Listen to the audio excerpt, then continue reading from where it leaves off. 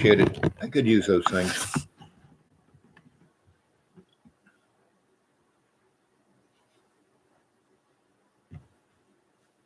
Hmm.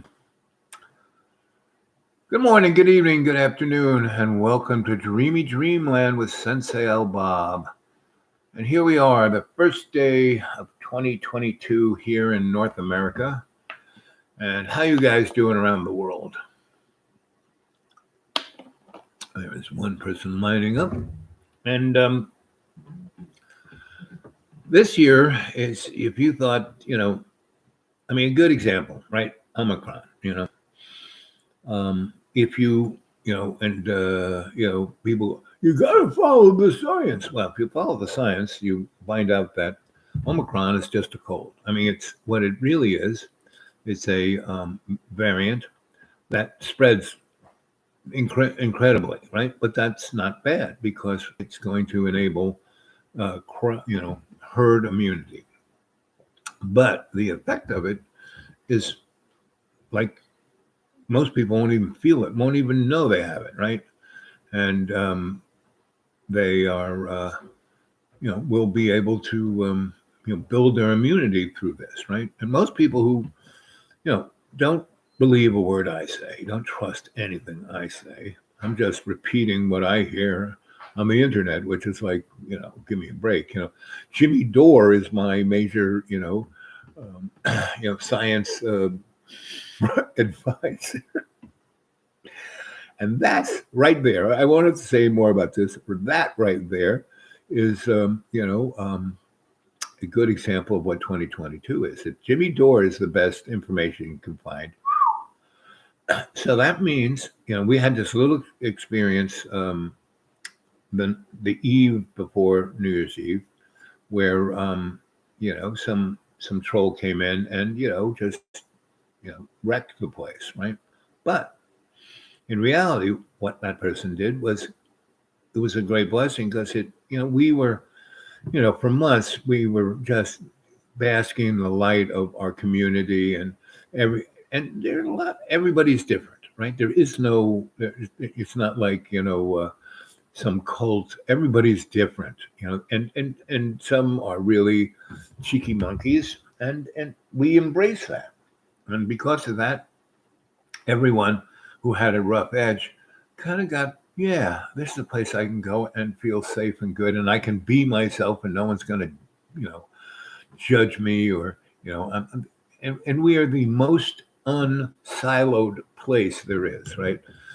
And so this guy came in and just messed up the house, and yet we were able to come back within, half an hour and get on with it. And then we talked for another 2 hours, and John helped me find him and block him from being here. Now he came back the next night, probably, I don't know, but this character named Headless Horseman. And see, I gotta be a little more observant because I'm the only guy who can do this. And what I did was when this guy started being unbelievably cruel to the cadre because he had hung out in us and listened to everyone's story and got, the things that people shared and then used it against them. It was really, and I, when people pick on me, I don't care, but when he went after these people and I was using my phone, I wasn't using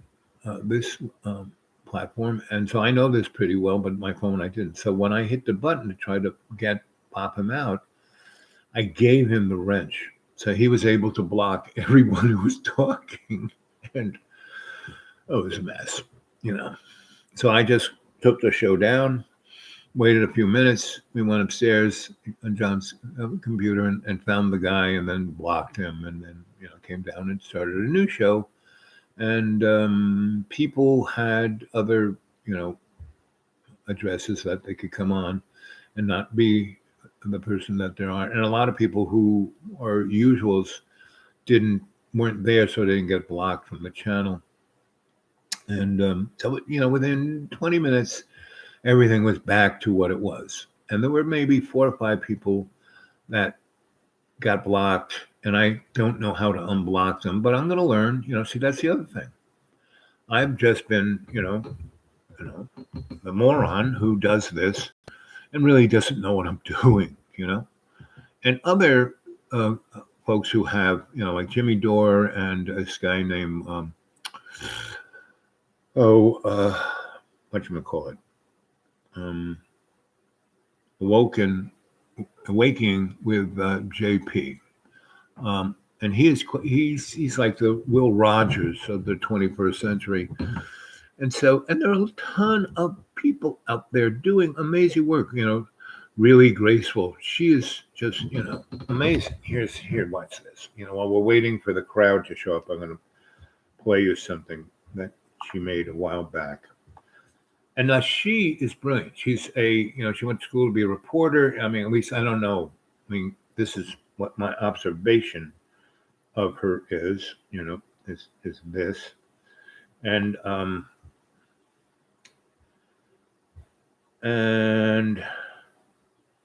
there she is.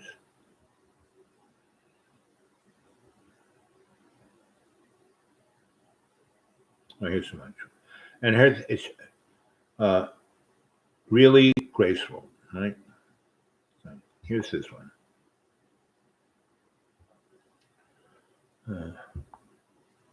People ask me every day, what do I do to look the way that I do? The Schiff family is as rich as ever and still highly connected, marrying into politics with a Schiff descendant wedding Vice President Al Gore's daughter. And while they've since divorced, you can see other members of the family intermingle between politics and Hollywood. To conclude here, we have a pattern that the Schiff family helped establish, and they've financially profited off of it ever since, making them one of the richest families in America. In 1913, a criminal cartel took control of the nation's monetary system. Respective families of this cartel bought and built media outlets, as well as purchased politicians to push the U.S. into World War I. Both sides of every war were and are funded by the same bankers. Fast forward to the Roaring '20s. War was over and all the people with a little extra cash on hand got back into the financial market. Then the banks crashed the market once again, which prompted the Great Depression of the 30s, in which banking cartels bought up everything for pennies, and to stabilize the economy, a problem they themselves created and already had a manufactured solution in place, rolled out the Emergency Banking Act of 1933. Then came World War II, which was promoted to every American through media channels the banking cartel owned and operated. Now we copy-paste the same formula for the Korean War, Vietnam, Gulf War, Afghanistan, Iraq, interventions in Syria, Yemen, and Libya. All of these wars are bankers' wars, sold to the American public through media on false pretenses. And what needs to be made absolutely clear is that the motivation behind this practice, this pattern, isn't just a magic piece of paper. Yeah, what's up, you dumb old hot dogs? I'm Devin, and I'm here to tell you about why the Federal Reserve is good. First, let's watch this educational film that the Federal Reserve made. Why should I love the Federal Reserve? Did you know that money is good? Well, darn, that makes it clear. I like money, don't you? The Federal Reserve works with money, so obviously the Federal Reserve is good, dummies. Here's a cool fact. Before the Federal Reserve came into existence, there were no Lamborghini owners in the United States. After the Federal Reserve came into existence, there are over 100 Lamborghini owners in the United States. Don't listen to Really Graceful. Support the Federal Reserve. And you can trust me. If I'm lying, then I hope someone throws a brick right into my face. Ow! Call 911. Somebody call 911. Put the camera down, Darren. Call 911. Now, I can already anticipate some of the reactions that I might receive as a result of pointing out someone's religious affiliation, whether that be Christian, Mormon, Muslim, Wahhabi, whatever. No one ever has a problem with it until I mention Talmudic Judaism, which is taught through a rabbinical text called the Babylonian Talmud and was compiled in the year 500. The Talmud says some pretty interesting things about the treatment of Gentiles. But Talmudic rabbis refute this observation by saying anti-Semites take these direct quotes about Gentiles, and even the Talmudic view of Christ, out of context. From Bethlehem to Babylon, or modern-day Iraq, is over 600 miles, quite a haul from where Judaism has its roots. At the core of Judaism is the covenant with Moses and the covenant with Abraham. The holy text is the Torah. There are plenty of Jews who would not touch the Talmud with a 10-foot pole.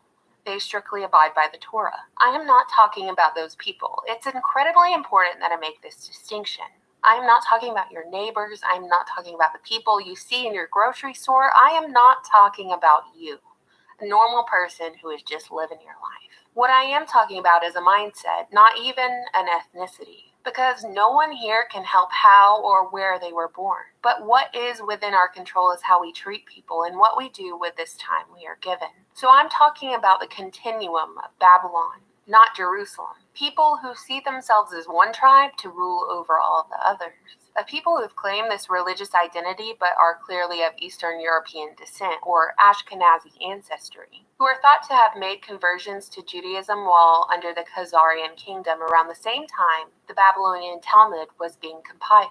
And a lot of these folks ended up in Poland and then Germany. So anyway, I can already feel the ADL putting me on a list, but it has to be said, not from a place of hatred, but from a place of hope for humanity. All the things I've covered in this video and the events we are seeing play out on the world stage, even right now, today, is the logical culmination of Babylon debt slavery. The name Babylon can be translated to the gates of the gods, not God with a big G, but gods with a little g, whom some might call fallen angels. The Bible talks about Babylon a lot, calling it the dwelling place of demons, a place of death, slavery, and blood rituals. Compound interest is literally Babylonian mathematics. It's inscribed on ancient tablets. Usury is Babylon. In other words, ancient Babylon was all about loaning you $50 if you paid them back $75.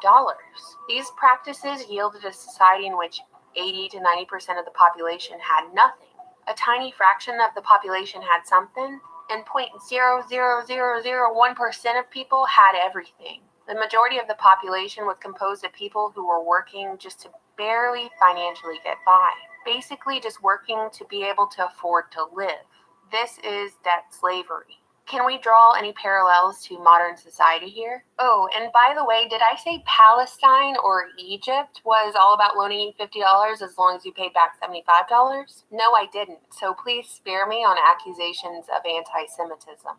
America was never supposed to be home to this debt slavery system. The American founders talked about this a lot. America was intended to be an even playing field where everyone could succeed. Except Not black lose people, their houses immigrants, over and fluctuating women. interest rates in a manufactured mortgage crisis. Do you hear how absurd that sounds? The money was always supposed to be backed in something tangible like gold or silver, but instead we have magic paper money backed by nothing except the confidence to exchange it for goods and services.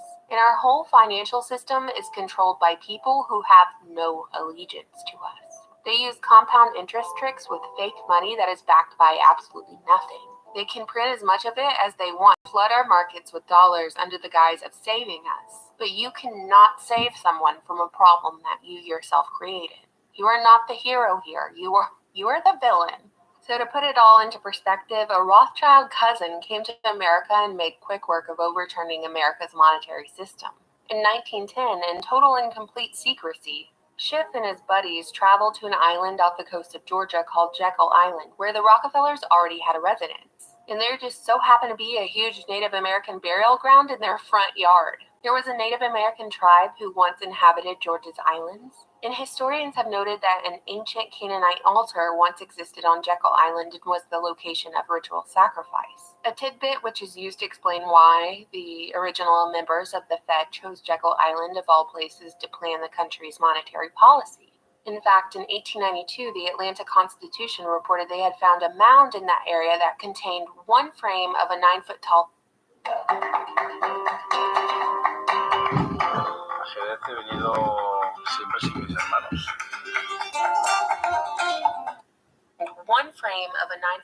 human who must have been a very near relative Well, of Goliath. You can go Goliath in the Bible is check out Truly, really graceful. I'm watching and listening while I shower. I like it when uses this program as wallpaper, and I love it. That it's just always on. I got enough shows, that's for sure. Um, so here we are entering 2022, and our friend Truly Graceful just gave us a nice rundown on who's running this show, but only on the surface. They're supposed to be the Illuminati. It's not even. They are, poster boys. All these guys that she's talking about. Rothschild and Schiff and all et al. Mr. Morgan, Mr. Rockefeller. They're just poster boys, just like this generation's poster boys. Elon Musk and Little Willie, Microsoft, Minisoft, and Jeffy Boy, Bezos, and Jeffy became a trillionaire in the first 4 months of 20. Everyone shut down all of the mom and pop stores. All the Walmarts could stay open. Lowe's could stay open, but not mom and pop stores. So so Amazon made a fortune. And if you don't see that this is all scripted, like I was saying about at 10 listening to Werner von Braun, and he kind of took it all the way from Babylon to 2040, right? And a guy named what's his name? He wrote Communion. Whitley Strieber. He wrote a book. He's written a ton of books, and they're mostly good. And 2012 is the one I like. The two I like best is a book called Gray and 2012, right? And so 2012 starts off, everyone's in their house. It's New Year's, and everyone told that the end of the world's coming 2012. And the guys, up there on the stage, you counting down. 2012 happens. Lights are still on, fireworks go up, and the guy says, I guess that was just another 2000,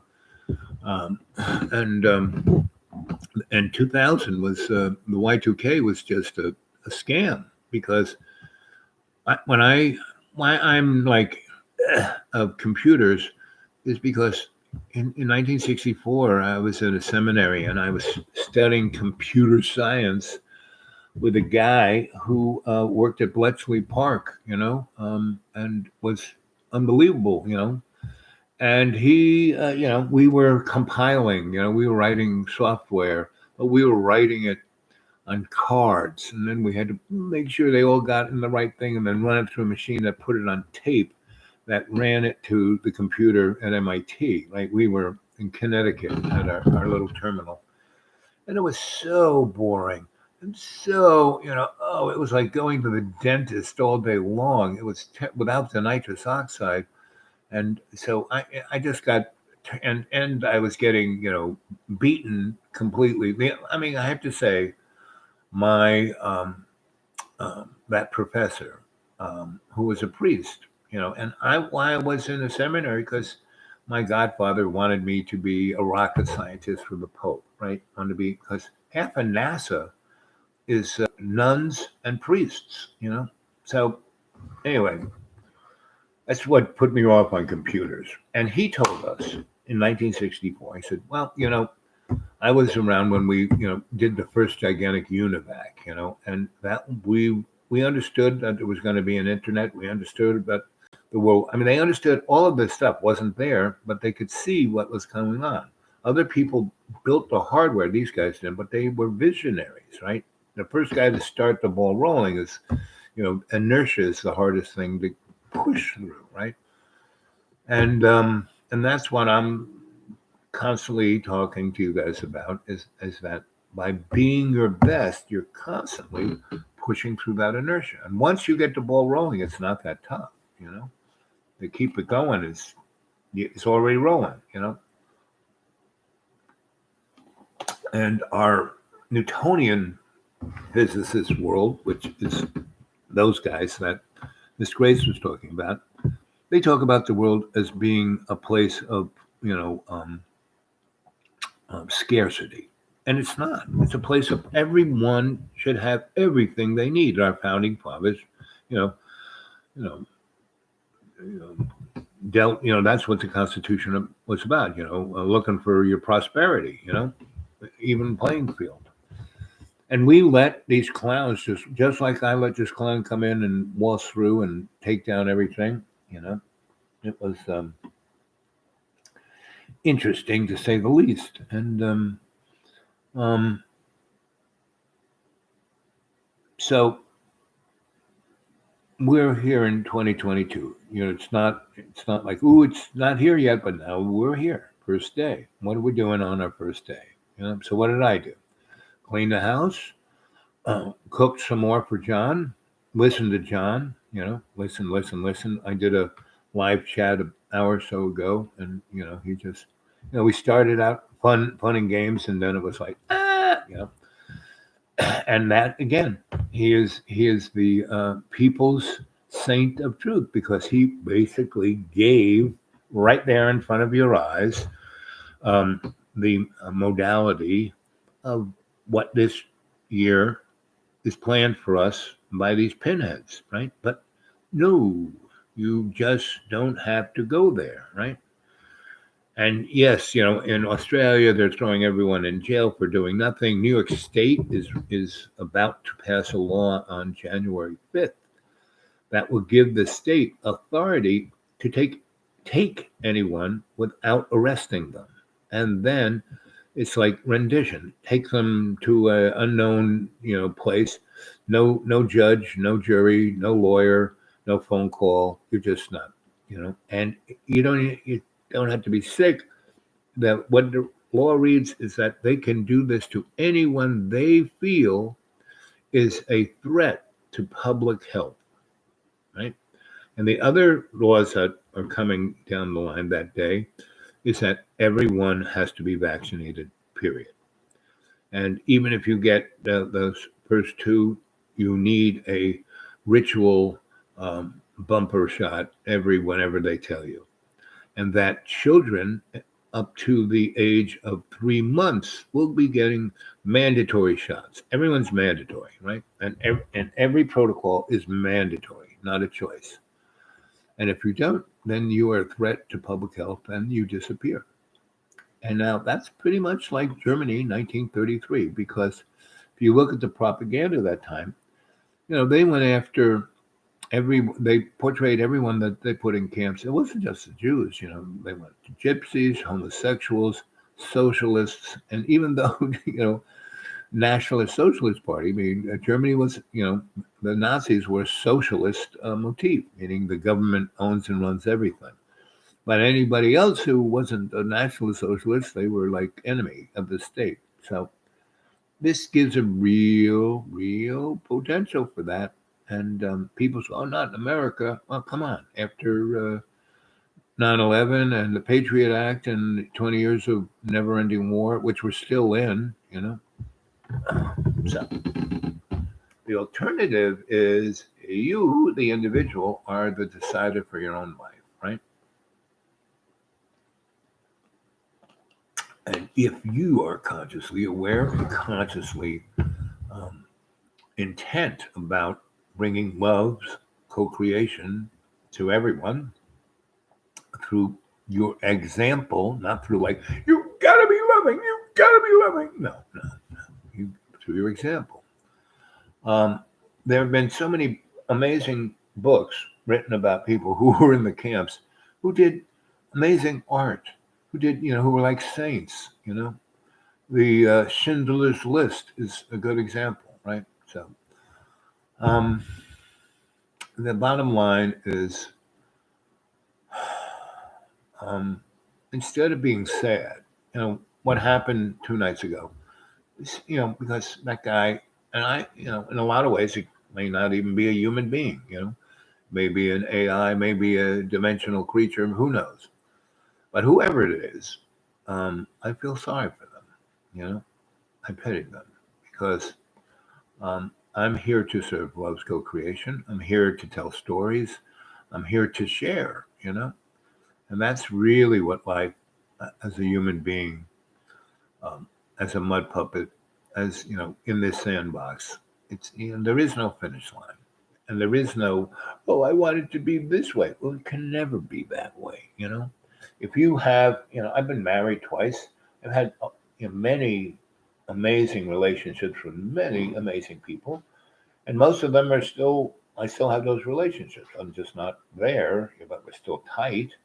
We still talk, and what it is that I am always open for something new, because I can learn. My 3 rules: doctor, do no harm. Don't get involved unless you have a workable exit strategy to get the innocents out of harm's way. And number 3, do not get involved unless you can learn something that will enable everyone to do better, right? So that is the motif. That's what we're talking about tonight. What are you going to do? What do you want to do? This is, the cadre should be talking about what they want to do, how they want to do it, and we, the rest of the cadre, should be giving input on how to do it, right? And not being talking. So, like last night, or the last time, I think last night, it was a very nice chat. We had recovered from that, but this Headless Horseman, I should have known, Headless Horseman, come on. If you're not using your name and you're not talking about what you're doing or how you're feeling or what's going on in your life, then I should just, and I'm, I haven't been the administrator I should be, right? And what did I do? The first time I let anyone be the administrator, I gave it to a psychopath, and he basically blocked everyone who was on the show. It was like really bizarre, which gave me, heads. Okay, moron, be a little me moron. You got to be a little more on the ball. So I'm gonna have to be a little more on the ball.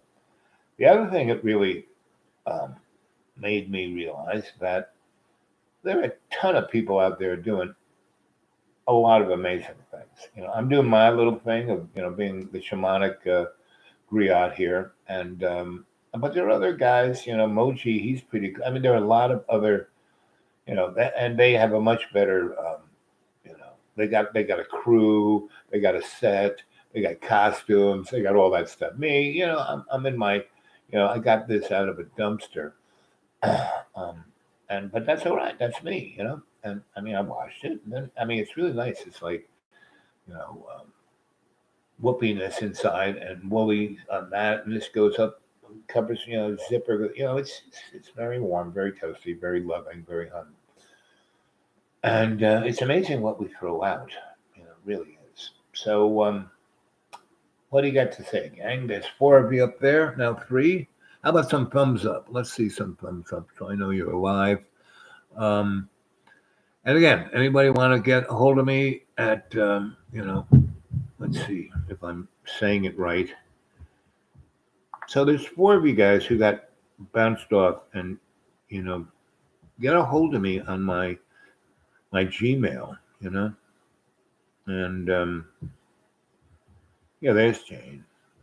So she got bounced off, and she wants me to figure out how to unblock her. I will. Like I said, it's a heads up, but you got to realize I'm not, the rocket scientist that Cardinal Cushing thought I was going to be. So yeah, so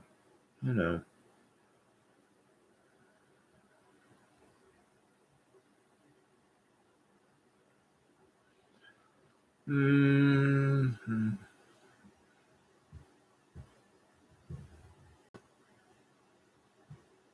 Really?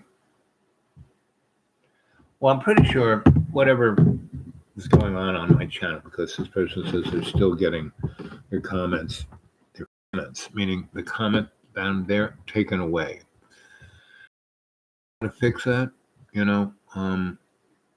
I think you just invented a new persona, a new address and went on to do it. I think that because other people did that, that's what most people did when they came back that night. They already had another persona. And Lynn, what is that? A bag of potato chips? And guys, the only person who Lona is the only one who puts things in capitals, right? And so, you know, so I can read. She says now, Lynn C, your writing is I can read that. If I like squint and look at it.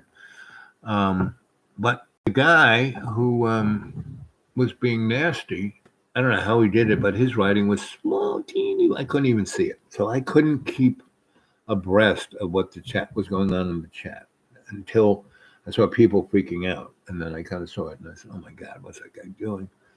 And that's another thing about me. I'm like focusing on telling you guys stories, talking to you. I'm not really looking at the chat. I want the chat to be there because I go back and look at it, right? And halfway through, in an hour or so, if enough people chat, I will go back and read it out loud into the show and see what people are thinking about it. So anyway, so I'm the dude awake 42 at Gmail. So let's see what Come Unto Christ has to say. Daily verse. Jesus said, unto him, if thou canst believe, all things are possible to him that believeth. Believe in yourself. Believe that you are never alone. Believe that you will always be guided. Faith. Faith is better than belief. Although Jesus is well known for his sermons, his most memorable lessons about faith often came through one-on-one interactions. Yep. And that's what I do. I do one-on-one interactions. So I had no idea about this whole, YouTube thing until John, was making films of me telling stories, on the down low, like he did it today. I can't see, So if you have this little black box and you put it in the shadows over there and you get while I'm talking to him, and then he puts it up and then he edits it because he doesn't put it up live. He just does and then edits it into like the Christmas show is a good example. And why I love John because inside him is this innocent, loving child. And I see that. And that's why I have spent so much effort, to try to help him. But, my mom, I keep saying this, my mom always said, you can drag a horse to water, you can't make him drink. So we must be the horse that walks over to the water and drinks ourselves, right? So I'm just trying to be here for John, cook him healthy meals, give him, good, healthy advice and lead by example. And my advice is, not so much advice like you should do this, but to help him, so he's going on about this and so, well, what about this? And what about that? And what do you think about this? And it's not like me telling him what to do. It's like giving him alternatives, a lot of alternatives to think about it and to help him get out of his stuckness. And that's why John is such a great example of the canary in the coal mine. The, people's saint of truth is that every time he's in front of my camera or his own, he's showing the observer the reflection of what our sociopathic society is. Not that John's sociopathic, but the effect of a sociopathic society on someone as intelligent, sharp, capable, and sweet as John. And so that's the thing, And someone asked me a couple of nights ago, do you regret anything? No. because everything I've done, since a little boy, because I was, guided to do this first by my grandma and then by many, many, many more other avatars and guides and, people who loved me and watched my back and gave me good advice and moved me forward. He's not ever been. No, he has, except with himself. His violence is on himself. I mean, and he doesn't hurt himself, but you know that thing. So no, I've never seen him. He's very, he makes sure he doesn't do that. No, he's so sweet. He's no, he doesn't want, but he says really nasty, vile. I mean, you guys see him. So no, he's never hurt anyone. But I know he hasn't hurt me. He's had plenty of opportunities, but he hasn't. Or his family or other people. So no. But like I said, he's not a sociopath. He doesn't have multiple personalities. He hasn't because his life has actually he is sweet at the core. That's exactly it. He's a sweet child. He got what he did. He got stuck as a child, like at 6 or whatever. Someone said something, and that was it. And then the rest of it, he took on everything as bad.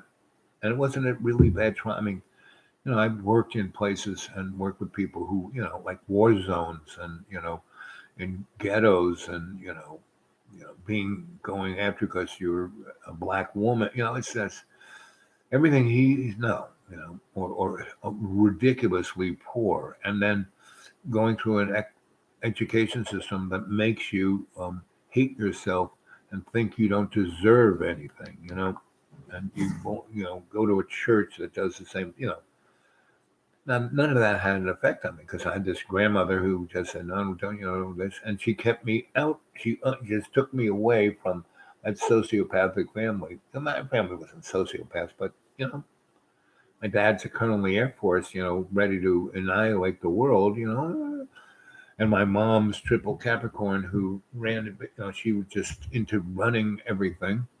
And my poor, siblings were like caught in the middle of. My parents didn't want to be parents, but they're Catholic, so they had a lot of kids. And if you ever saw the great Santini, that's how it was. But my father he had a temper. He's Italian. He had a real wild temper, but he never hurt us. The one who you had to watch out for is my mom. She cut the brake lines. But my dad, no, he always said, "I'll take my belt off." He did it once and his pants fell down, and he was so freaked out that people saw his willy that he never did that again. Anyway, so we all suffered from the same thing. Some of us have came out with the ability to just kind of have a pretty good sense of humor about things, not take themselves too serious, love people, and want to my best thing, I want to help people. I love, when I was, the dude in New York, what I loved was not going into a place, like Carlton Haynes, my bud, he was 36 and I was 16, and he was like, every girl just went bing to him.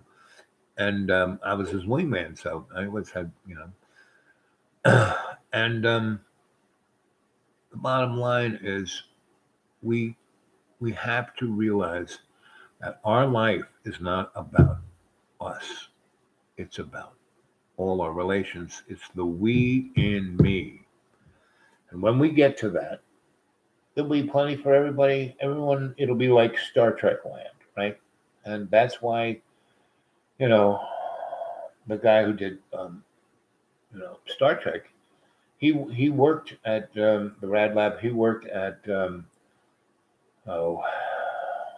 the Jet Propulsion Laboratory during World War II. So he saw the good and the bad of the universe, and he was a futurist and a technologist. And he knew, I mean, all these technologies that you saw in Star Trek in 1968, the communicator, flip phone,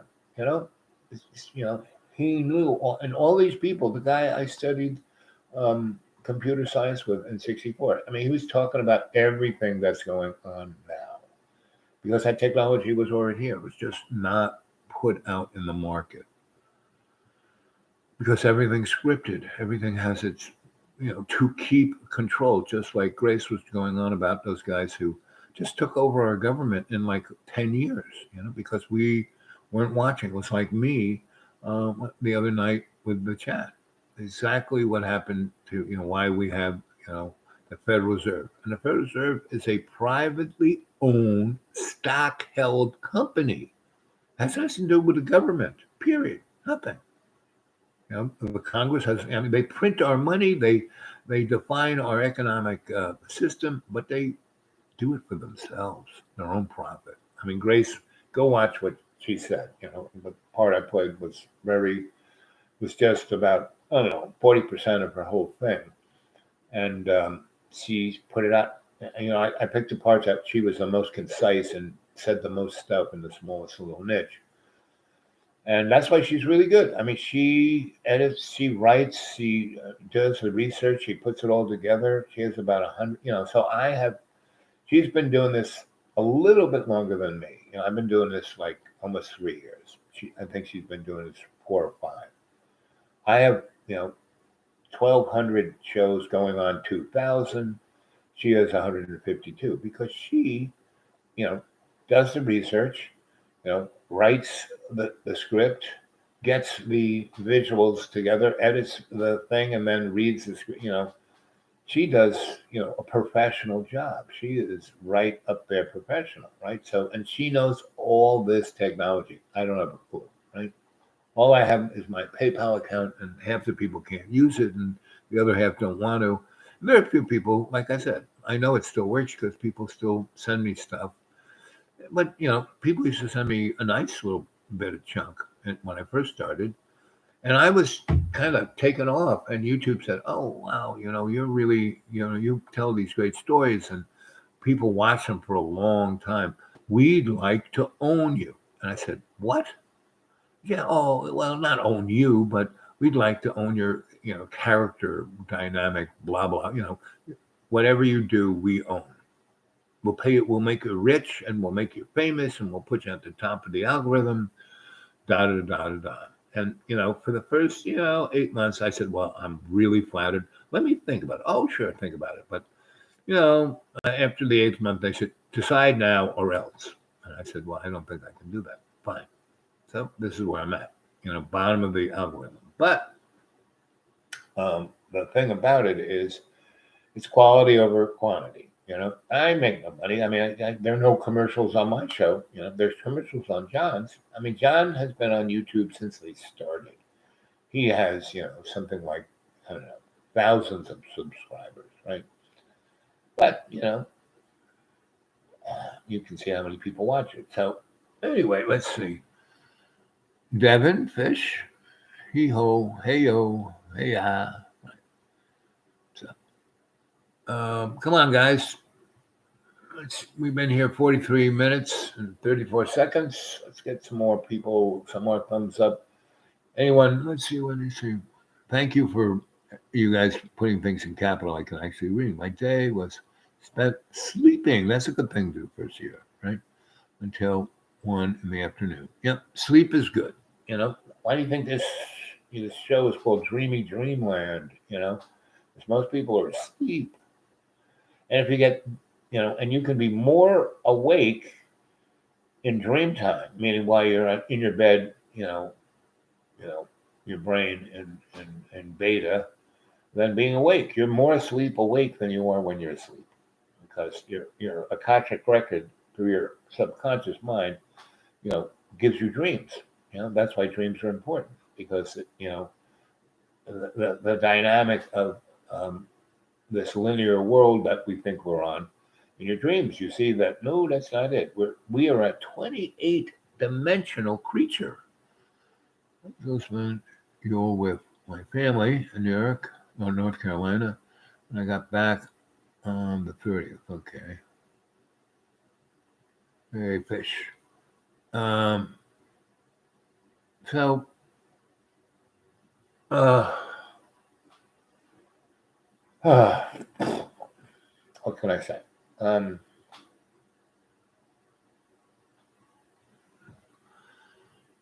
Divine Fish. Oh, there's a fish from Tennessee. Hello, fish from Tennessee. Divine Fish. Hello, Divine Fish. The Fish family. They're both very sweet people. And got a lot on the ball, right? So, anybody wanted to get a hold of me, just like those folks, get a hold of me at the Dude Awake 42 at Gmail. Right? If you want to put anything in the old PayPal, just go to PayPal and they'll say, who do we send it to? The Dude Awake 42 at Gmail. Right? It still works. I got a few little pennies in there the last few days. I haven't gotten around to putting it in where I can get at it. Speaking of having a lot on that bone I gained Christmas. Oh well, so I've lost. I was when I died and I played a spaghetti. I weighed 460 pounds, right? And I did it over a 10-year period. So when I started working for the corporate boys, I already weighed close to 300 pounds, right? And then the next 10 years, I stuck on close to 200 pounds. And then I died.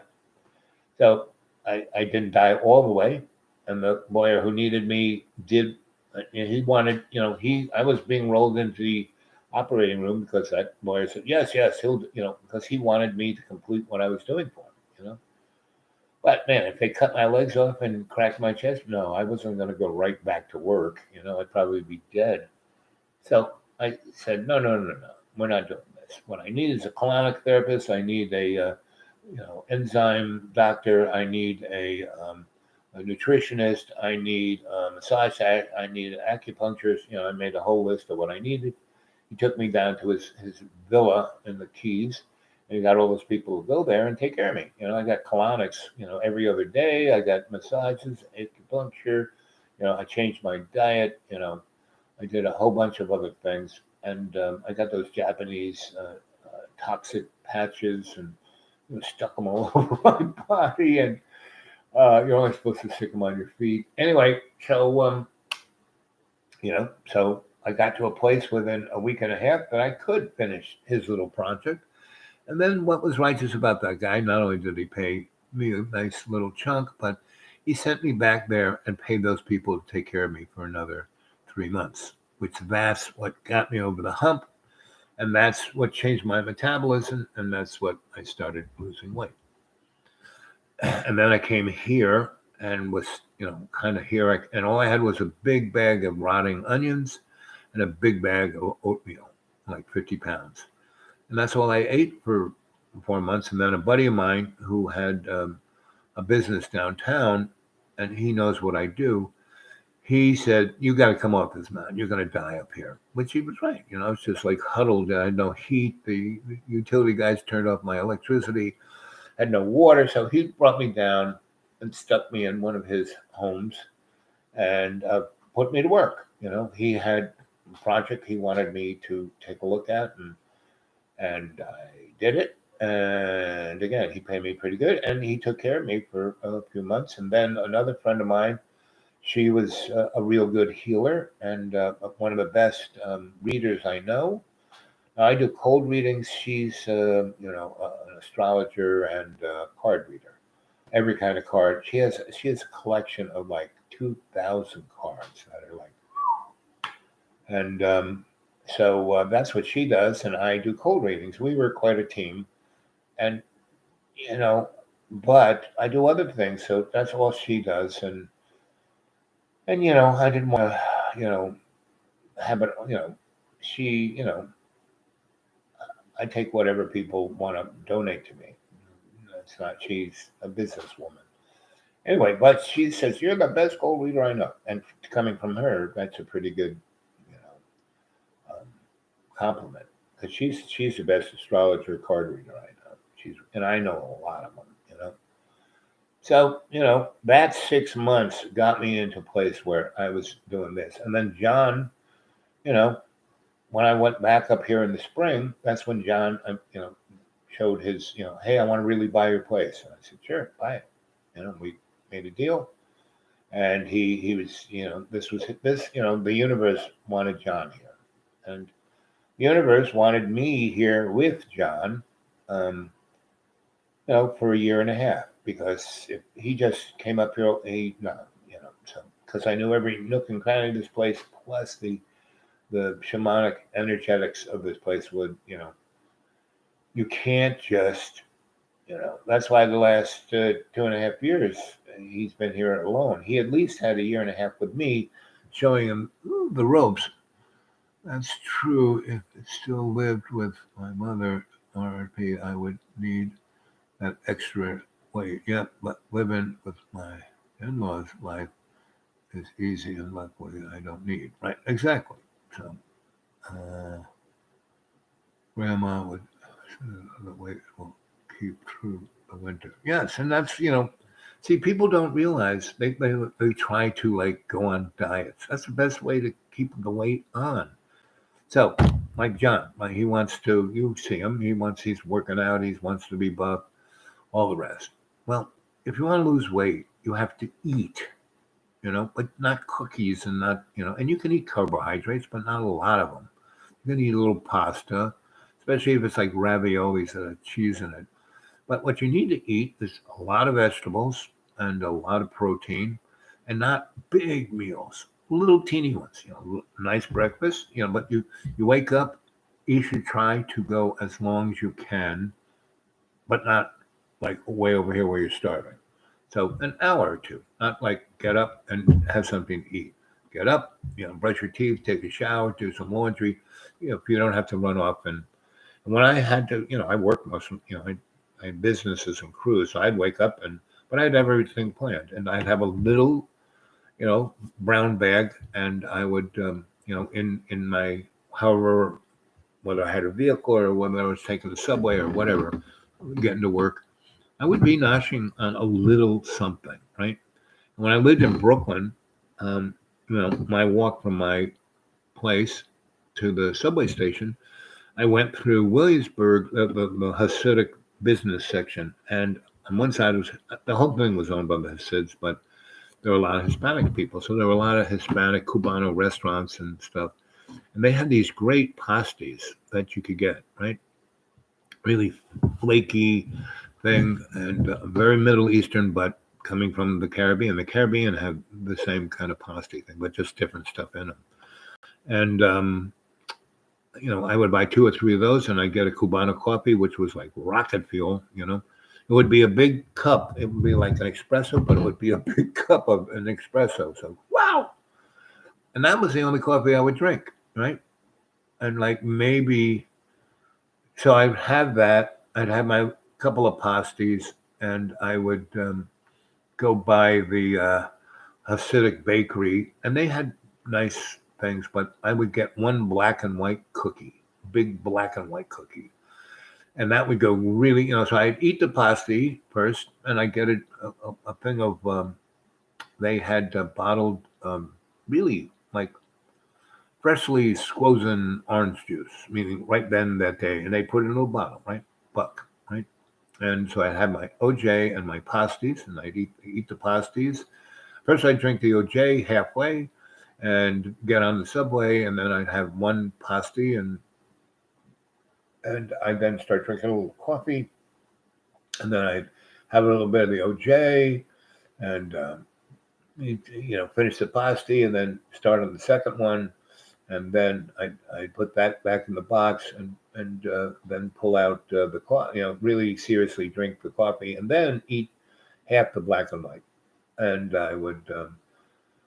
And because they were so freaking big that I would just eat half of them, and I'd eat half of the chocolate, and half I'd break it that way, not the white on one side. I'd break it so I'd have vanilla and a chocolate, and boy, the blessing on that was, and the cookie was like this cake, it was just yummy.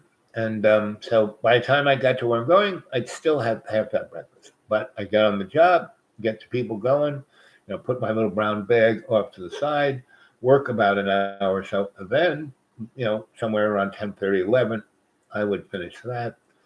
And then we would work till 1 o'clock. And everyone else kind of had to follow my example, because we were gonna, because probably the most prolific, when we got the most done, was between 11:30 and 1:30 when we went to lunch, because that's when most of the other chuckleheads around, if it wasn't our crew, if we were on job site, there were other plumbers, other carpenters, other masons, other painters, that would just get in our way, because when we worked with our buddies, we were like orchestrated ballet. We were helping each other rather than getting each other's ways.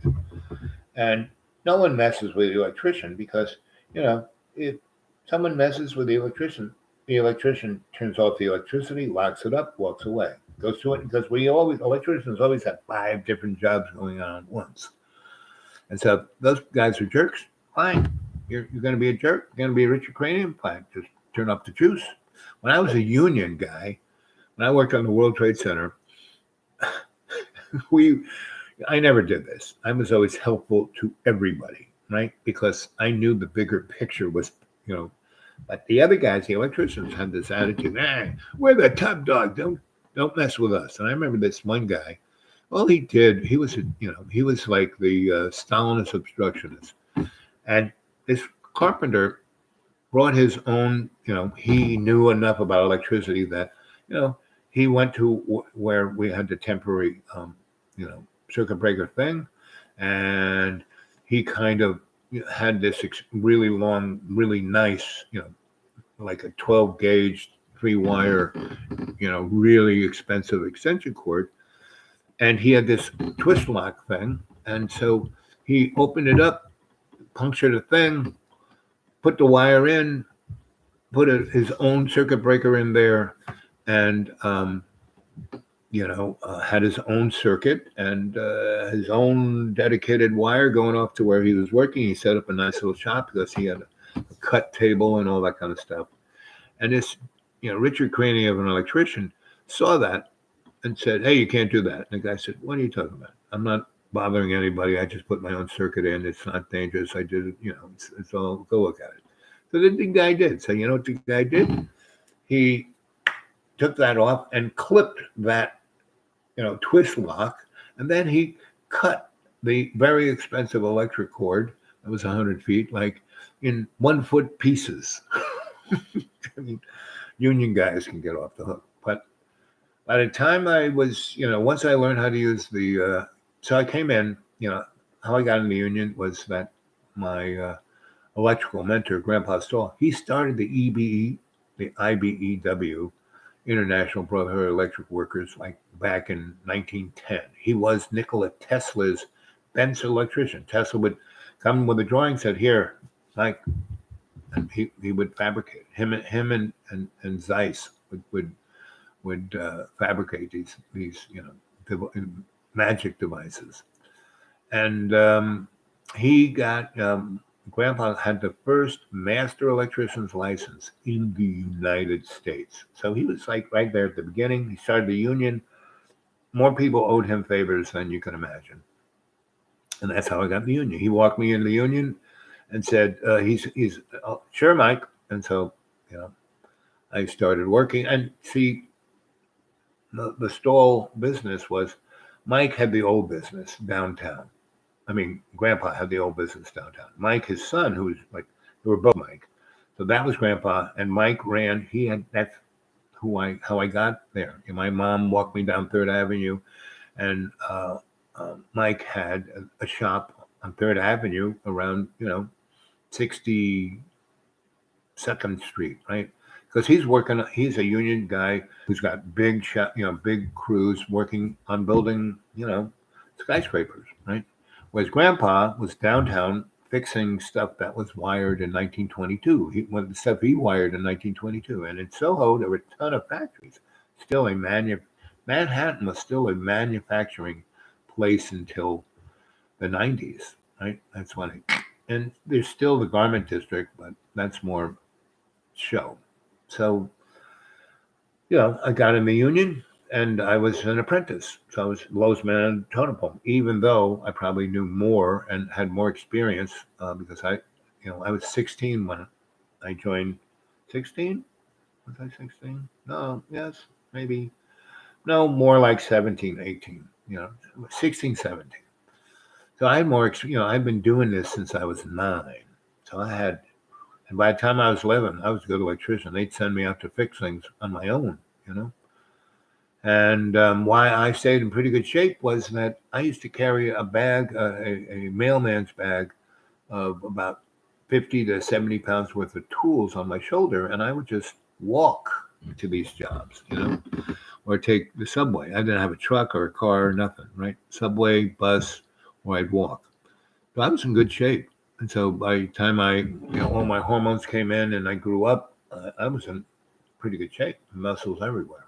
And I wasn't going to the gym and I wasn't, and I was eating, I had good eating habits. My grandma, good eating habits. So I didn't eat, junk food, and I ate, stuff my grandma made from scratch. And my mom was a great baker, and she wasn't the cook my grandma was, but I learned both those skills, and so I never got fat. When I went to prep school, where I didn't do anything, and they just gave us like mashed potatoes and cookies, I put on a few pounds, but I still didn't get as fat as half the guys who got fat. Because I walked everywhere, even in prep school. I walked, because both those schools were on sites that were in the forests. And when I was in the seminary, man, I kept saying no. I kept, this is unfair. This is terrible. Catholic Church, this is supposed to be about Jesus and love.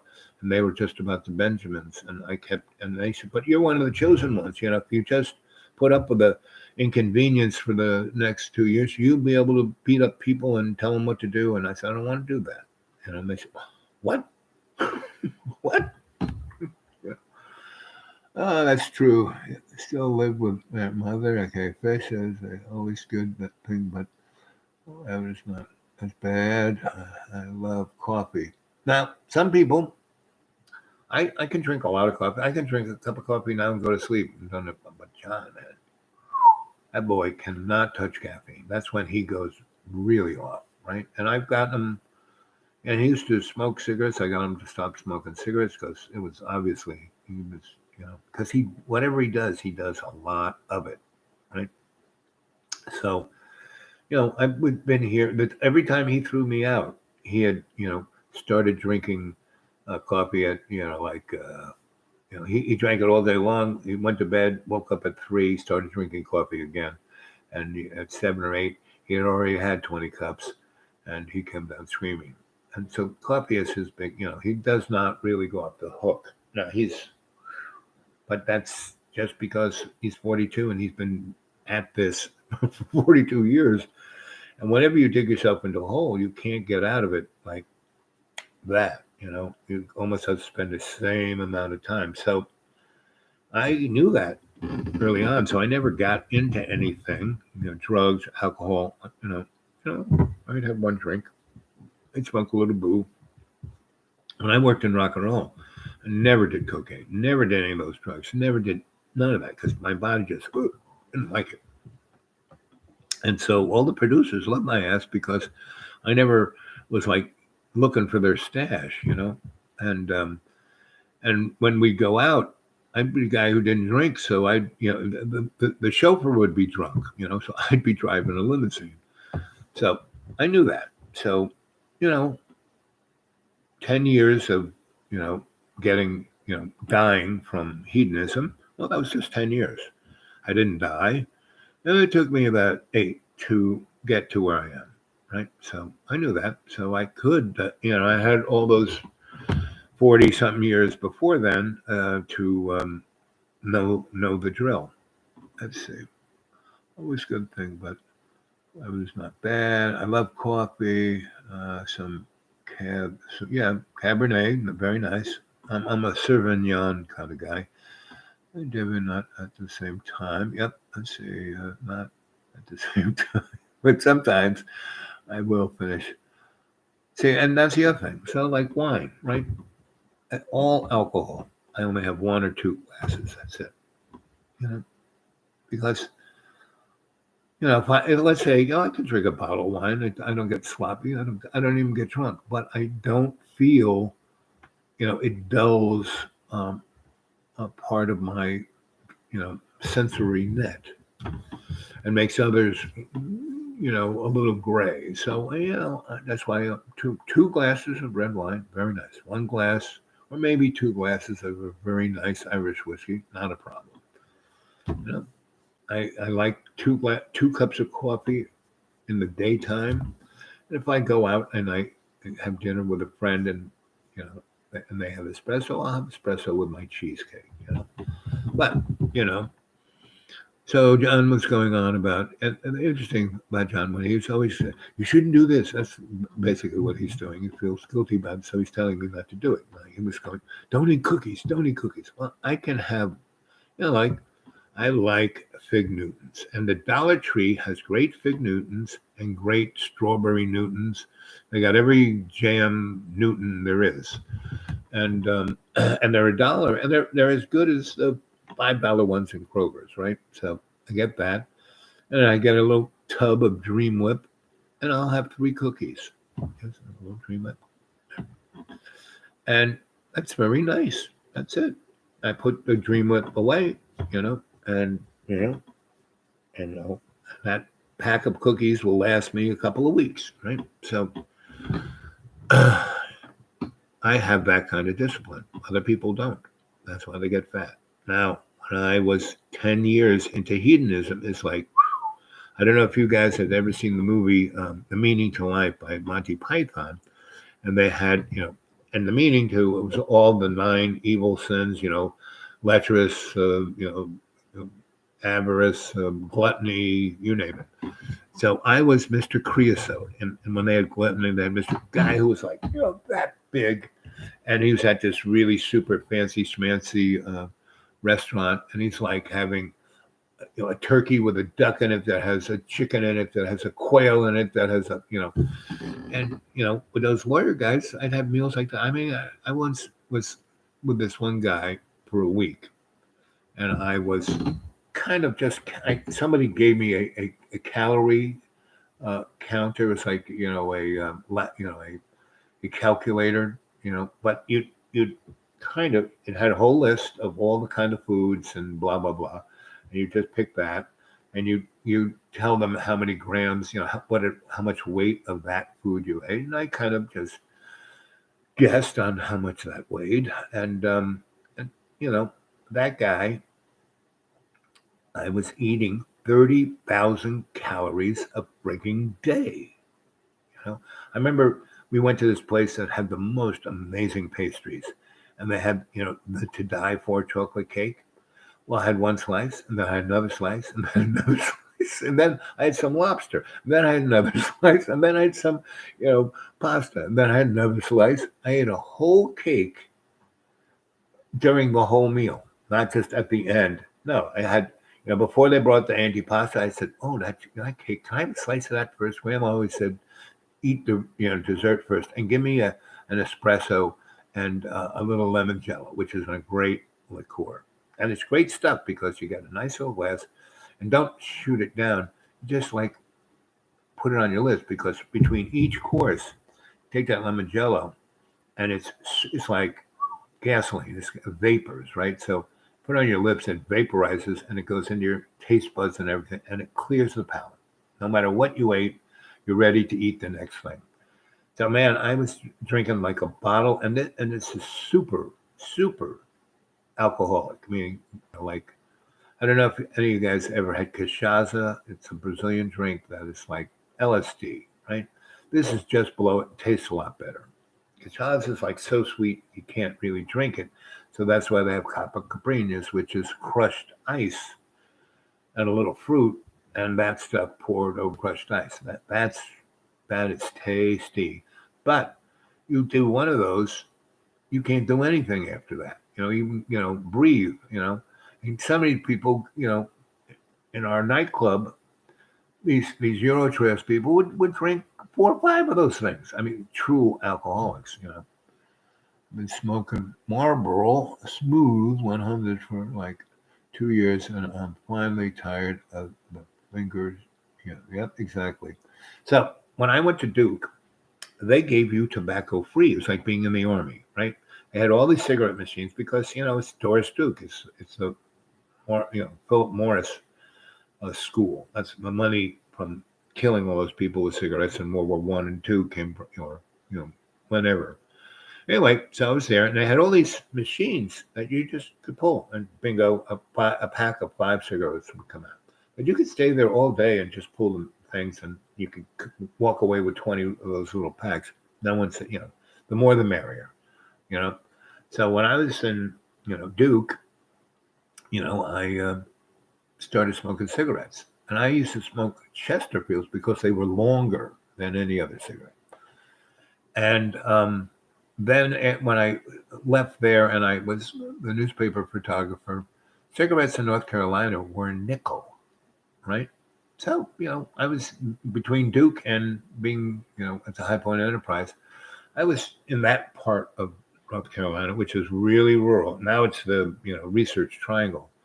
But before it was just, tobacco fields and cotton fields and soybeans and maybe a little corn and a few other things, but it was just fields, right? And everyone was, everyone was poor. And anyway, so, I was there for 18 months or a little less, somewhere around that. And then when I went back to New York, I just started smoking, but the first pack of cigarettes I bought was $1.25. I was paying a nickel for the same, Chesterfield pack in North Carolina. In New York, it was $1.25, and I stopped. Period. That was it. Didn't do it. And it took me a little time because I was hanging out with my buddies. There were 2 bars that we used to go. I forgot the name of both of them, but they were both pool bars. It was like you had to play pool. This was a pool bar, and after 8:00, the guys who were professionals would come in and play, and run us neophytes off, because they'd say, okay, you want to play? It's $20 a game, right? And, maybe you do one and that would be it, Sometimes, see, I had this geometry eye, right? So this thing got smudged by the nun. And when I learned geometry from the Marinols, I could just see the geometry in this eye. So when I used to do proofs, man, I could just see it. I didn't have to ooh, what am I doing? I could just see it in this eye, So when I play pool, I had this way of putting my head and I could see all the geometry. And I would, and I was taught, my friend who was Mr. Gunn, in grammar school. The first kid I had as a friend was J.P. Hoagland, whose families, the grandfather started, the NRA. And and the NRA is not it was not started as a Second Amendment kind of thing. These guys were gun aficionados before the Civil War. They got there. The reason why the South started winning, because most of those guys could shoot. The Northerners didn't know which end of the gun was. So they were, developed a whole program to teach the Northern Army how to shoot a gun. And it was very difficult. So after the Civil War, these guys said, okay, America is obviously going to be on the stage militarily, so we're going to have to get at least 20% of every American, no matter where they got in New York City, Podunk, Idaho, whatever, 20% of everyone has to know how to shoot a gun. And that was the NRA. That's Second Amendment, not really. Because Second Amendment, why is the Second Amendment? Where did that come from? It wasn't for people to be, the rich guys who wrote the Constitution didn't want poor people to want guns. No. What it was the Southerners who had plantations, and you look at Mississippi, right? There were 90,000 white people in all of Mississippi, and maybe 8,000 were upwardly mobile. They owned the plantation. There were 6 million African Americans in Mississippi, and Mississippi was making $40 billion in 1840 money, which would be like $1 trillion today. And they were doing it with free labor. I mean, kind of free labor, mostly free labor. And, when I wrote the Constitution, the slaves were worth a third of a person. So the congressmen and the Senate, the Congress people were delineated by population as today. So, Mississippi had 6 million slaves. So that's like a quarter of that would, a third of that would be 6 million. That would be, let's just say, 2.5 million votes for Congress. So they got more congressmen that way, right? That's why they did it. So Second Amendment was because that 9,000 guys who owned everything, there was like another, 60,000 or more who were poor white people, almost in the same. They were the overseers, the guys who would whip the black people. And so if the black people ever really got pissed off, they could just eat that 9,000 people's lunch, right? So that's why the Second Amendment, to have, a organized militia. Well, no state or the federal government ever depended on the militia to fight a war. I mean, in the Civil War, there were no militias in the South fighting the war. No, they had a real army, not these militias, because the militias, if they didn't want to work, they didn't work. If they had to go home and plant the field, they go home and play. They did not obey rules. That was a militia. Militia was just there to kill black people so they'd stay in line. So that's the Second Amendment. It has nothing to do with like freedom and blah, blah, blah, right? So the guys who started the NRA had nothing to do with the Second Amendment.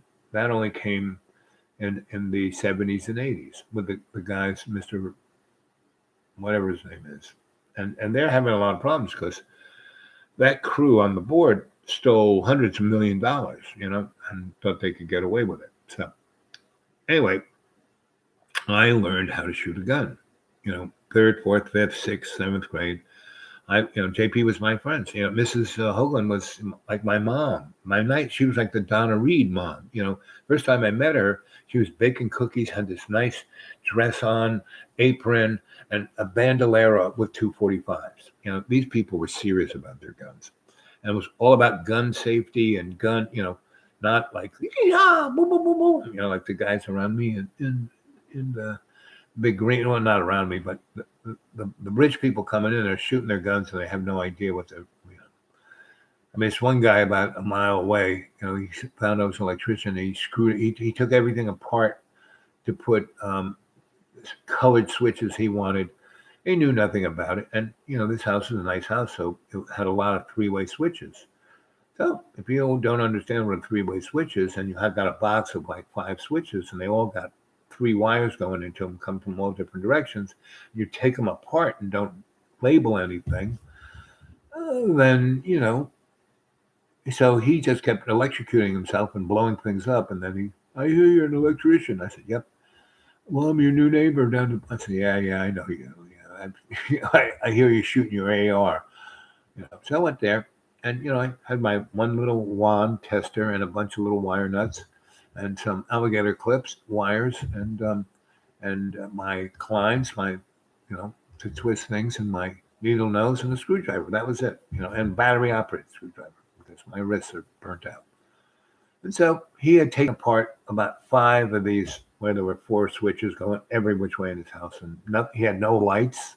Half of his outlets didn't work because a lot of the power ran through those boxes, and he just took everything apart. So I said, not a problem. So I took all the wires, had them coming out like this, it's white, black, right. So all the whites, and this moron, you could tell all the whites went together. So you could tell which was, there were some whites that didn't go together. There were a bunch that did. So you could tell which circuits were taking current to run alike because those were all the whites together, right?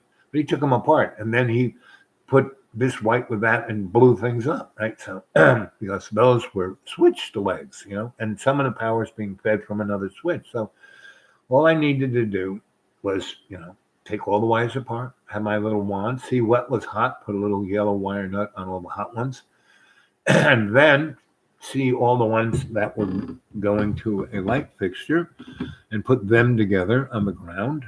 And then I would just take one hot and just touch it to all the things and a light would light up. Okay, that's that. Put that over there. That's right. And then other ones, I would touch one, it would blow up, because it was being fed from another circuit that came from another circuit breaker, and they would snap. So I put a little tape on the circuit breaker so I know which one was which. And like within 20 minutes, I had everything back together. And his wife is like a doctor.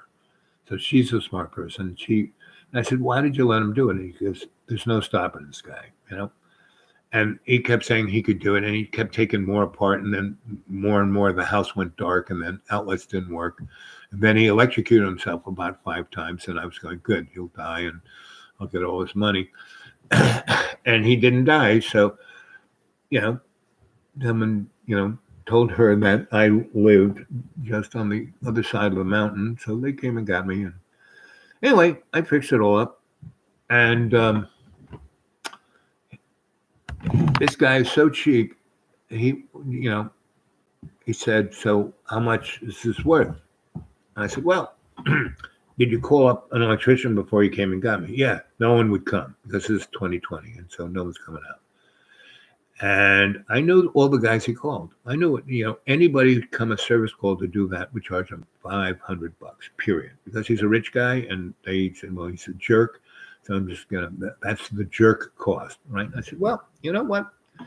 You're not really my neighbor. You're not like right next to my house, but you are down at the end of the cul-de-sac, and you do run across my front lawn.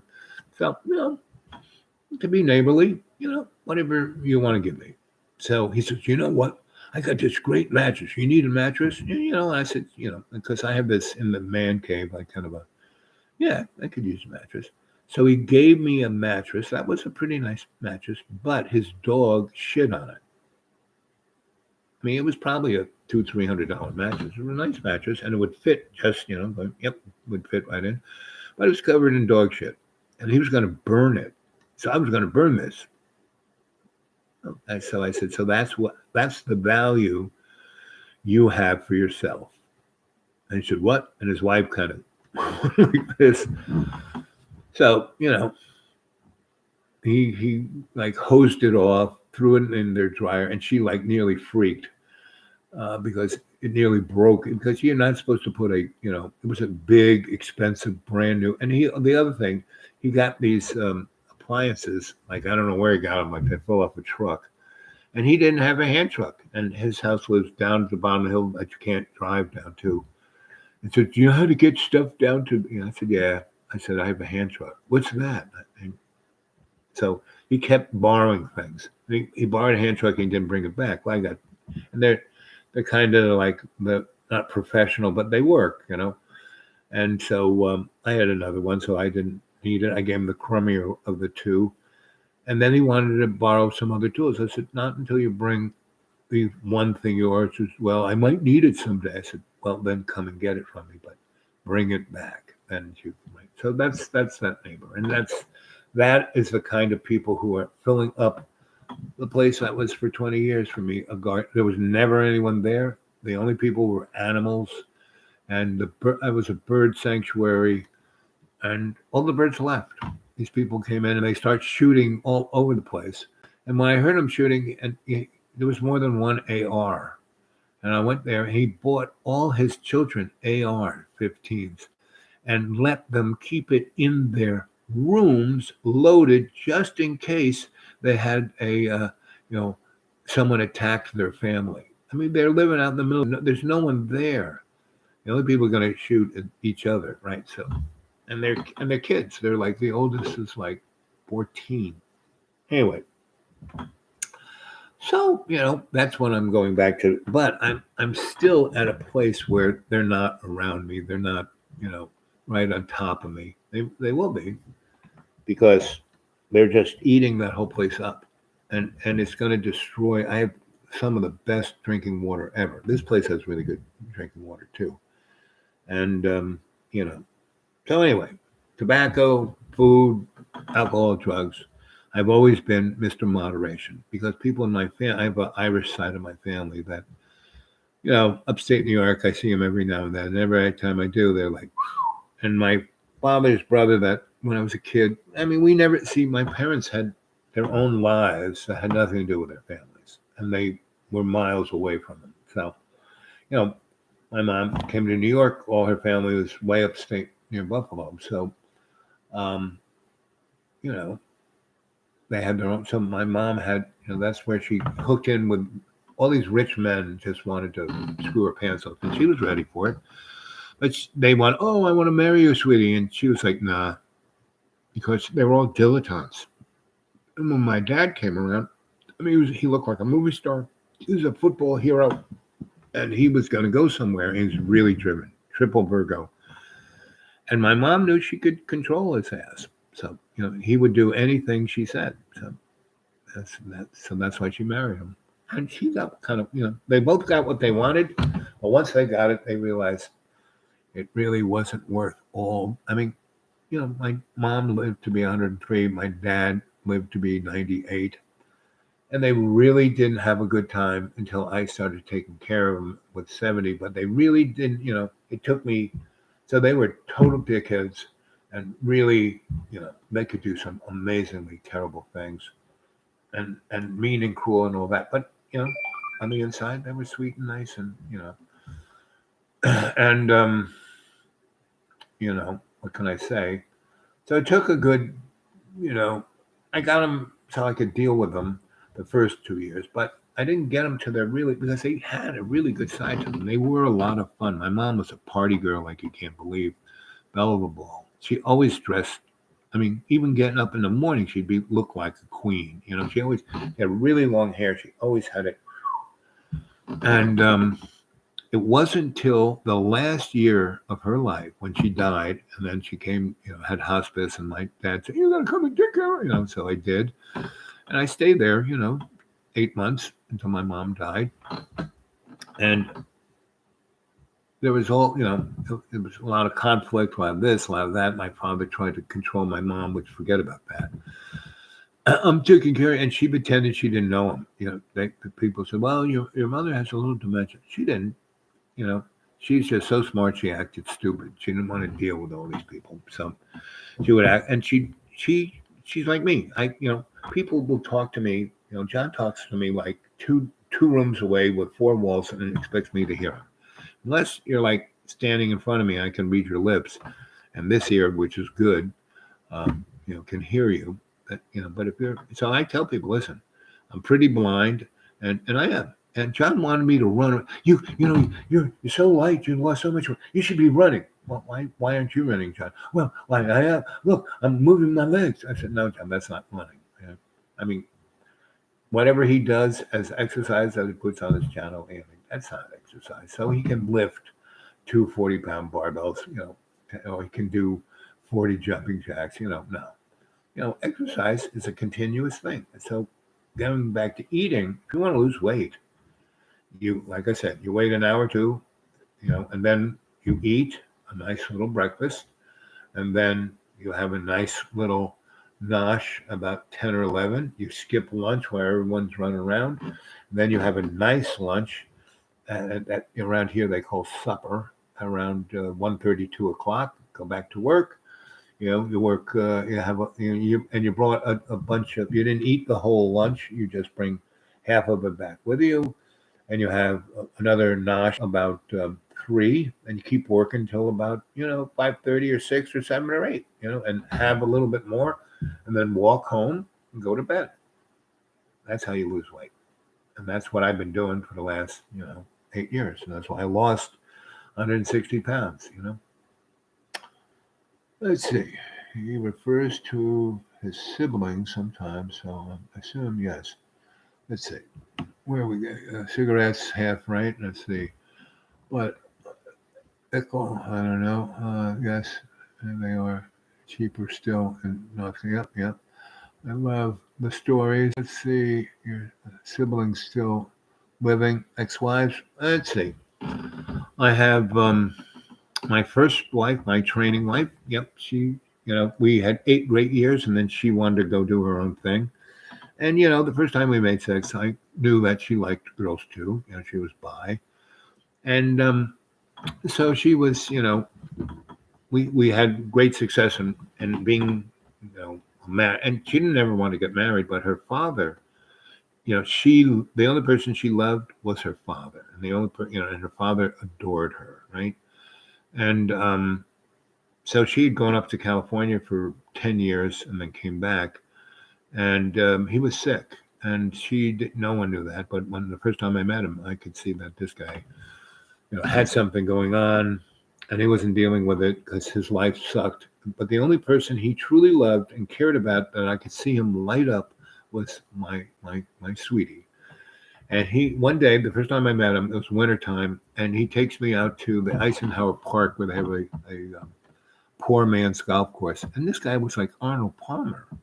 And it's like February. The ground is frozen. So, the golf course is like a parking lot. It's like out concrete. And he would hit the ball, woo, and instead of bouncing it forever, it would stick right there. And then he would chip it up on the green and then go straight in. I mean, forget, working for the company he worked for, he should have been a golfer. And that's what he wanted to be. But the Korean War got in the way.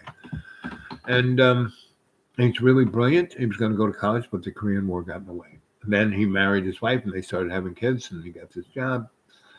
Anyway. And they lived in this little box in Islip, and that's why she left. Her little room, the TV was like on the backside of her bed. So she left at 16 to San Francisco, and she, got herself in the San Francisco Art Institute, got her undergraduate in 3 years, and then got her master's, and then she was Annie Leibovitz's, number one assistant, and then she was the darkroom chief of the Rolling Stone. I mean, this girl had it together being a photographer.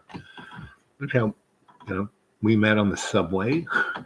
she had gotten into a position where she was living in she was the darling of San Francisco, comes back to New York because she's really super psychic, and she realizes something up with her dad, but he won't say anything, and because she loved, the only person she loved was her dad. Right? So anyway, I meet her on the subway, and she's got her father's big pea coat, right? When he was in the Navy, and it's like going down to her ankles, and I can see she drops a lens cap, and I kind of go over, pick it up, and it's for a Canon 25 millimeter. And so that's a Leica lens. And so back in the days, Germans gave the Japs all these Leica cameras. And then after the war, Canon just made a Leica camera. And their lenses were very good. Not Leica lenses, but very good. And their bodies were okay, but not a Leica body. And so like an M2R. It wasn't, they had an M2R, but it was like an M2R. And M2R, what made it M2R and all Leicas really good is that you put the film in, and there was a little door that came down and pushed the film against the focal plane of the camera. So it was a sharp picture, because like a Nikon or any other 35 millimeters that doesn't have this little door that goes against the film, there's a little play. So it cannot, that's one of just another element that where something may go awry, that, it's not that sharp. I like it. It's like a razor blade. Then electronic cameras came in, and, the O's, and that issue was never a thing. But arty people like me, and there was a camera store. It was like, the Lowe's of cameras, and they got all of the cameras that people wanted to get rid of. They had really high-end cameras, and then people would trade in their stuff. And so they'd have like, just cabinets full of all kinds of stuff. That was really a good, my first Leica I bought there. The body I bought for $75. If I bought a real, but it was, a Canon. No, I bought a Leica body, but I couldn't afford the lenses, so I bought a lens cap. So I knew the secret handshake. She drops the lens cap, says Canon. I know she's got a Leica. So I walk over to her, and she's like taking pictures of everything through her coat because it's against the law to take pictures on the New York subway. You can get a permit real easy. It's no big deal. I had one. And so we're going over the Williamsburg Bridge, and she's taking pictures of, the Hudson and everything. And that part, the Statue of Liberty's there, the Battery's over here, Brooklyn Navy Yard, Williamsburg. It's quite, it's a good picture. And so we're going over, and I pick it up, and we're on this train. Everybody on it is either black or Hasidic or Hispanic. The blacks are going out to Bed-Stuy.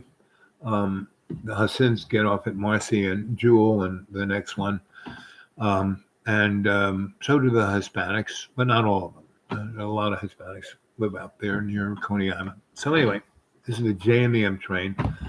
Anyway, so I get off at Marcy Avenue, that's my stop. But we're going over the bridge, and sometimes, another train is coming, so it slows down or it stops. And so we're in a position where it slows down and stops, right? And so everybody on the train's black, Hispanic, or Hasidic. We're the only two like Anglos on the train, on this car, right? And it's not crowded. It's not like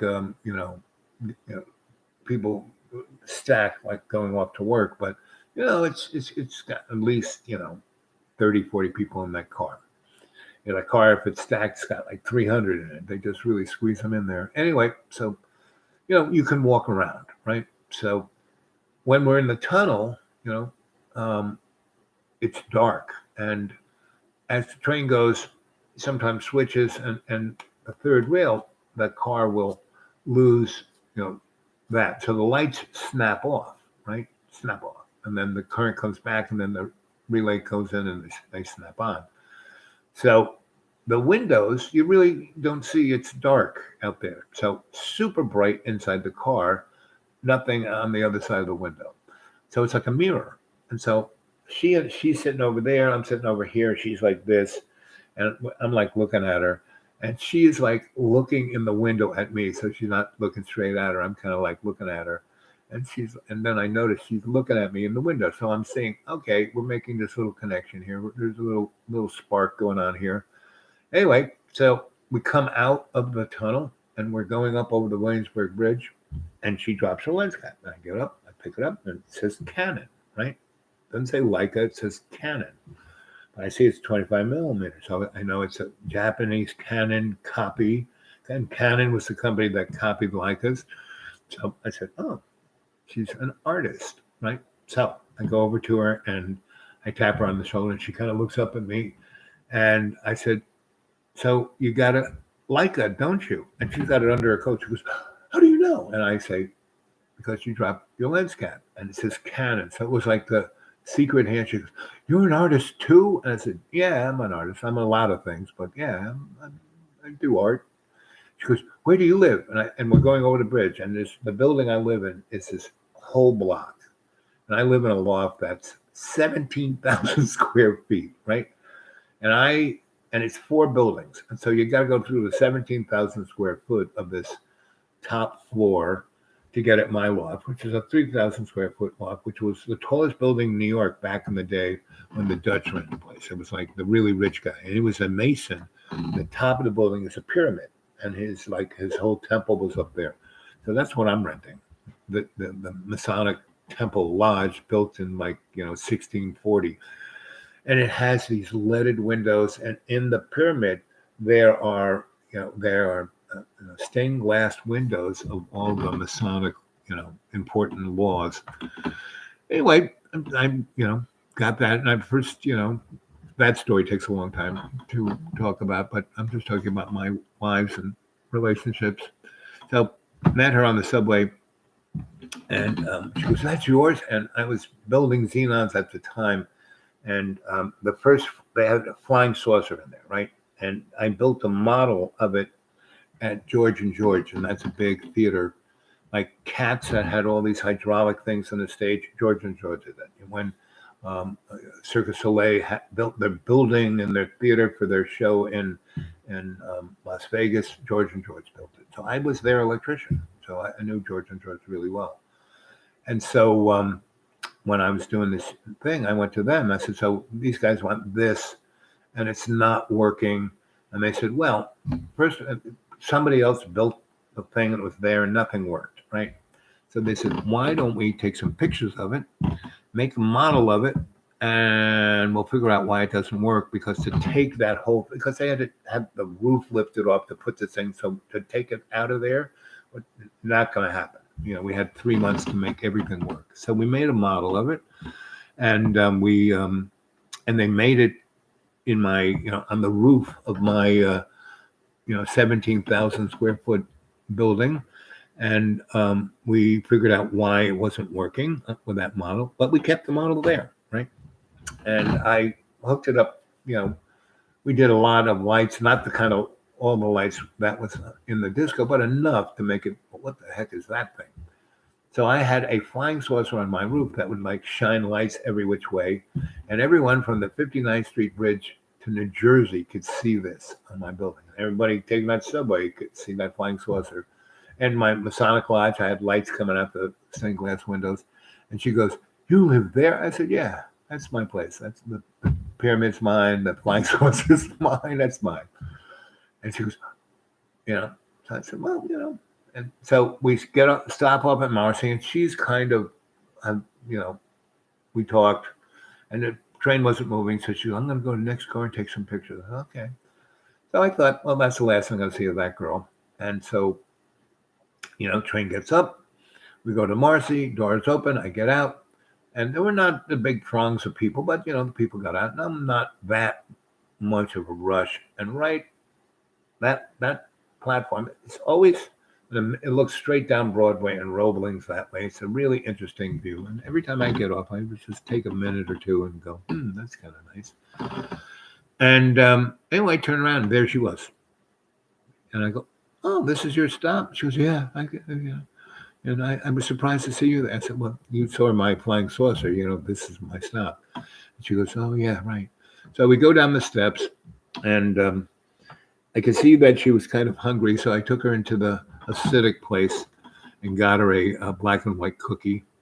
And then I took her over to Petey's, really one of the better unknown pizza places, got her a couple slices and a black and white cookie that you could eat later. And we walked down Roebling, and then she goes, "I live over there." I said, "Okay." And I said, "Well, just go down 4 blocks, hang a right, go 2 blocks. The big building's right there. You can't miss it." And you go right in the middle, loading dock. There's a gigantic hole where the elevator is, and there's a doorbell. Just hit the doorbell, and you'll hear this really loud bell. And the guy will come down with the elevator, and that'll be Kirby, and he's the super of the building, and he'll know where I'm at, and he'll take you to me. And she said, "Okay, someday I'll come and see you." I said, "Okay, that's great."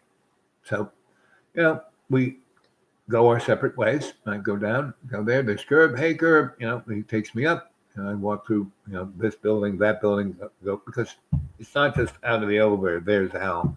You have to go up some stairs, down a hallway, over here. And why I got that place is that floor hadn't been rented since 1945. And there was a synthetic factory in there, and they went bankrupt. And all their shit was in there. And it was, 17,000 square foot, full of boxes of synthetic sleeves and sweaters and coffee tables, you name it.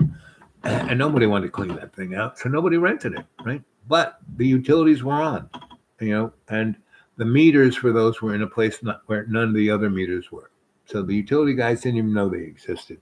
And so when I went in there, the electricity worked, turn on, so there was a gas thing, there was no appliances put to it, I just turned the cock, I could smell the gas. I said, "Ooh, gas," right?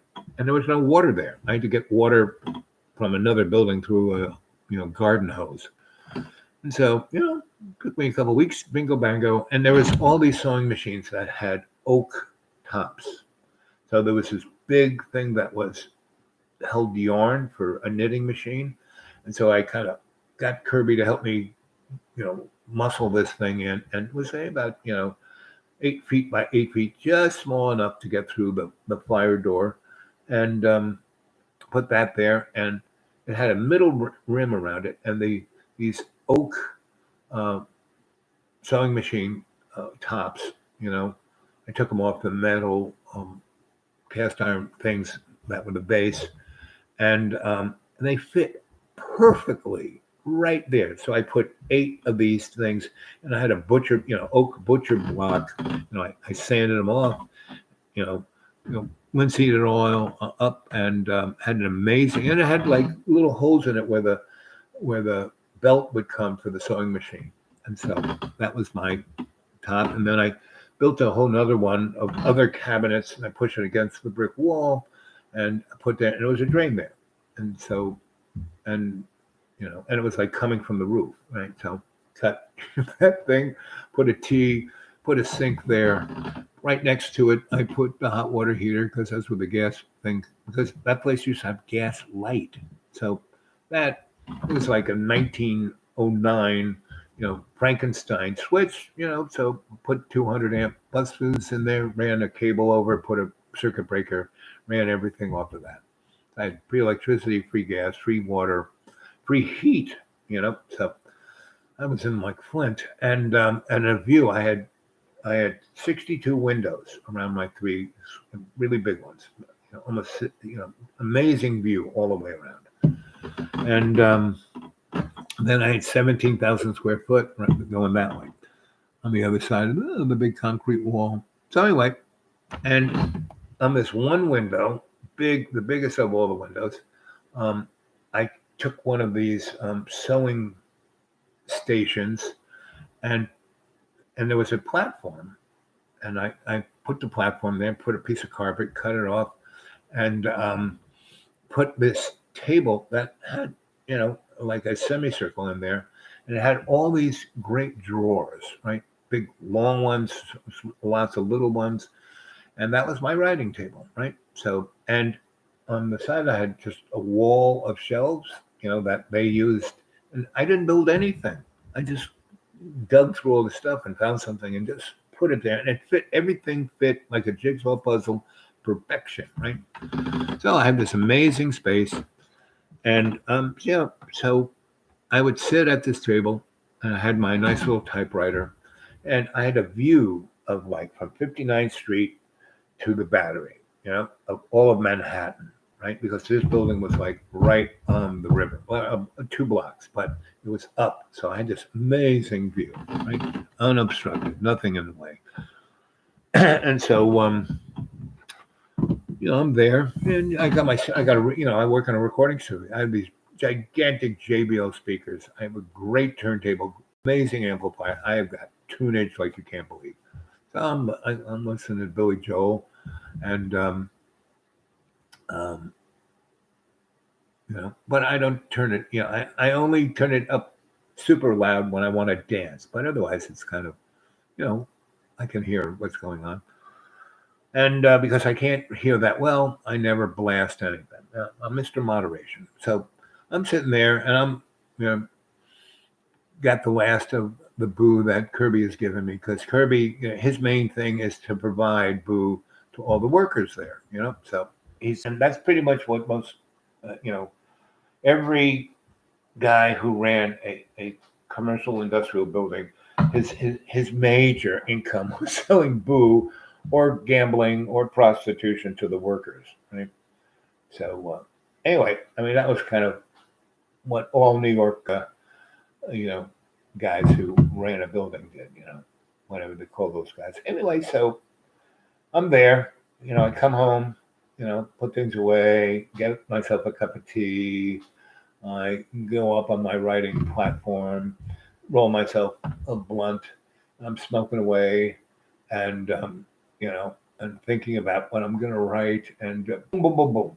I know it's Kirby. I mean, he's like, a cross between a linebacker and a gorilla, and he bam, bam, bam. So, I got walk over there, and I roll the fire door open, and there's Kirby, and there's Don, and he goes, "This little girl's looking for you, Al." And he's like grinning from ear to ear, and and he goes, "Here." He hands me this little bag of boo, and because I constantly, he's supposed to be the guy who fixes everything. Well, I fix everything for him, so.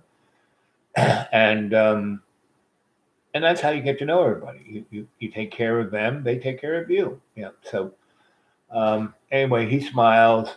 He goes, "You go on now along, honey. He's the best guy I know. He'll treat you right." And so, she walks in and she's looking up and she's like seeing this place, gigantic open space, these two walls I go to. What's behind there? It's like, let's make a deal.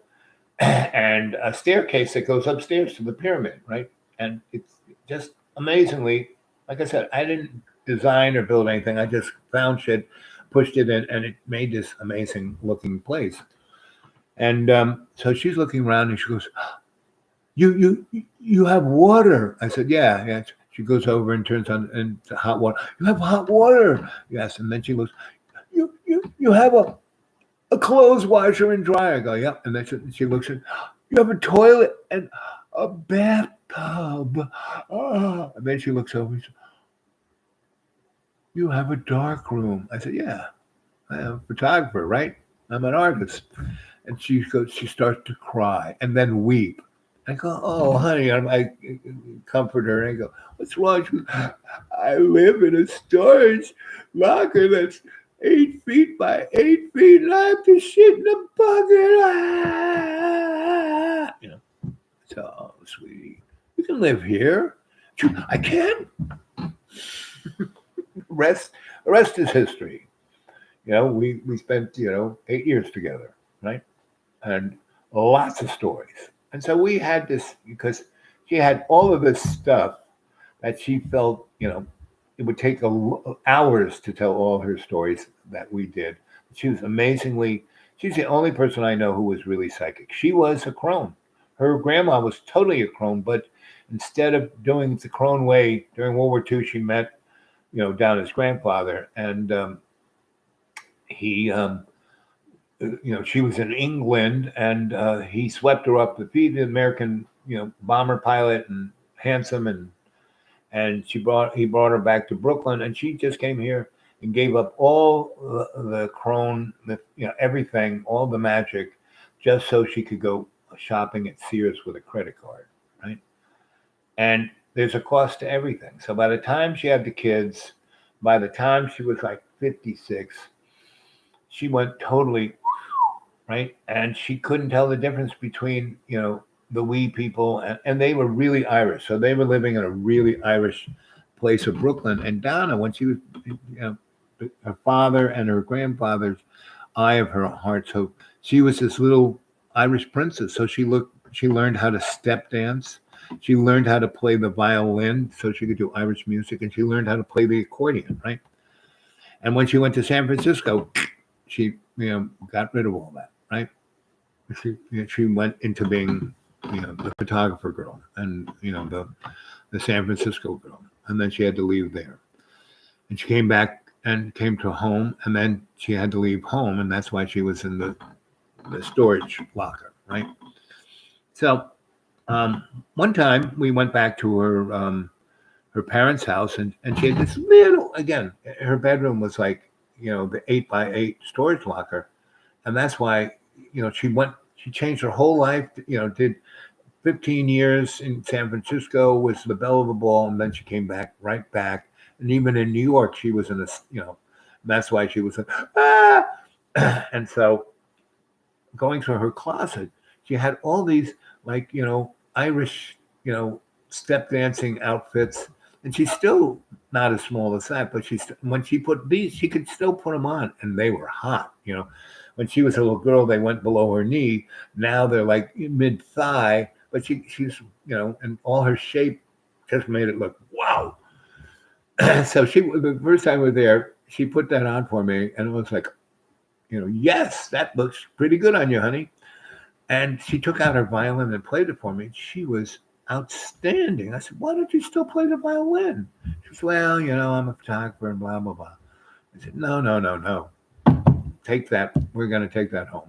Then she took out she had this little accordion. I mean, a real accordion with the buttons and the keys, but it was like this for a little girl, right? And it was great because she's gotten, maybe a foot taller than when she was a little girl. I mean, she was about 5. I'm 6 foot, just 6 foot. I'm like 5'11", 5'9", and she was probably 5'6", 5'5", 5'5.5". Anyway, we fit. We everywhere, whenever we just fit together. So we brought all that stuff, but we slept in her bedroom, right? And her father, normally that verboten, but he said, "You guys can sleep."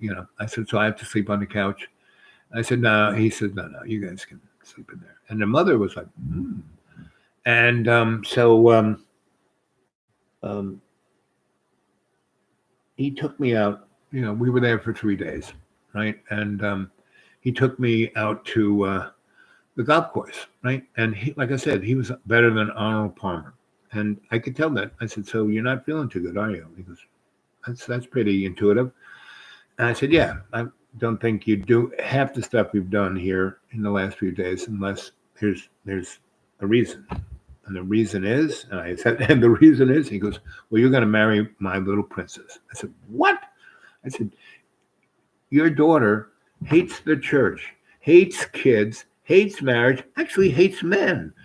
He says, "Yes, but that's only because she's had all these jerky boyfriends and she loves me, and nobody, in her eyes can equal me. But I see her look at you and the way you guys act with each other. She loves you as much as she loves me, and she doesn't love anybody, not even herself. And you seem to understand all of this, and make her happy and make the better. So you're the one." I said, "Well, I'm glad you think so, but anyway." So he goes, "No, that's gonna happen. And before I die, this is, that's, I'll be on my way, happy. And I really like you. You actually know what I do." He was a brilliant guy. He worked for Raytheon. Well, he worked for, what was it called before Raytheon? But he was all Mr. Radar. He went up to the Korean War. He was brilliant. They put him in the rad lab. He invented all kinds of radar things. He got nothing for it. He got out. They gave him like 125 a week, right? And he was making millions of dollars. And he liked the technology, but he hated the business, hated the people he worked for, hated the corruption, hated what they were doing with this stuff. He knew all about, we were Tesla files, right? He was right there. Islip is just up the road from Brookhaven Labs and where Tesla built, Warden Cliffs. So he knew all of that stuff. And, we were talking about that the first night I was there. We were like talking about after everybody went to sleep. Donna was there, sitting in his lap, cooing like his princess, and we were talking Tesla. So he said, "I really like it. You understand what I do. Blah, blah, blah, blah, blah, blah, blah, blah, blah." Anyway, we went back to my loft, our loft, and she had her accordion and her hot little Catholic girls' school Irish outfits, and she was a crone. I mean, she was her that stuff skips a thing, but she didn't want to do that. She saw what it did to her grandma. She didn't want to do that. Let's see, what are you talking about here? Thanks, fish. Around here at breakfast, dinner, supper. My best friend and all her family lives in Roanoke. Really? Really? Yes, you said you came to. Yes, okay. I didn't realize it was your best friend. We discuss this all the time. Okay. Hope you drove. Let's see. Let me see. Let's go up a bit.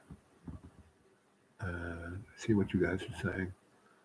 Not the same time, but sometimes I will finish one and sip the other. Yep. I've been smoking marbles. Yes. Okay. I stopped for a while. You really need whoever's smoking. Stop smoking. Costs money. Cigarettes are half. But I'll tell you a little story. My Uncle Leo, my mother's youngest sister's husband, was the chief of police in Watertown and the surrounding county. And he was a Mohawk Indian that looked like he came right off the nickel, right? And when I was a little kid, like 5, 6, 7, 8, I used to go up and stay with my great aunt. And she was super. She was the only one who had any money. She kept marrying really rich guys when she was hot. And like she'd be like 18. She married the first guy she married. She was 18, and he was 75. She fed him oysters, lobster, butter, and booze, and screwed him until he died. I mean, he actually died 3 weeks after they got married. Before they got married, she said, "I'm on a contract that states legally I own everything when you die," because in that time, it was like in the 1890 something, women, were property. And he said, "Sure, get in your pants, no problem," because he had nobody, and he had a lot of property and money, and so he was a Civil War profiteer. So he died, put on the black. 2 years later, she married another guy who was like in his 80s. She was 20 now. And again, oysters, lobster, butter, booze, lots of sex. He died. It took a little longer, 4 months. And then she did another guy who was about 70, a little bit younger. And he owned banks and lots of property. And she married him, and he was thinking he was going to get her money, but she said, "No way, Jose. Before I marry you, we're saying a contract here that you own nothing. I own all of this. This is mine. You got yours. And by the way, I want a contract that says when you die, I get your stuff." And he said, "A girl after my own heart." And so that was my great aunt. And her brother was a twin, and that's the only guy that she ever loved, and had, loving, sex, whoop-de-doo, with her twin brother. And he went and died in the Spanish-American War. And so she wore black from there on in. And so she had money and so she was like Mr. Potter in It's a Wonderful Life. But the first time I went up there when I was 6 with my mom and everybody, we went to, to see what Mom's world was before she became the belle of the ball of New York City. And my great aunt just saw me and was like, it was like I was reincarnated, her brother. And so she just, no one else existed, and just went straight to me. And her house was just full of stuff. I mean, just little aisles, when people talk about hoarding, well, she was that, but everything she hoarded was from all these guys, and it was really worth something, right? And my mother and her sisters just got rid of it, like gave it to Goodwill. It was like when the great aunt died. But the great aunt left me a ton, because the great aunt's father was a really well-known engineer and made a lot of money being engineer. So I got all his. That's why I really got into geometry, because I got his engineering table, and all of these not Chitlin, they're before Chitlin. But engineering and electrical engineering and chemistry engineering and these books that tell you how it really works, not like a textbook, but how it really works. And I had all of those, and I had all his tools, and I had a ton of his stuff. And she left that to me in her thing. She told my mother, "If you want any of this shit, you want any of my money, Al gets this stuff, period. And you let him keep it, you give him a room where he can do his thing." And that's one reason my mom, I did some pretty amazing things in my parents' house that, most parents, when I made my first Tesla coil, a zillion volts, the whole house was like leather, So my Uncle Leo, this is going back to cigarettes, Fish. My Uncle Leo, he was the chief of police, only because he married my mother's youngest sister, who really, she was very sweet. She was an amazing bowler. She should have been a professional bowler, but she just would kick everyone's ass. I mean, she would regularly bowl 300. Anyway, she could have, Leo used to say this, if I didn't look like an Indian like I do, I would have, never been the chief of police. I would have just taken Mary out on the road, and because she is so innocent, and this, we could have just cleaned up. Anyway, so he was the chief of police, and everyone loved him. He had to get voted in, but my aunt would, forget that. He was a shoo-in.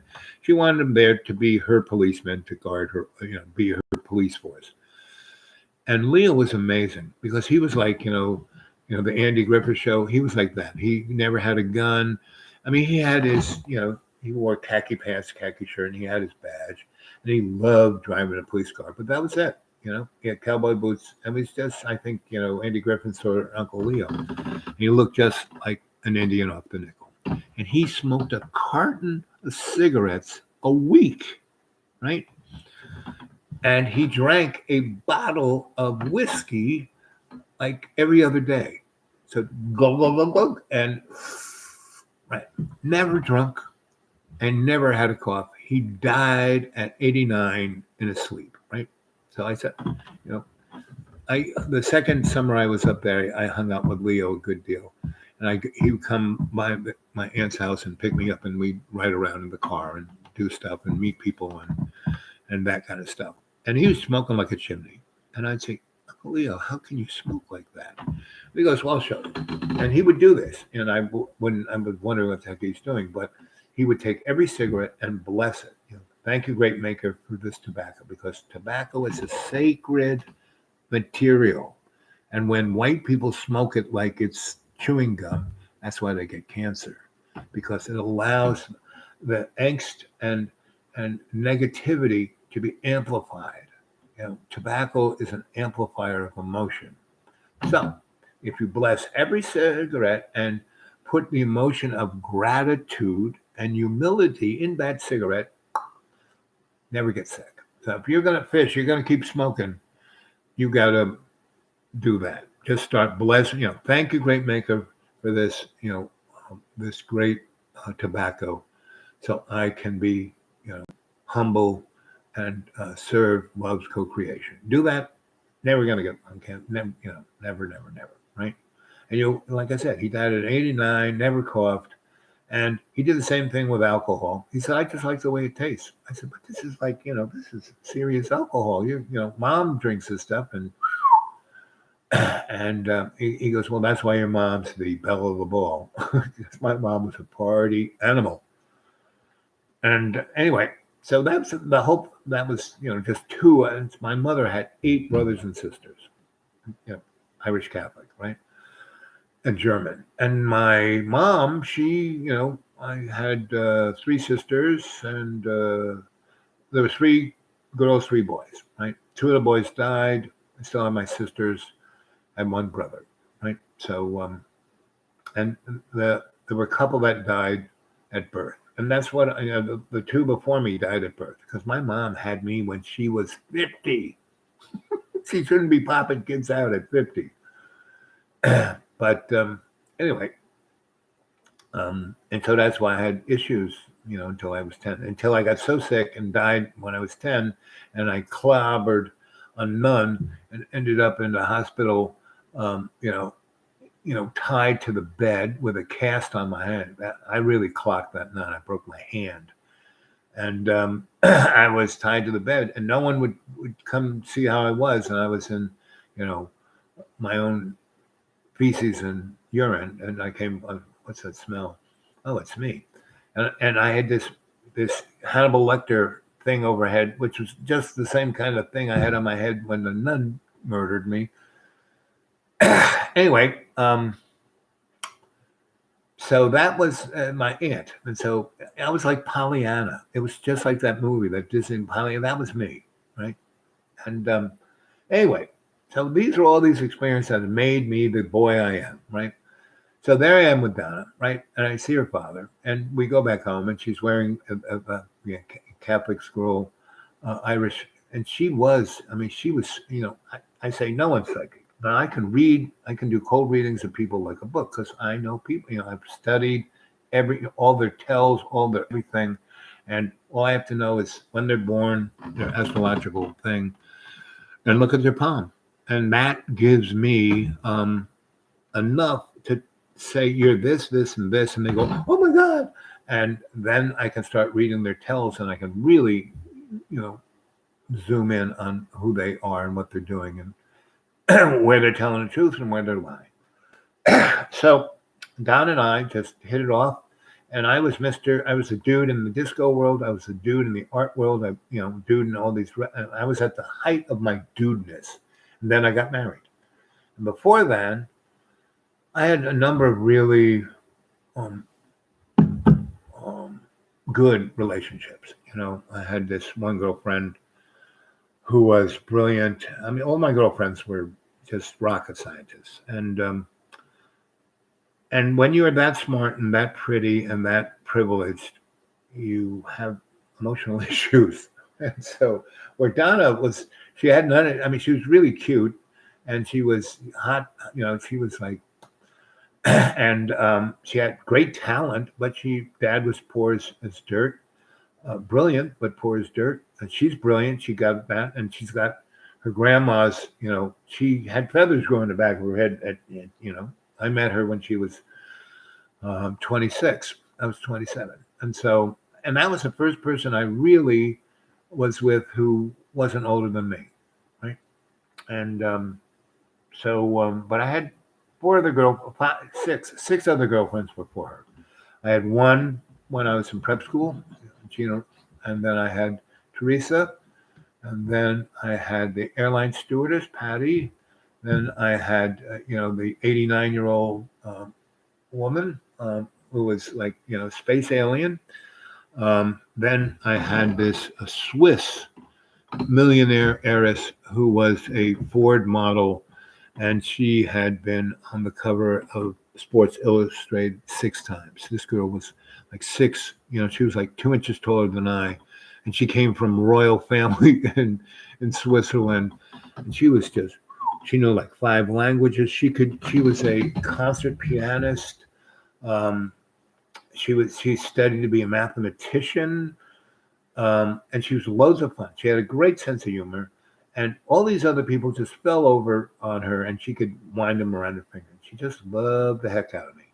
She loved the heck that, again, I could show her a really good time. We could do anything, go anywhere. And I had been one of the people who helped start Soho. So there was I had gone off to Ireland. When I came back, someone said, Al, you're on the list to get a loft at Westbeth. And that was a phone building on the west side of Soho, on the other side of 6th Avenue, 8th Avenue, Varick Street. And it was a big phone building, right? And it was a beautiful building built like in the 1890s. And it's about 8 floors high. And there was a switch. Everything switches, right? So they, when you dial, they had this mechanical things that would make the switch connect to different, so they need operators. So it was the first of big tall ceilings, big windows, because they really, they had electricity, but it was sunlight was better. And the lofts were gigantic, and they had amazing views. And so I had this one like on the 6th floor looking out onto, World Trade Center, all the Hudson, really great view. And what they had, because it was all artists, the lobby of that building, they had inside, because they wanted windows on both sides. So the inside of the building and down below had a beautiful, patio in the lobby, but, sunlight coming from above. So the lobby was really big and very ornate. So they had art gallery, a like dining hall that you could always get something to eat. And it was like being in an old folks home, but I was, 28. No, I was 24. And so, but, people like, who was there that you might know? The guy who wrote the Illuminati conspiracy, Robert Anton Wilson, he lived there. There were a lot of writers there. And they had art gallery. They had a performance space. There were a bunch of dancers there. And it, there were a bunch of us Sohoites that were the first Sohoites that made Soho, right? And, but there were another, 40 lofts. And so those went to like well-known artists that were like from 57th Street, the old school. And they were older, they were in their 50s and, 40s, 50s and 60s. I was 24, right? So I came in, somebody gave me a phone number. I called up the City Hall people I knew. They said, "Oh yeah, you're on the list. We've been looking for you. Where are you?" And I said, "I've been out of town, and I'm back down. So I'll come down and we'll show you your lot." I did it, and then I Stephanie Shu was her name, Miss Switzerland, and I met her, and and I had a it's totally empty, kind of. I had a couple nice couches. I had the windows were a little higher, so I had built these platforms that could go up and sit there and look at the view. Because if you sat on the floor and look, all you'd see is like the window would be here, and it was like a stage, and it really worked great because I had these friends who were poets, and we'd have these Friday night potluck dinners, and I made a really nice kitchen, and they had all this stuff set up so you could have it. I just built what I wanted for it to be a nice bedroom, big bedroom with a window that looked from the bed right at the sun rising up from the World Trade Center, downtown to Tribeca. And Canal Street was like right there. West Street was here. 8th Avenue was there, or Barrack Street was there. Anyway, so, I met Stephanie at a party, and we just kind of, because everybody was trying to impress each other, and she could, he didn't have to impress nobody. He was just sitting there, looking at everybody, and we both noticed that we were both looking at everybody, and I kind of said, "So, what's your name?" "Oh, I'm Stephanie Shu. I'm Al. Al Bob. Good to meet you." And she goes, "Are you that guy?" That's me. "And you did that?" "That's me. And you did that?" "That's me." She goes, "Wow." She said, "Want to get out of here?" I said, "Sure." So I took her, we were Midtown. So I went to, where did I go? Oh, no. You know where I took her? I took her to Montana Palace. And I got to go in the back room where the Beatles and the Rolling Stone played. And it was like the super VIP place. I took her back in. I wired the place. I said hi to the guy who owned it, He said, "Oh, your table's waiting for you." And Stephanie, and everyone's like looking at her. "Wasn't she on, Sports Illustrated? Who's that guy?" "Oh, that's the dude." So went in there, had a nice little event. Somebody was making music that we danced a little bit. And then where else did we go? I think we went to in the RCA building. And we went up there and had dessert. They had really great peach melba and really nice cocktails. And we had a few of those. We came down, and it was kind of late spring, early summer. It was warm. It was nice. We were on Fifth Avenue. She goes, "I just live 4 blocks over there." "Oh, really? Well, let's go." "If you're inviting me home, let's go." So we did. And she had a nice little, on 58th Street between Lexington and Madison or something like that. It was nice. And that's where my parents lived, was on 69th and Park. So she had a place. So I knew that neighborhood really well. And so we went up there, and boy, we just, wow. And that was it. And pretty much that's it with me. Sex, I'm not thinking about it, but when the lightning strikes, it's like, ooh, baby, ooh, baby. So Stephanie and I, we were right there, right? And so I think that was a Friday, and Saturday came, and I walked her down Lexington, and that's where I hung out as a kid. And I took her over to Madame Olga Kluiver's Curiosity Shop, and boy, those two girls hit it off just swimmingly. Because Stephanie, she was psychic. She was 6 and above her senses, and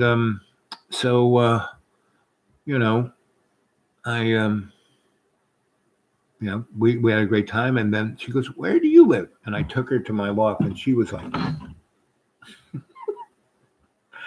And then, a door knocked, and there was, Timothy Leary or somebody that she was, and I was like my next door neighbor.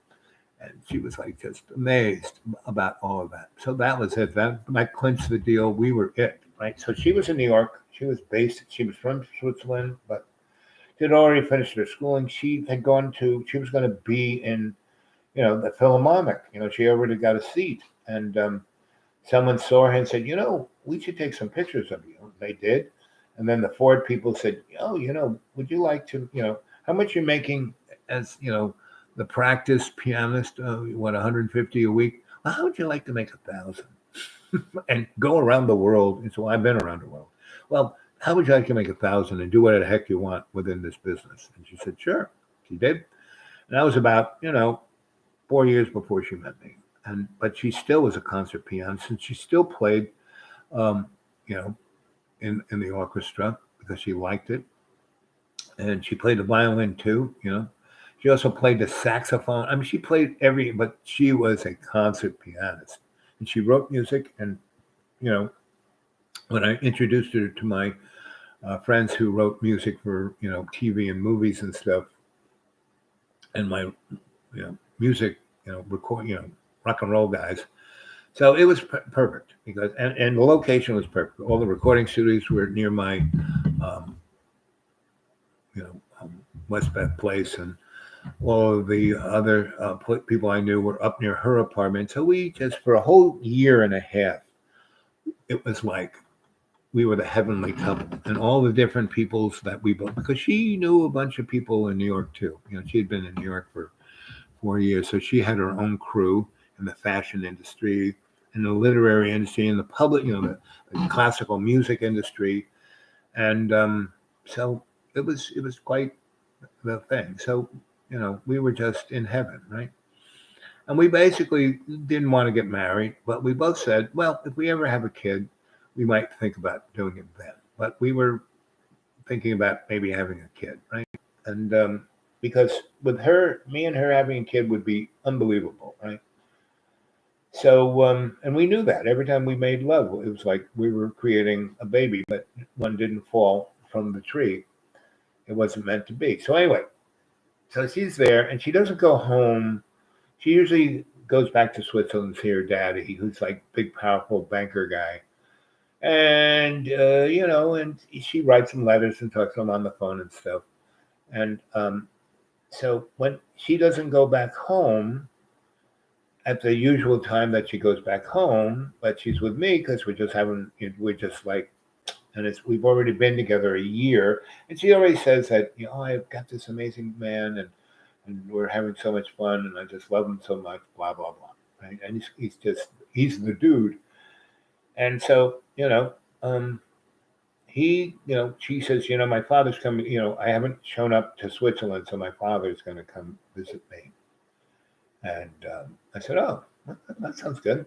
And she tries to explain the kind of relationship she has with her father and her family and the nobility and blah, blah, blah. And she ran to New York, and I said, yeah, you already told me all this. But you just don't understand. I said, well, I think I do. And she was, I know you do, but you don't. I said, okay. I've been warned. Okay. I love you, and nothing's going to shake that one. And look at the life we have. We don't need anybody to help us with anything. We're doing great, right? And she goes, well, I hope so. So he shows up, very charming. He's got a French accent. I mean, she went to English boarding school. So between her French accent and her English boarding school, and her mother was an American, so she spent a lot of time in America.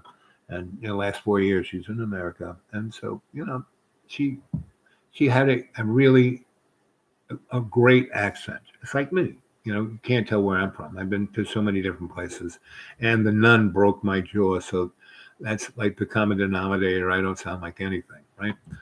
So he shows up, and he has cocktails, and he has the whole evening planned. We're gonna go over to the Oak Room for like before dinner things, and then we're going to go see a play on Broadway, and then we're going to go to Windows on the World, and then maybe have cocktails over here, and then back home. And so we basically went to Windows on the World, and then walked, because the World Trade Center to West Beth, maybe 15 blocks. It was a beautiful evening, and nothing smelled bad, and we walked along, Varick Street up through Tribeca. And there were a couple of, Tribeca was starting to be Tribeca. And we go to West Bath, and we show him the loft. And he's like, wow, this is amazing. This is really nice. When I lived in New York, I had a little apartment. This is pretty amazing. And so he was quite impressed. So he goes, I like you. You want to have lunch tomorrow? And I said, sure. Sounds good. And he says, How about, we go to some really super duper fancy place. And so she, went, he was at our loft and we had coffee. I made him coffee. It's, boy, you make good coffee. And she goes, well, he's a really good cook. And so anyway, we go to this really fancy place. We have a really nice lunch. And he's going, I have never seen my little princess as happy. And he's almost like parroting what's going to be told to me 5 years from this point. And you should marry her. I want her married. I want grandchildren. You'd make a great father, And he goes, and all you have to do is move to Brussels. And I have a beautiful house for you. And I got a job for you just up your alley. I need a guy like you who can see things. And if you marry my daughter, and he pulls out a check for $1 million, you can cash this. If you just say yes right now, that money is yours. Right? You then have to ask her. And if you take the $1 million, take the check, and ask her, and even if she says no, you still get to keep that. So I'm like, so I'm no fool. So I take the check, fold it up, put it in my pocket. He said, you're just going to put it in the pocket? Yeah, where am I going to put it? He goes, I guess so. And I said, it's a check, right? If I lose it, you can, stop it, right? And he kind of laughs and goes, I really do like you. And so, I go home to our loft and she's there and she's really upset. And I said, honey, what's wrong? He goes, he gave you a check, didn't he? And I go, and you took it, didn't you? I said, yeah, I did. I'd have to be stupid not to, but I am not going to do what your father's bidding. I don't need $1 million. I need you. I love you. We have a perfect life. We don't need money. I just want to get this check so I could put it in, put it in a frame and put it on the thing and write on the frame, fuck you, Dad. And she's, really? Is that what you're going to do? I said, yep. And she just, then we really had great sex that night. But the seed was sown, He sticks around a week. We have lunch a few more times. Have you made up your mind? Did you ask her? And I said, right off the bat, you can't buy me for your daughter. I'm not like a party gift. He goes, no. I'm just doing that as an act of, what you're doing is like you want me to get addicted to that $1 million, so I'll come work for you and be your boy and force your daughter into what you want her to be. And no, I'm not going to do that. And he was like, because I could read this guy. And he goes, I really do need you. I mean, boy, that was great. I could really use you. And I said, maybe another time, but not now. And he said, well, I respect that. And so, he stayed around. We went out a couple times and he told his sweetheart that he thought, this is the guy for you. You better catch this boy before he goes. I mean, he turned down, he told me that he was going to, frame the $1 million check and say, fuck you, Dad. And she goes, you said that to him? I said, I sure did. And he laughed. And when we finally went, that was another night we had great sex. Anyway, but it's still the seed was sown, right? So, he goes back home. We go back, summertime. We have a great summer. We're doing all kinds of stuff. A lady who lives down below, Suzanne, good buddy from old days of Soho, we started an art organization called Art for the People, and we were doing these mammoth art festivals in Central Park. We had one called Universal Peace Day that we did on the whatever weekend it was between the Hiroshima bombing and Nagasaki bombing. And my sensei, who was a kid and was in Hiroshima, was right on the river in the temple, and the temple didn't get whacked, but the rest of the city did, and all the people came there to get healed. He came to our Universal Peace Day and stayed with us in our loft. Anyway, so that was a great summer, but there was a shadow over us. Without me, without our father ever being that, we were doing it all on our own, and it was great, and we were having a great time. And so she basically, that summer was great, but there was still that kind of, we still like really tight, really great, everything. and then into the fall, and it's getting a little cold. And her father said, I'm going to go to St. Moritz. Don't you kids want to come? And, I said, no. If we want to get warm, we'll go to Florida. I said, well, I have a house there. Anyway, she said, I'm going to go to Europe. I'm going to go to San Moritz. I want you to stay here. You got so much stuff you can't take, Sure, I can. I can do whatever I want. No. You stay here. You keep taking care of what you're doing. I mean, all I do is, take my clothes off and wear bathing suits and get $1,000 a week. I can do that anywhere. But I'm not going to, you know me, I don't need any cash. But I do need to do, step on my father about this, right? Because he's still trying, right? And I know my dad, he will not give fucking up. So she went back, and she was only supposed to be there a few weeks. Well, she did not come back for 6 months. And when she came back, she came back. I didn't hook up with anybody at all because I was, I'm a very, I had a lot of stuff to do. If I'm not having that kind of sex, I don't want any sex. Because, 4 years before that, when I was 19, and I was, the Mr. Fix-It for all these nightclubs and discos. It was a 6-month period where, like the 10 years I spent at he, I looked my best, I'd show up these things. I'm a really good dancer. Every night I went home with a different girl, and some nights 2, right? And 6-month period, that's a lot of girls. It's a lot of sex. And I realized that's worthless sex. I'm never doing that again. Unless I am really committed, really, really tight with it. I got other things on my mind. And all these girls, why didn't you call me? And I would have sex with these girls. I wouldn't even give them my phone number, right? So I didn't, want to be that guy. So I stopped doing that. And then people were like, what are you, nuts? I said, no, I'm not doing that. I did it for, 4 to 6 months. I don't even know. But it was no more than 6 months and probably 4 months. And it was just so empty and useless and worthless. And so I just gave it up, period. Just didn't do it no more, right? So let's see. And, what are you guys talking about? This is Joan. Okay, reading. Let me.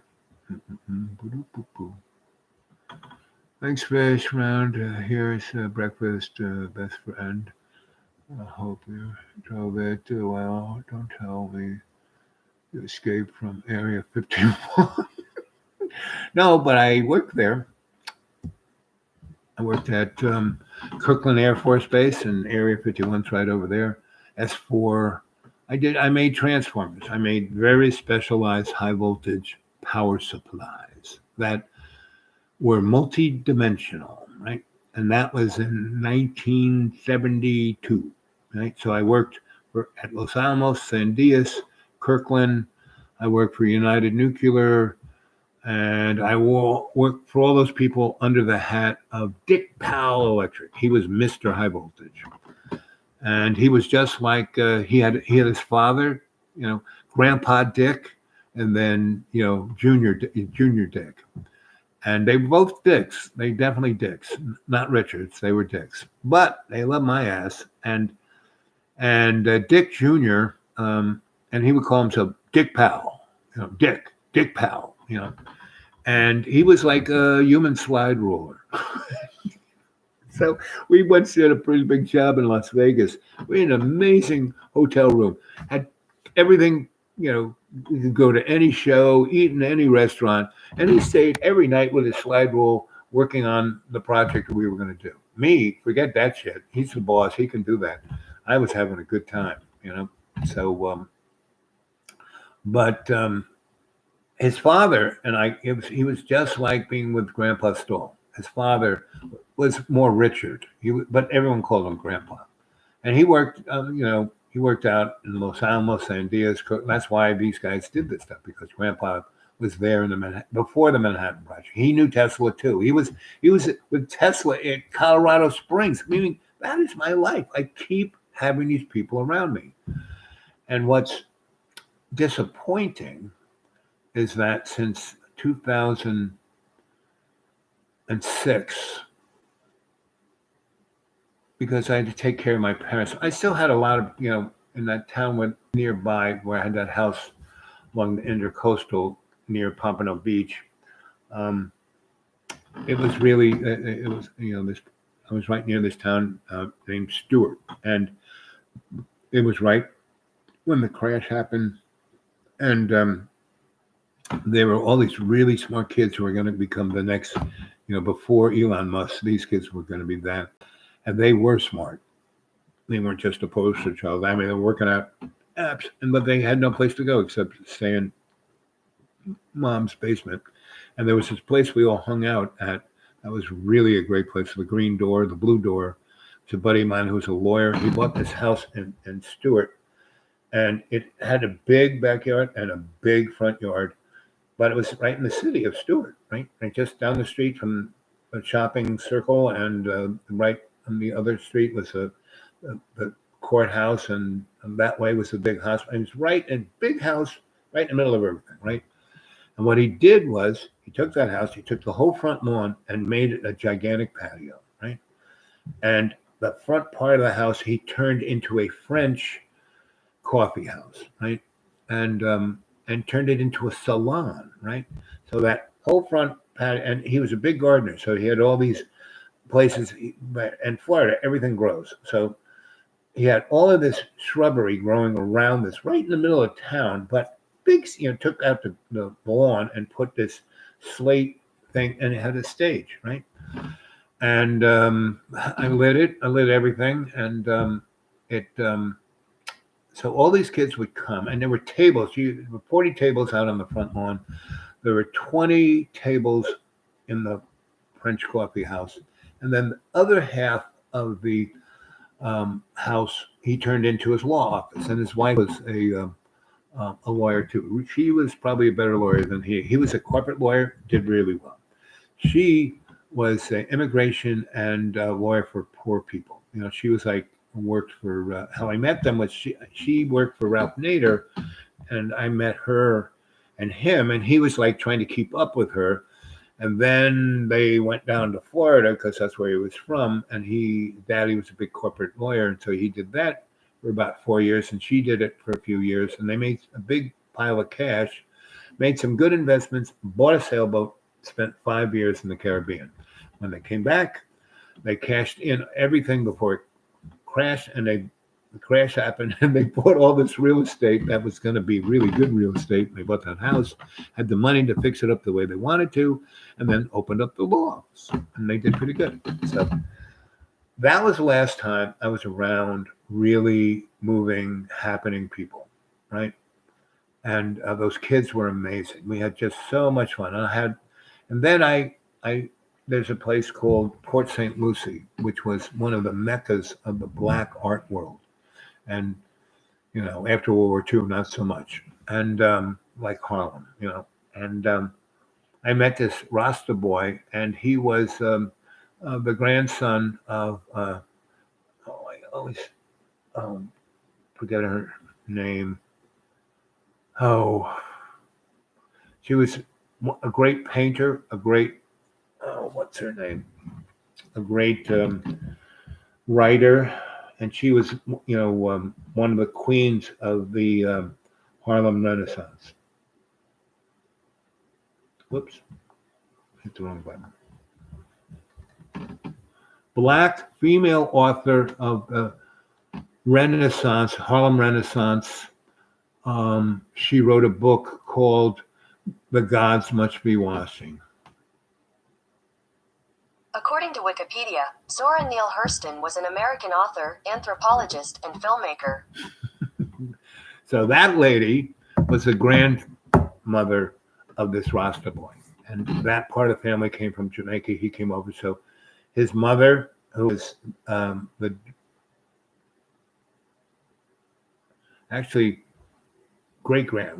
great-grand, right? And so they had a number of houses in this Port St. Lucie place, and she had a place up in Harlem. And what happened was, after the Second World War, that's when Jim Crow was like, and because black people thought World War II would give them, the street cred that they could, become citizens. Anyway, bottom line, I met her just before she died, and she was working as a cleaning lady. And so this guy came from, he grew up in Jamaica, then his father's Jamaican, his mother was, from this family, lived with his mom in DC, went to school there, got well educated, and then went to stay with grandma and became he was a musician already, but he did, I'm going to be a painter and a musician like grandma because she inspired him. And he did all these great paintings of her when she was just about to die. And that's when I met him. And it was, she had died already. I'd met her another way, but I knew who she was. I knew people who were around her, and maybe it was in the 60s when we were taking over. We were doing like these alternative art galleries. Might have been that. I'm not quite sure. It wasn't but she died in Port St. Lucie being a cleaning lady, and that's one reason why he came from DC to be with her too. Anyway, so I met him, and he had his grandma's house, and they had a couple of houses. So it was this 3 or 4 houses right on a corner, and they had like their own little compound, and it was totally Jamaican Rastas, chickens, the whole thing. And they had this a reggae band. And true, this is when I was really sick. So this is when I had my so I was their manager. They couldn't get in the door to any place. So I would come in, to bars and places, and I'd have the little tape. You like this music? Oh yeah. And I said, I'm the manager. And so, and this was straight up like, the Blues Brothers, but it would be like the Rasta Boys, because I would, get the best deal I could. And a lot of these clubs were like, country western clubs, that were like redneck biker clubs. And so and half of these clubs had the chain link fence across the, so people would throw shit at and the guys wouldn't get hit. And, we would go in there and people would go nuts if these Rasta boys would, the band would be all set up, music would be playing on the PA. And then once everyone was like ready for dancing and the music, we'd show up and we would figure out what song they like, like how the Blues Brothers played, Rawhide, So that was the last time that I really hung out with people who were amazing, right? And, then, around 2008, I really had to double down taking care of my parents. And I still hadn't died, and I was already working for the Desperate Lawyers, even when I was there in Stewart and Jensen Beach and Port St. Lucie. And I had a great girlfriend. She was Iranian, right? When she was a little baby, the revolution happened, and her father was an Iranian Air Force general. And his best friend was an Irish colonel in the U.S. Air Force, right? And they, the Irish colonel taught the Iranian general how to fly and be an engineer. The guys went to the Air Force Academy together, blah, blah, blah. So the thing happens, and the guy can't leave, but he gives his baby to this Irish American colonel who's just about to fly out. And when he flew out, what happened was, this was all arranged. The CIA with Ayatollah Khomeini, Secord and Ali North basically went to France and took Ayatollah Khomeini back to Tehran on a Air Force C-130 and gave them money to kick off the thing. And they took all of the people who were in the U.S. State Department in that facility in Tehran. They took all of the State Department people out and brought in CIA people who were trained to like be beat up and blah blah blah. And it was like a training exercise for them, the 58 days or whatever it was. It was all to like crush Carter because he wasn't doing what the CIA wanted, and they weren't going to whack him, so they just going to make him look so Ronald Reagan could win, right? And Mr. Bush, George H. was a total CIA guy, and now George H. He was when he was a little boy. The children's book George, Curious George. That was George H. His father, George H., was born in Russia. His father was a Stalinist spy and worked for Nikola Tesla. Immigrated, and he had this son who was this little monkey who bounced over everything and was into everything and grabbing things, and he was grabbing stuff. And would take it home, and his father would send it back to Stalin because his father, who was working for Tesla as an engineer, took that shit. It would be obvious that this guy's a spy. And when a little boy of about 7 is running around stealing things, and that's where Curious George came from. And don't believe a word I say. And so I meet this girl at the blue door, right? And my buddies did. I lit it for him, and so again, I'm the dude of this place. All these kids are just having a grand time, and I'm telling stories and reading people's palms. But during the day, I come for breakfast. There's a crowd that comes in early for breakfast, and then the place is empty from like 10 till 4, right? When people come in to have their glasses of wine and brie cheese and a baguette. So, but they have a really nice breakfast. And they had these 2 gigantic tables. So I come in there with my book bag and spread it out and have my laptop and write stuff and think about stuff. And they had really good Wi-Fi. Not too many people had really good Wi-Fi. And so that was like my office, right? And, a glass of wine in there for the average bourgeois person was $12. For me, it was like, can you fix this? It's like... I had a open tab per se, and the kids they drank energy drinks that at $1 a pop, and didn't eat anything, but they would play music all freaking night long and play cards and it was just so sweet because there were maybe 50 of these kids, and so I had my house in Stewart, and the next town over was this guy I knew who bought this house. It was a great house, but he was surrounded by crack people, and he was never there. And they were like tearing it up and just messing it up. And he wanted to just hold on to it till the market came back. And so he left and had a swimming pool. It was a great house. And he got himself a real kick-ass, really vicious dog. And that kind of kept the crackheads from jumping the fence. But anyway, they'd throw garbage in there. And anyway. So that was the picture of it. So I'm at this, 10 in the morning, having my breakfast, and I've got my books everywhere, and I'm working on stuff. And at the other table, there's this girl, and she's got stuff, books and things spread out all over the place.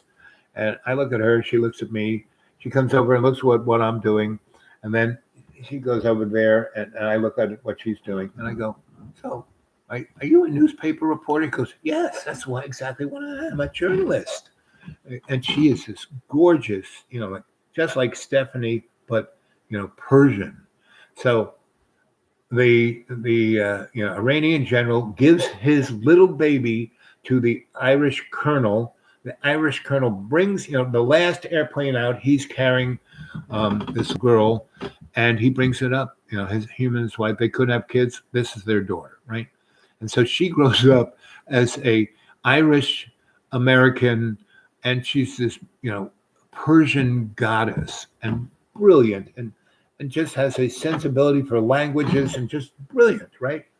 And she wants to tell the truth, and she's going to be a journalist. And anyway, and she's got this really kick-ass camera, this Canon that's not only a photo, it does film. It has a big hard drive in it. And I go, what do you use that for? And she goes, well, the newspaper is owned by Hearst.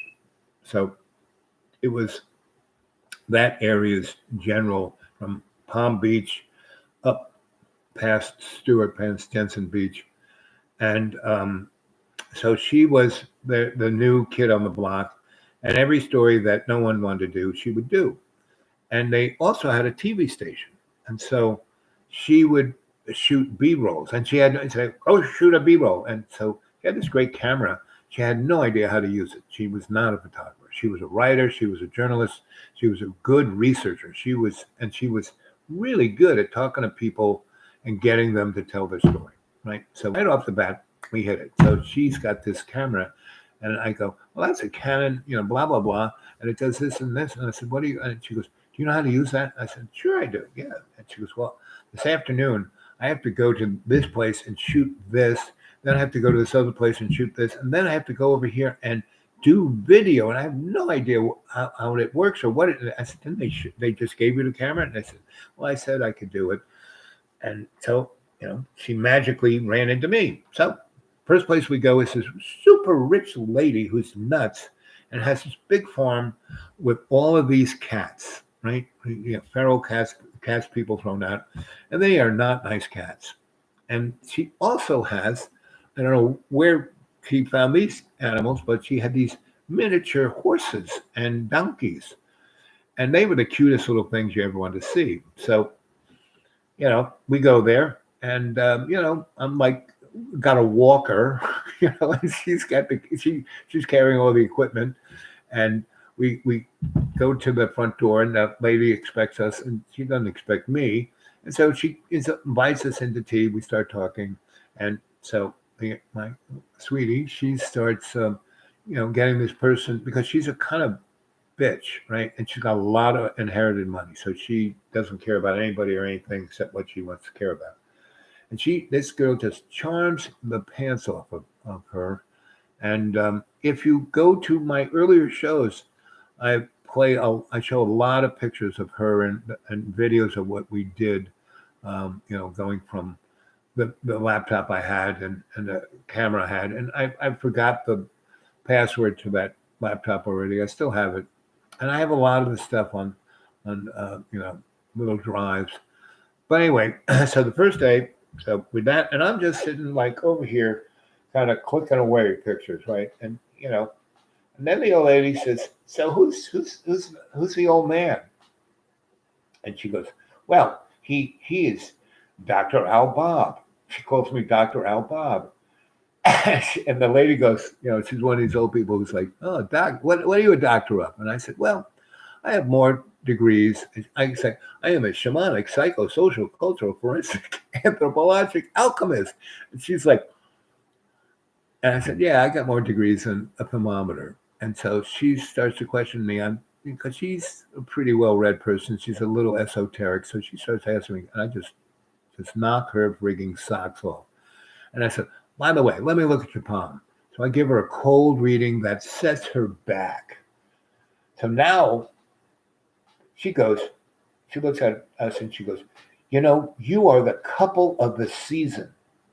And I said, "Season?" Oh, she, well,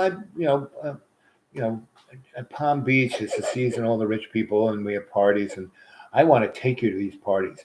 You're going to have to dress better, Doc. I'll get you some clothes.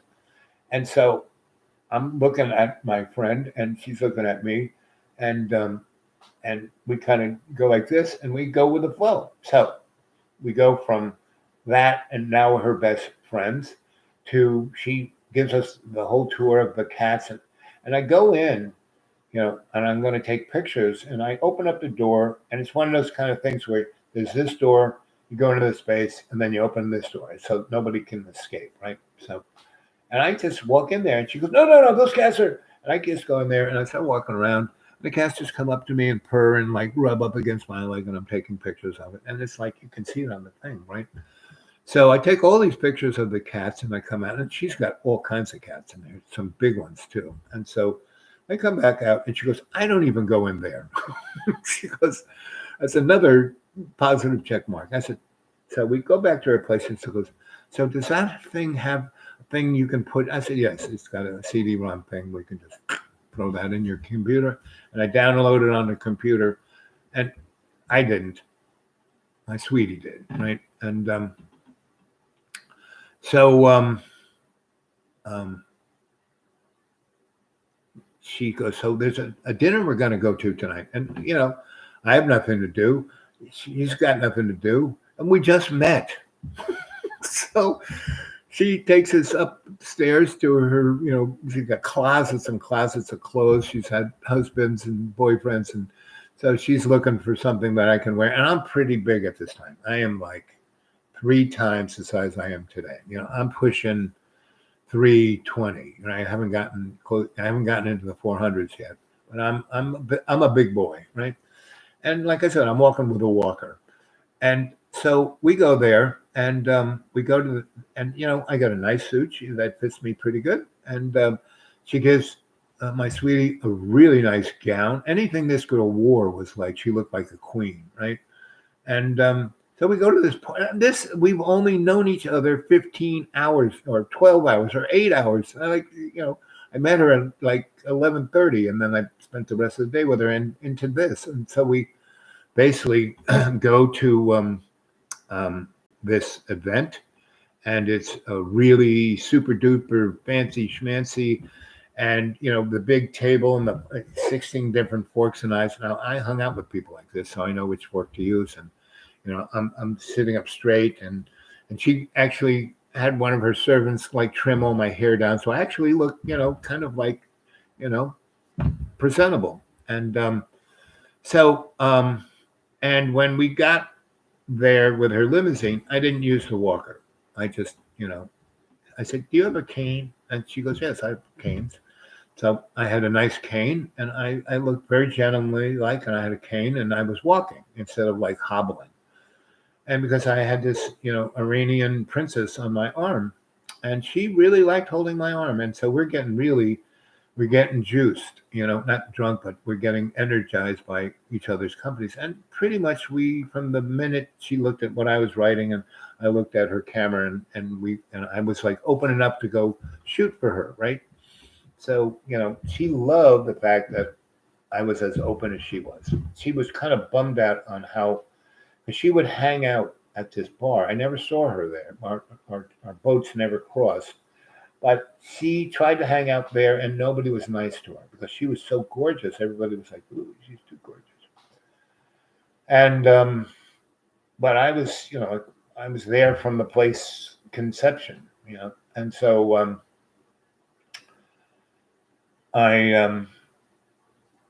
you know, we go to this big party, we have a great time. I read everyone's palms, and which shines on, and she's calling me Dr. Al-Bab. And everyone's calling me doctor, and they said, so what do you got a doctor in? I'm a, you know, shamanic psychosocial cultural friend. Yeah, I give them my card, you know, and I got a few clients from that, you know, to go do, and right. So what are you doing now? So I'm a negotiator for desperate lawyers. And 2 guys picked up theirs. Really, what do you do? And I told them what I do. Oh, wow. Give me a couple of your cards. So anyway, we go back to this lady's house. It's about 1. And she goes, well, it's too late for you kids to, and I have this, you know, I have the guest house by the pool. You know, why don't you go there and, you know, just relax. I'm going to bed. You know, if you need anything, the people, you know, the waiter, you know, she called him a waiter. It's like, so, you know, we did. We went there. We kicked back. Those people, their staff came out. Do you need anything? I said, yeah. What do you guys want to eat? And the guy said, well, you know, I'm really hungry. I'd like this. I said, well, go make that for you and make a couple extra and bring it out here, and we'll have it together. And he goes, what do you want to drink? And the lady said that. And she was higher up in the staff. The rest of the staff, there was just this guy who was always there and this woman who was always there, and they were like her upper echelon. But she called him the waiter instead of his name. It's like, really. Anyway, so they came out, and you know, we kind of found clothes that were a little more comfortable. We put on bathing suits, and you know, and robes, and we were hanging out there, and they brought us the good cocktails and nice food, and we munched away. And these people were not old, the staff. The lady was probably in her late 30s. The guy was probably he was probably in the late 30s. She was probably in the mid 40s. And they were very attractive people. And you could tell they had a thing going on for years that they've been working there. But they had to keep it on the down low. Anyway, the old lady, she's asleep. The place is locked up. And we basically have a really sweet night. And they have some boo. They take that out. Do you guys smoke? And she goes, well, I kind of, but I've never really. And I said, yes, I do. So we were smoking, we were drinking, we were eating good food. We decided to like go skinny dipping. And when my sweetie took her like, bathing suit off, we all went like, and so we swam around and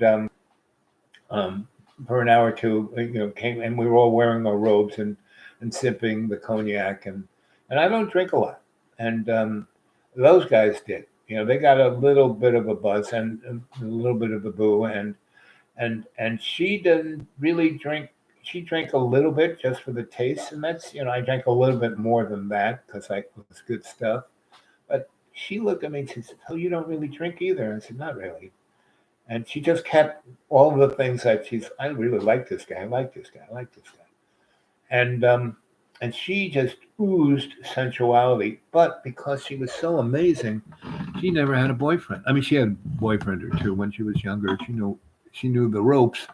But like as a blue door, she went there to look for friends, common folk, or her cadre, and no. So anyway,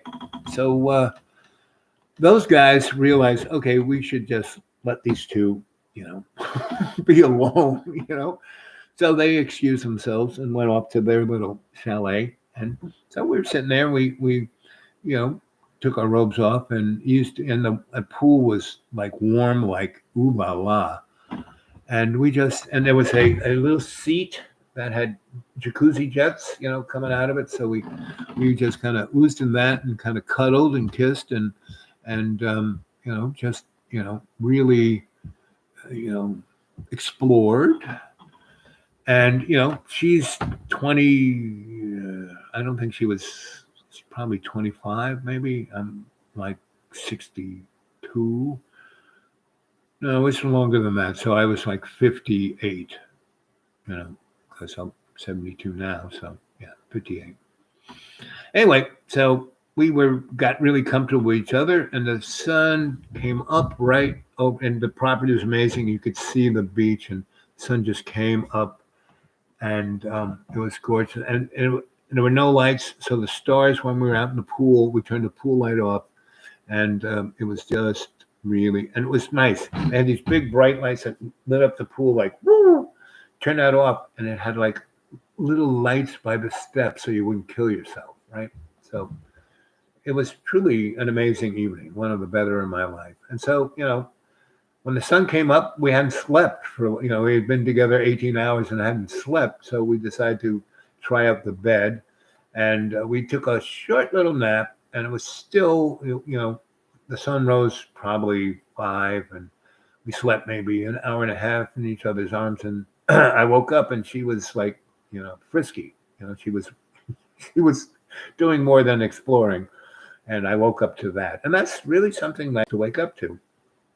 And so we were at it for, the staff came to check in on us at 11, and we were still at it. And the girl popped her head in, and she just kind of smiled and came back. She says, "Kids, I'm going to come back in about an hour with a nice brunch, okay?" Everyone is, the regular staff, that there are a lot of people, and they're going to be coming by with lawnmowers and leaf blowers, and you're not going to. I'm going to keep them from coming around here until noon. But so I'll be back in an hour. You guys might get untangled. And so anyway, and that's how I have romantic interludes, right? So I spent another 6 months down in Florida. It was late fall, early winter when I found her. My parents, I had to be there because they were not doing too good. I spent almost a year with my parents. And, the fact that I had her for that year was truly, truly amazing. So we had the most amazing, and her parents lived in Florida, a little further up, not quite Disneyland. And he had a ranch, right? And so she was a horseback rider, and so was I, right? And they needed to have a big horse for me. Right? So, but I could once, and they had a place where, I didn't have to get my, they brought the horse, and I could just get on the horse. I was up here, horse was here, so I didn't have to come from down here and the horse up here. So we rode all over the ranch, and that was another check. Oh, this guy can actually ride a horse, and that I could, she was amazed that I didn't get attacked by the cats. And then when I dealt with all her animals that she had known her life and that they liked me, I mean, I was getting just more like, this is the guy. And her father loved me, and her mother loved me, and her father and I talked about airplanes and everything. And it was another one of these matches made in heaven. So I spent a whole year with her, but she was way young, and she had a career. She was just blossoming, so she was in that place in Stewart. She went from being the lowest of the low to being the number one person. And then she went into TV, and she just looked great on the screen.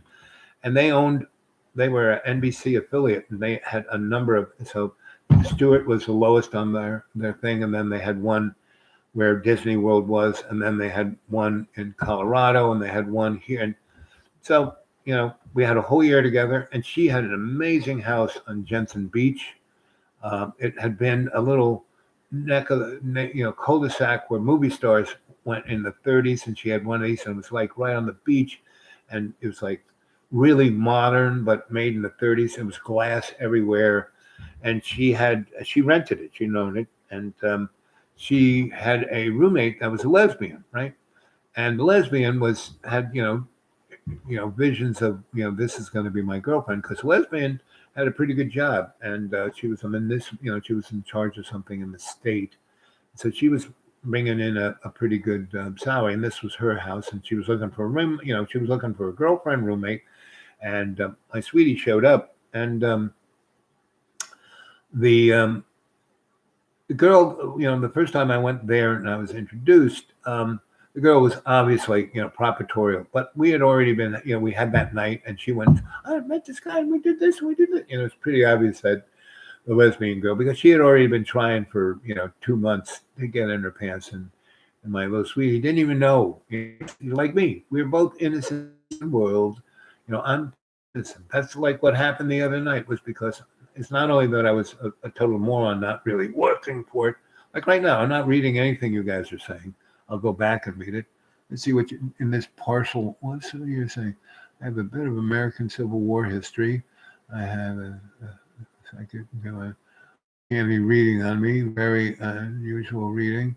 I think Gypsy blood. Yes, I hung out with a lot of gypsies. Gypsy blood from another life. Have you heard of Norwegian fiddle called? Yes, I can't pronounce it, but yes, yep. You were taught by the devil. Yes, I heard about that.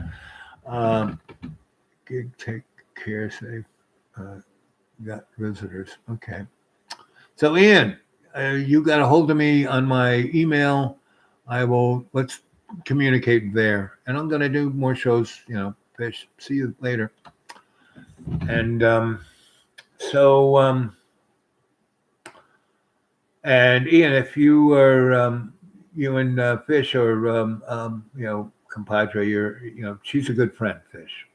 She's good eggs. And pretty much everyone on the Lynn, I'm here. Good night, Ben. So I'm still I haven't finished the story. So, and I haven't finished the other story about Stephanie Chub. But maybe I'll save that for another time and just finish this one. So, and this is the kind of relationships I have. Very committed, right off the bat, right? I'm not fooling around, right? I had this, a few months of trying it when I was the disco dude and said, this is worthless. So this girl is amazing, just off the chart, right? And we are just so, first 18 hours we are, and so I don't go to her house. She comes to mine.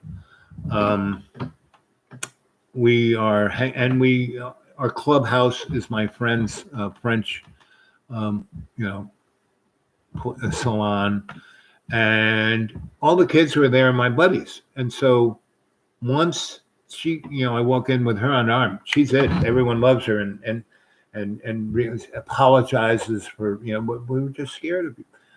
And once they realized that she's such a down home girl, that because her dad, Air Force Colonel, Irish boy, red hair, you name it, he grew up, he was a cowboy. He grew up in Texas. So he's total, hound, anyway. So he looks like, Freddie, he's got red hair and freckles, even at 60 something. And he was like my age, you know. Oh, I think he was like actually a little younger than me, So, or we were the same, maybe I was younger than mom. But anyway, she and I are just it. We are the talk of the town. We go from the super rich people to the bohemian set to the cowboy gang, right? So we got it all covered. And so that year that I'm watching my folks, go down the drain and just take care of them and ease them into the next world, because I'd taken 28 years to help them do it, right? So, and he's there, and they meet her, and they are just, they don't know what to make of it. And my dad can be a real jerk sometimes, and so he wasn't very nice to her, and so we never went. I never brought her back there. I introduced him once, and my mom was, she and my mom got along because they both played cards. Anybody who plays cards, anybody can play gin with my mom, and again, my sweetie, she was great at cards. She had this mathematical mind, like my mom did, and she realized that my mom had to win everything. So she give my mom a good run to the money, and so I would take my mom from the house in the last, before she died the first time, and she was just getting, she couldn't get around, but she would get dressed up, and I would take her out to lunch with my sweetie, right? And there were a couple places my mom liked, my dad didn't like, so we'd go there for lunch.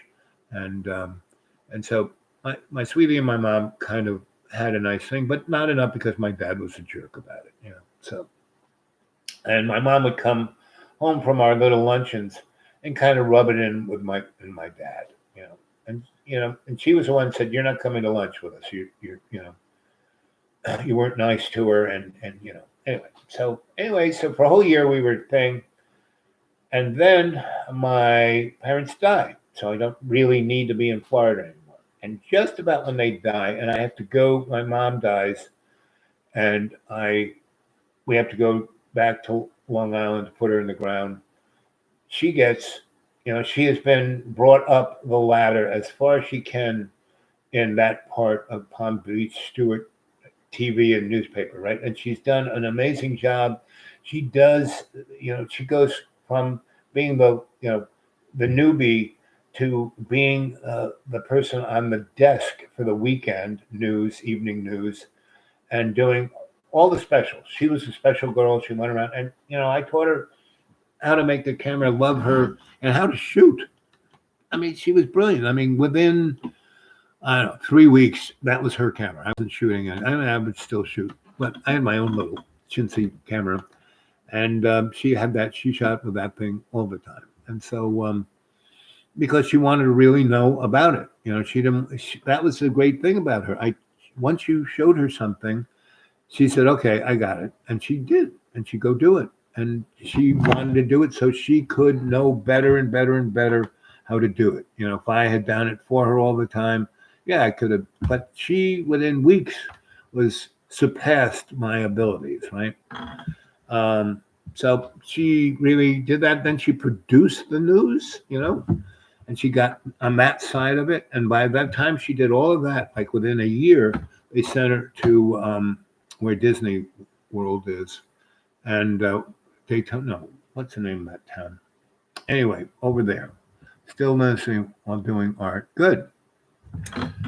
And so when my parents died, I went up there. She got the job. I came back to like get my parents first ship my dad out to my sister so he could die there, and so he could be nice to everybody. So when he died, everyone wouldn't just call him a scumbag.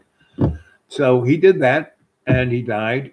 And then, but we were still, we were still together. She hadn't gone to Disney World yet. She was still tying up loose ends and training people to take. She did like 8 jobs at that.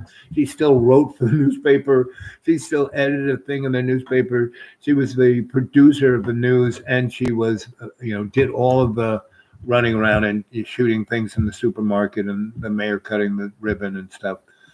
And that town had a lot of old world wealth and power. And that's one reason why she went to that. That was also, she had the state capitol as part of her thing because she met through that really rich lady. She met all the rich people. And I think that's one reason that shot her up the ladder. And so right when I left, my parents were dead. My sisters came down. We got fleeced from my parents' property. We should have gotten a few million for it. My sister sold everything for $40,000. So anyway, so I go back to Virginia and the Deep Green, and she's there in Disney World and the Florida Capitol, and she's there for 3 years. So when I would come down and she had no boyfriends, right? She was just so into her career, doing a zillion things and being the best at it, and moving up that ladder because she wanted to be on the NBC nightly news in New York, right? And so what happens is, but she when neither of us, when I said, you're 40 years younger than I am. You have needs, and you find some nice guys. Go for it. I'm still your booby. She called me booby. She also had a Iranian term for me, which I can't pronounce.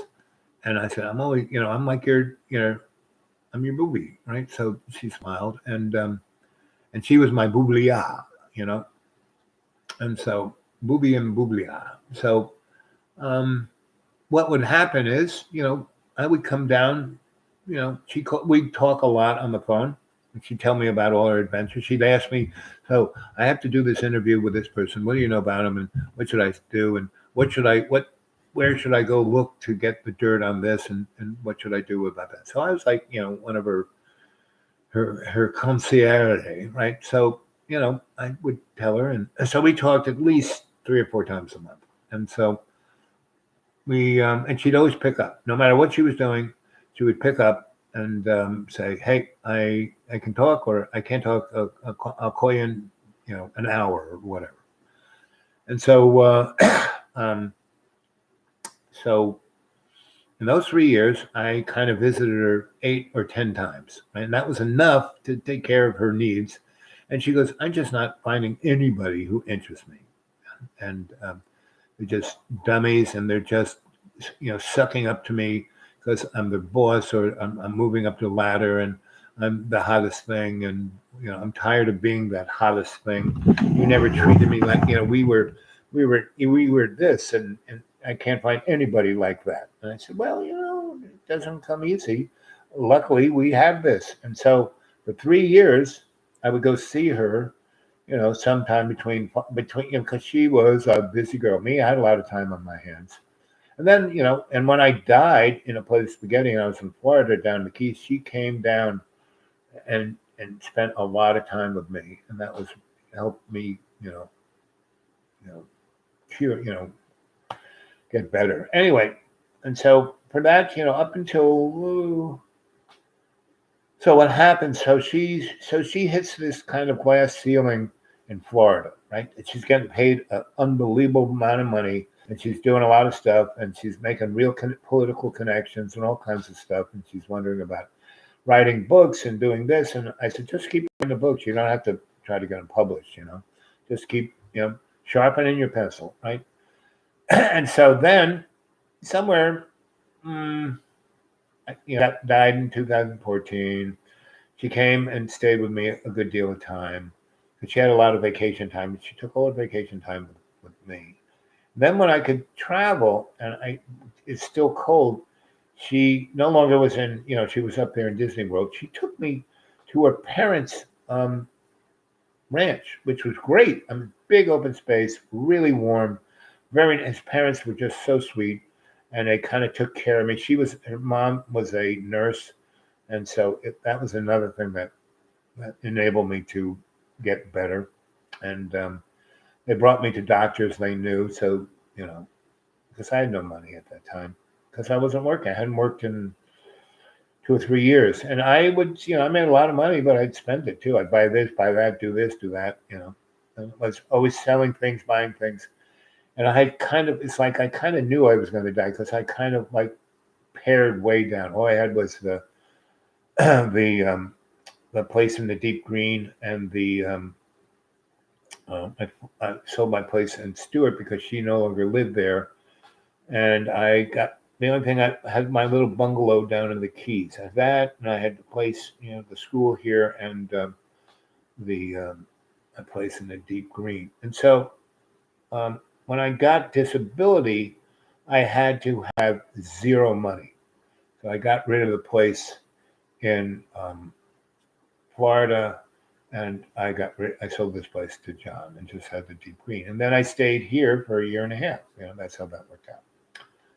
So that was 2015. And so in 2015, what happened? So she got to this.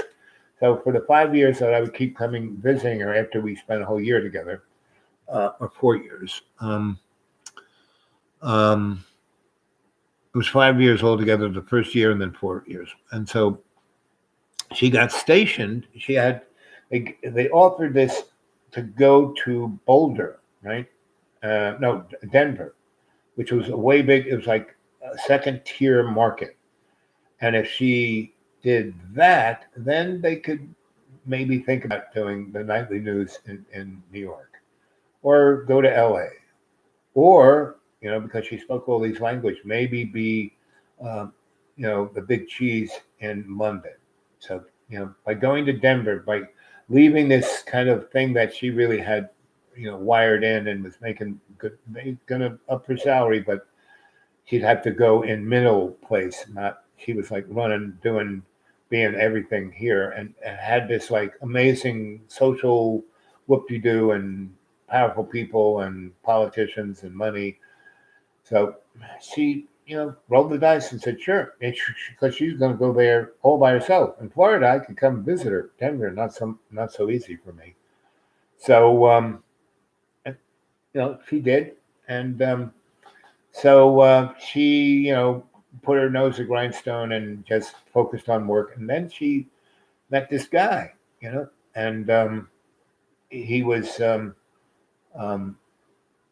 to be the weatherman, right? And she's now the producer of news, right? Not of the station, but of news. And she, did, she had the desk and she was the executive producer. And she's like only, 29 or 30, and still the Iranian princess. And so anyway, I met this guy, the new weatherman, and he's not a jerk, and he's really smart because he's a scientist. He was at NOAA, he's at NASA, and he flies planes. And my dad visited him, and he likes him, and that's like the seal of approval. And he's my age. I laughed, and she laughed, and she goes, I want to bring you to Denver because I want you to meet him. You can read him. My parents love him, but I still don't know. There's a little, question. I said, nah. I said, are you guys living together? And she goes, no, I haven't done that. But we're always together. He has this little shack, and I have a really, and that's the other thing. He works at the station, and I'm his boss, and it's like a little, I don't know what to do. And I said, well, I'll fly you to Denver. And I said, I said, actually, why don't you, your parents still live in Florida, don't they? And she goes, yeah. I said, so I am actually in Florida right now. Why don't you just You can get on an airplane like that, not me. It's like I'm like I was, when I met her, I was not, I was in much better shape. I was like going up to the place where I was going to go crash, right? So, and, in the year, in those 5 years, I gained 80 pounds. Didn't bother at all. She never said, she just, there's more of you. When anyone would look at her as this, Egyptian goddess with a frame of a 27-year-old, and here's this 68-year-old guy. No, I wasn't 68. I was 50. No, it was, well, 58 when I met her. I was probably 64 at that time. Anyway, so she, there was no. I mean, never even got in a way of us getting frisky, or it didn't impinge on our sex life, nothing. And that's how beautiful this woman was, and how much she loved me, and how much I loved her, and how much we were at this, just total grace of being with each other, right? So, and then she goes to Denver, meets them, and so by that time I was in my 60s. Definitely in my 60s, and maybe even 65. And man, when I had disability, I got $1,200. When I got Social Security, they dropped it to $720. And then they took $300 for Medicare. I mean, it's like, Jesus. So anyway, so she came to Florida, and we met at her parents' ranch. And that was an interesting, her boyfriend, who her parents love, and that's the boy they want her to marry. I'm there. They love me. And there she is. And it wasn't a single uneasy moment. No one was anxious. We had a great time. It just was quite amazing, right? And he and I hit it off. Like, we talked about airplanes. And so her dad, the guy, and me would like sit over there. And she loved her mother, and they were best of friends. So they would do something, and we would just be boys and just have a great old time. So just before they went back to Denver, she says, "So I'm going to take out a lunch to the over there in Jensen, and we'll have." So she goes, "So," I said, "What are you talking about? What? We just spent 3 days together. What was your experience?" "Well, it was the best of times. It was great. It was unbelievable. Everyone loved each other. We just went out to dinner. We danced. You just were so entertaining and fun, and telling stories. And my father told stories, and I told stories about you, and he told stories about NASA. My mother told stories about dead people, and there wasn't not a single uncomfortable moment about anything, right?" And I said, I am your Dutch uncle, and so. And actually, before I met him, she was going, "How do I explain you to him? I haven't really told him about you. And my parents have never mentioned you to him. So how do I explain it?" And I said, "Well, just call me your Dutch uncle.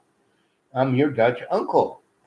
And that, I was your mentor into the video world, and I'm an artist. I'm a I'm Dr. Al Bob.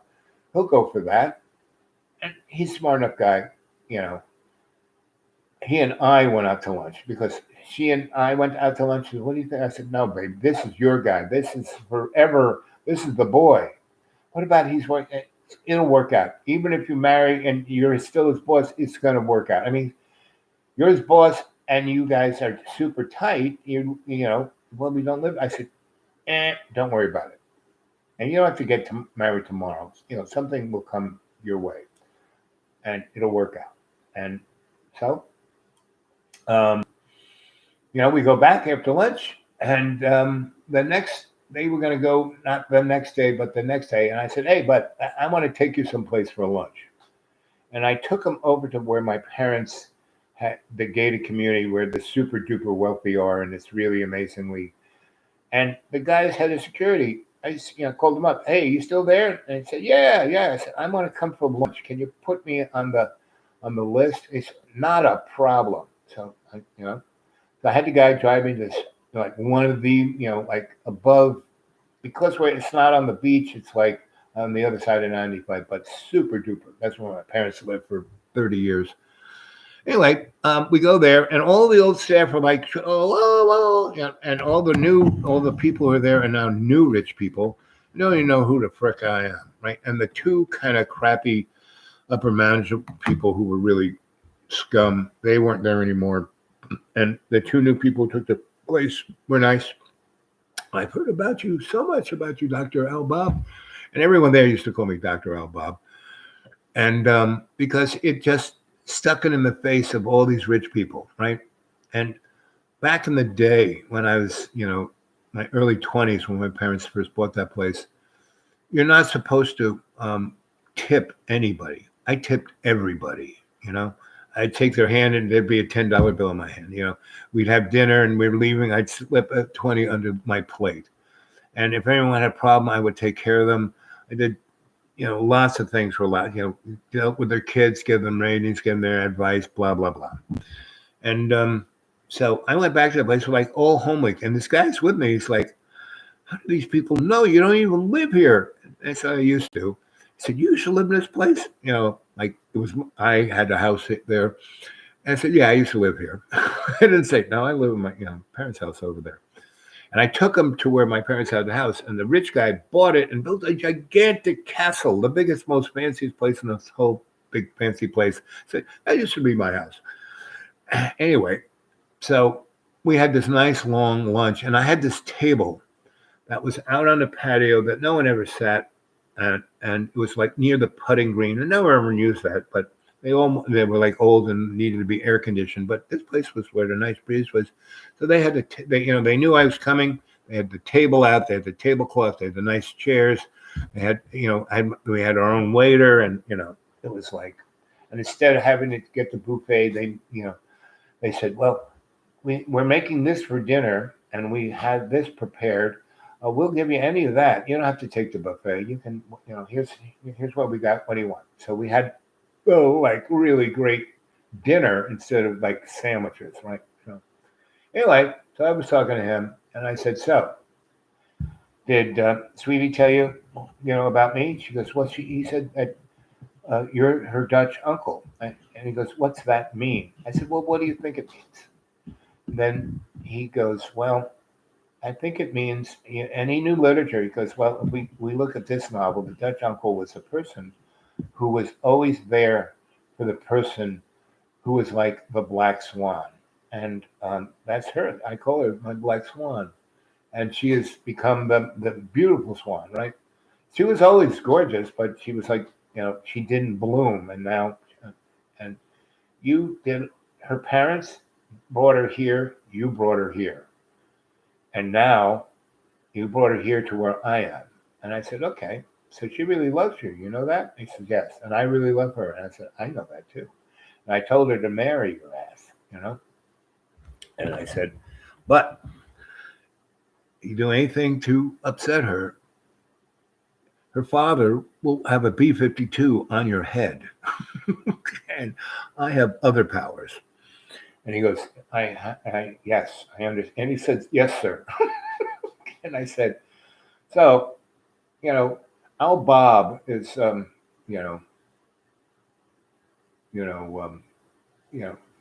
name our first kid after you. So Al Bob, it's hard to,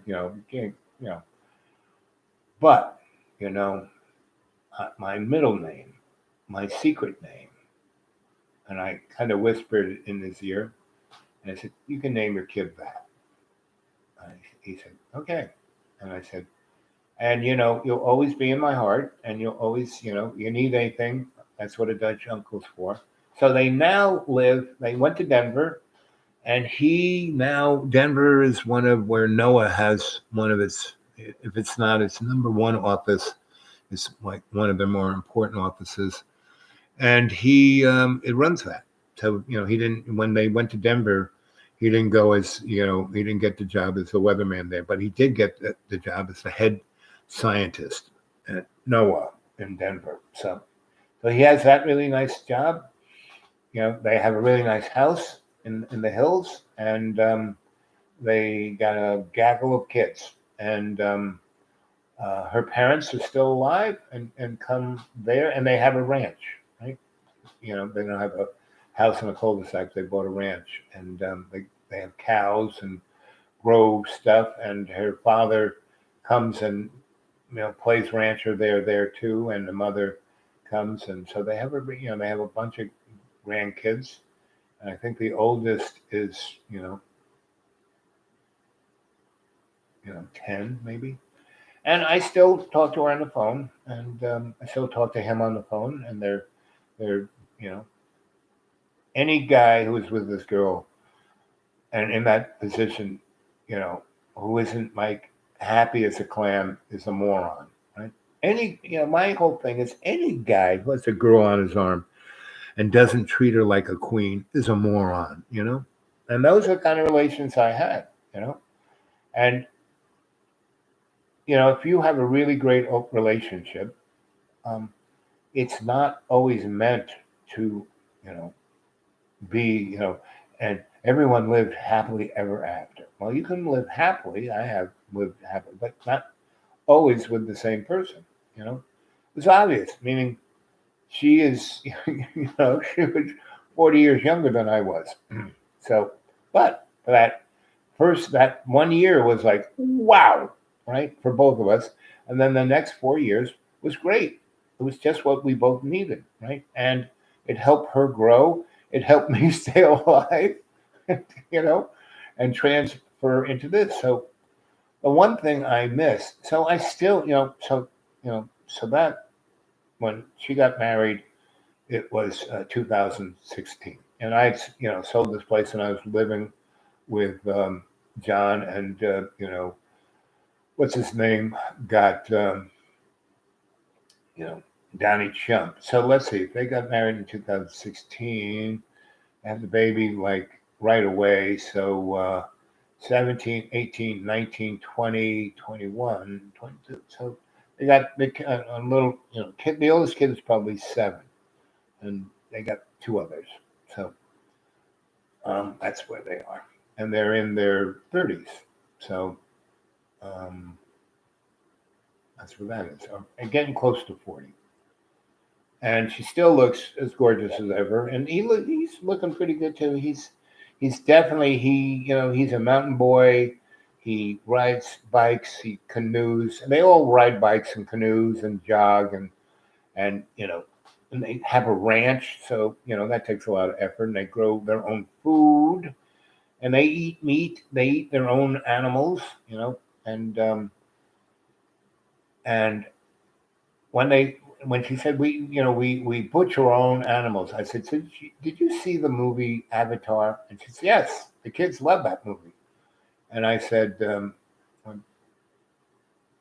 probably saw. I don't know if they saw it when it came. They didn't go to the movie, but she did. And anyway, so yes, I've seen that movie. I said, that scene where they have to kill that deer thing, and she goes up to it and rests its head and tells how much everyone respects the animal and that we're going to eat every part and use every sinew and then she sticks a knife straight in the heart so the animal dies immediately without suffering. I said, so is that how you do it? And she goes, yes, that's how we treat our animals with love and respect. And when we butcher them, we and dress them, we do that with love and respect. And that's the way you eat meat, So and they have lots of goats. That's part of her DNA. And she got into her culture. And her one of her cousins, a niece, who got out, and they're basically the same age, but she grew up in England. She was given to an English pilot or army guy because that whole family was in the Shah's military. So they all ended up at the end of the pole. And all the kids got out, but the parents and others didn't. So anyway, her she doesn't have. She was the only kid, so she had no brothers and sisters, but she had some cousins. So she got this cousin who's from England a job um, in Denver, I think, and they became like sisters. So that girl was 100% Persian food, Persian everything, you know. So she got back into her roots. So that's the story of her. And I don't use her names because she's, you know, out there in the world. And so both of them are. With Stephanie, oh, that's a whole nother story. And how many hours have we talked? Do I keep going? How many people are watching? 4 are still there, 340. I'll be short with Stephanie. So bottom line, what happens to Stephanie is she goes back, she stays in Europe.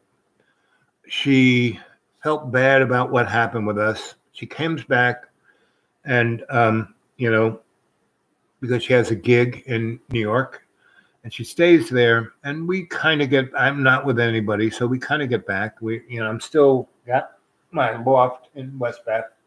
She comes back in like a year and a half. She's only supposed to be away like a month or two, and she comes back in a year and a half. And she comes back, and she's modeling and doing that, and we're kind of back together. But she just feels really nothing that I did, but she just, and she is. I haven't really, I'm busy. I'm doing stuff. I really haven't had a girlfriend, right? And so she's going to be in New York, and we're living together, and we always had this chemistry, so that was never a problem. But it was her dad. She goes, "It's my father," and everything was her dad's fault, right? So I say, "Okay, not a problem." And I said, "Listen, I'm going to go out of town for a while, and what I'm going to do is I'm going to sign this over to you." "What? But this is your place. You can live here for the rest of your life. Why you?" No. You love this loft. I like this loft. I always land on my feet, and you always end up. I mean, look at the apartment you have before you realized you were going. It's like you always live in these little hovels, and even though you're the super rich girl who got more money than God, you could rent and you kind of do it to punish yourself. But because this is your loft. I got it. I met you like 4 months after I got it, and this is your loft. And we had our 2 years here, and that's a really important thing. That's like especially there's a part of my heart that's you here, and and I'm gonna go away, and I don't like leaving this place. And this is again way before my parents and all of that. This is like still in the 70s with Stephanie. And so this is your place. So I go away, and she's there, and she goes, "You always can come. Even if I have children and married, you're my Dutch uncle." That's why I became a Dutch uncle. You're my Dutch uncle. And she told me Dutch uncle means like this man who's always there for this person, but they're physically, sexually connected. And no matter how, and he's usually older. Well, she was older than I was, but that's where I got the term Dutch uncle. So anyway, and there are many, if you go look it up, there are many definitions of Dutch uncle. So anyway, she gets it. I go off and, go to, Europe. And I think I went to Ireland, and that was probably the last time I saw the old crone. I spent some time with her. And then I came back a year later, and, I go to see, and I go to West Bath, and I see a lot of people, and basically I'm told Stephanie had moved back to Europe, and that she has sold the loft. I said, "Sold the loft? How can you? We're not supposed to sell these things. What happened?" And she goes, they said, "Well, somebody really wanted." So she did what you did. She signed it over to him and then got money on the side, And half the people, when I went back there, so this is like 7 years, no, not that much, maybe 5 years after I got in there. And half the people who were on that list weren't there anymore. And well, I literally, signed it over to her. And the other folks did what Stephanie, and that's why she did it, right? So she was back in Europe. So didn't see her, right? So that's when I got my, lived with Richie in the attic of the Ear Inn for, a few months. And then that was cool and that was great. And that's a whole nother story, the Ear Inn. And I told it just a couple of days ago, so go watch that one. And I went away to Jamaica, and because I had, in earlier 70s, I went with my friend Charlie. His cousin had bought a place in Negril. And Negril there's only 2 beaches in Negril. Ocho Rios, where all the rich English people are, and Negril, where all the natives are. Only 2, because the rest of the island is like a volcanic island. It's just one big rock. Those only 2 beaches. And so Negril is way over on the side that nobody's over there, right? And there's no roads over there, no electricity over there, no nothing over there except a bunch of Jamaican folk, with cows and farms and reggae music and rastas, and this big beach that Mrs. Brown owns. And all the adventurous white tourists come there and go to Negril, right? And she has these little bungalows on the beach. And there were a number of people who came and stayed in a bungalow and would buy a beautiful piece of property. And all these guys can do amazing things with cinder block and concrete and thatched roofs and make anything out of wood. No electricity, no running water, right? And so white people can't deal with that. So the white people buy this property, the real estate, electricity is coming soon. So they build a beautiful, amazing place with a swimming pool, and then no electricity, no water. Years go by, they get sick of it. They sell it off. So my friend Charlie, his cousin buys this really beautiful house in Negril, right on the beach. I mean, not on Mrs. Brown's beach, but like just a few steps to it, right? But still on a rocky, and it's beautiful. The water smashes, and it's got a big pool, and it's an open concrete thing, and glass everywhere, and big. The ground floor is just gigantic, and it goes out to all around the pool. The square footage of that whole footprint is maybe 12,000 square feet. I mean, it's just freaking amazing. And yet, no electricity, no water, no toilet. And they got toilets, and they got a pipe that goes here, but no septic, no nothing, no water, no nothing. So the guy gets sick and just buys it, right? So Mrs. Brown has got a pretty active thing. She got a tiki house. She's got about 20 little, and the beach is like miles long. She owns the whole thing. And she's like the money person, everyone's related to Mrs. Brown or works for Mrs. Brown. So I show up, and there is no place really. It's just concrete, So I said, Charlie goes up there and meet the guy, and, where are we going to sleep? On the concrete. I said, I don't think so. So I walk back to the tiki bar, and, Mrs. Brown watches me come from this place, with the binoculars. She watches me come there, and I walk into the place, and I look around, and there's Miss Brown. Obviously, she's the boss. I say, hey, boss, how you doing?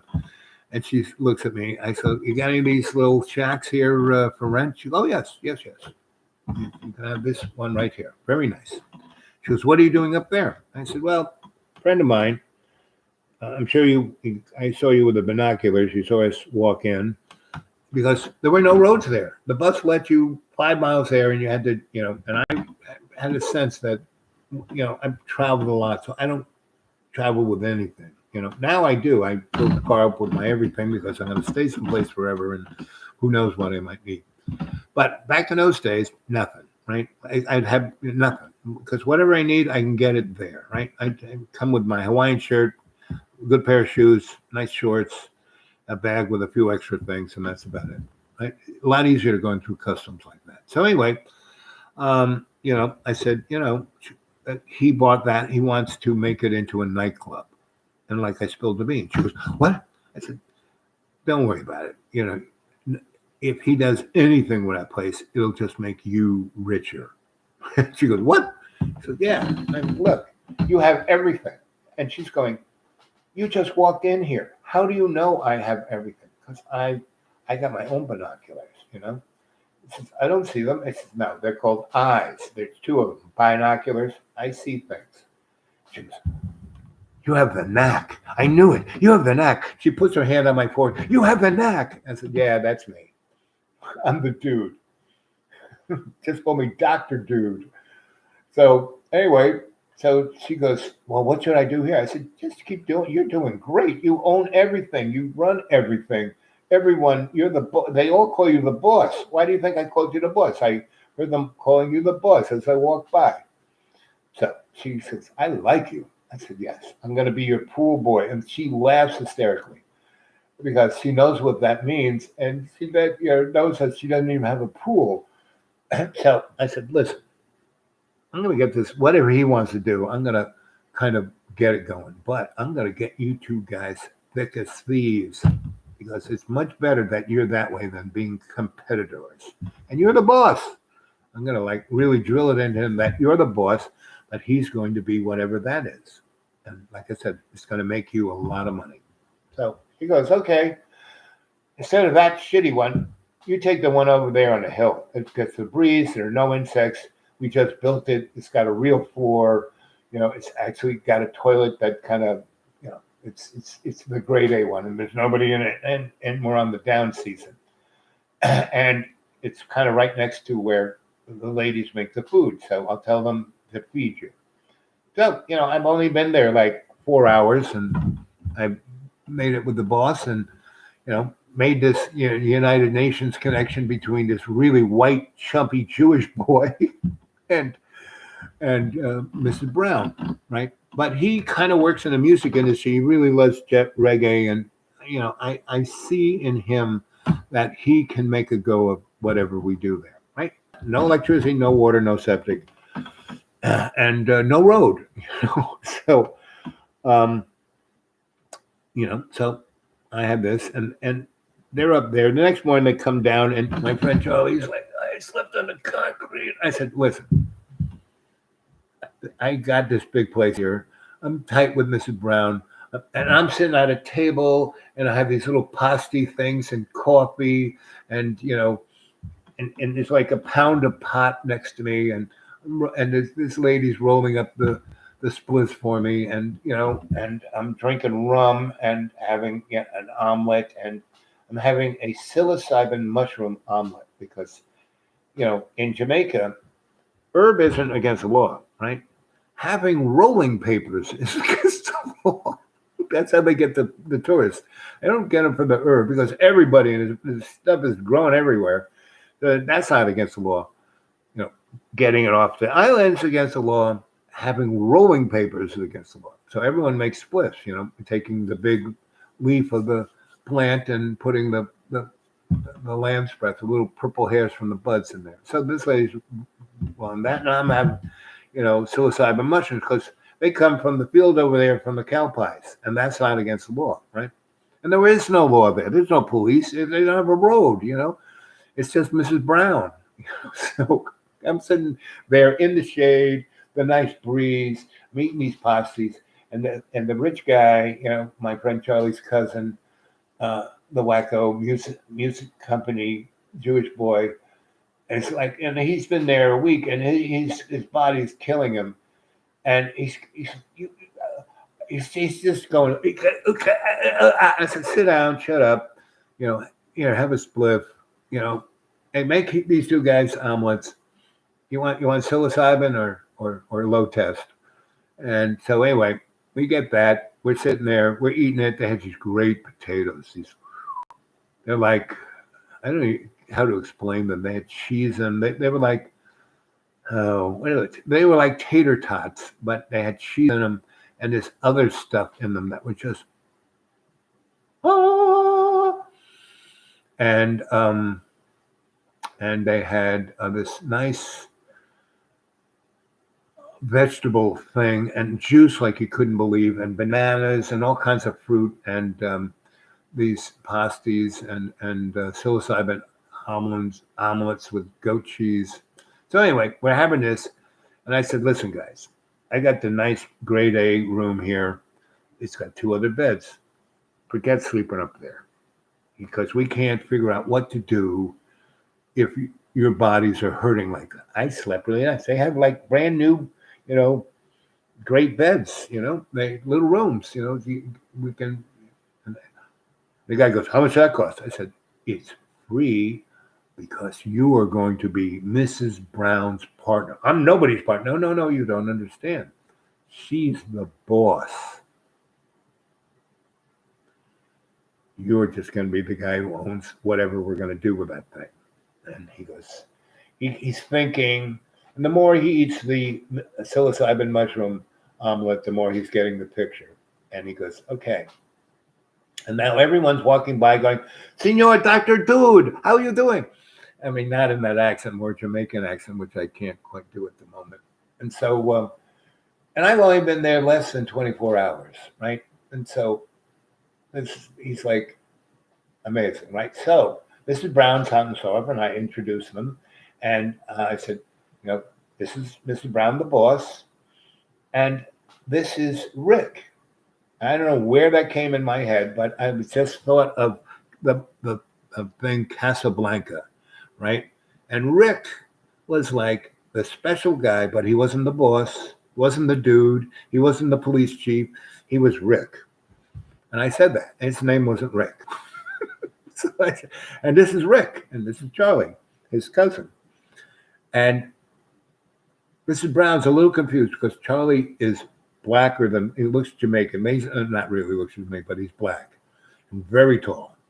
And, Rick is as white as Snowflake and a curly-haired Jewish boy.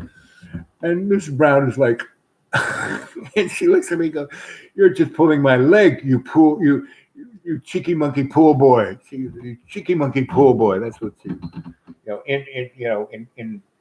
in close quarters, that's what she called me, cheeky monkey pool boy. But when she was introducing, this is Dr. Dude, So anyway, and that's where the idea of Rick's. If you go, let's go to Google. Let's see what Google says.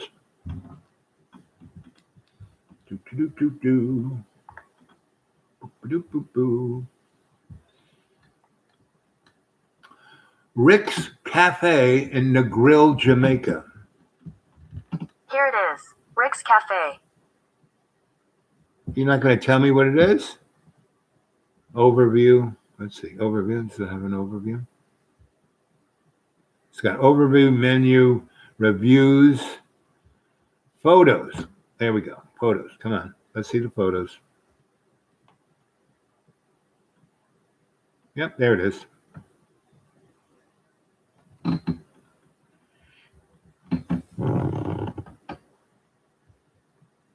So as you can see, it's up in the rocks, right? Up in the rocks. Yeah. Well, you go to it. Ricksville, there it is. So see that little wall there?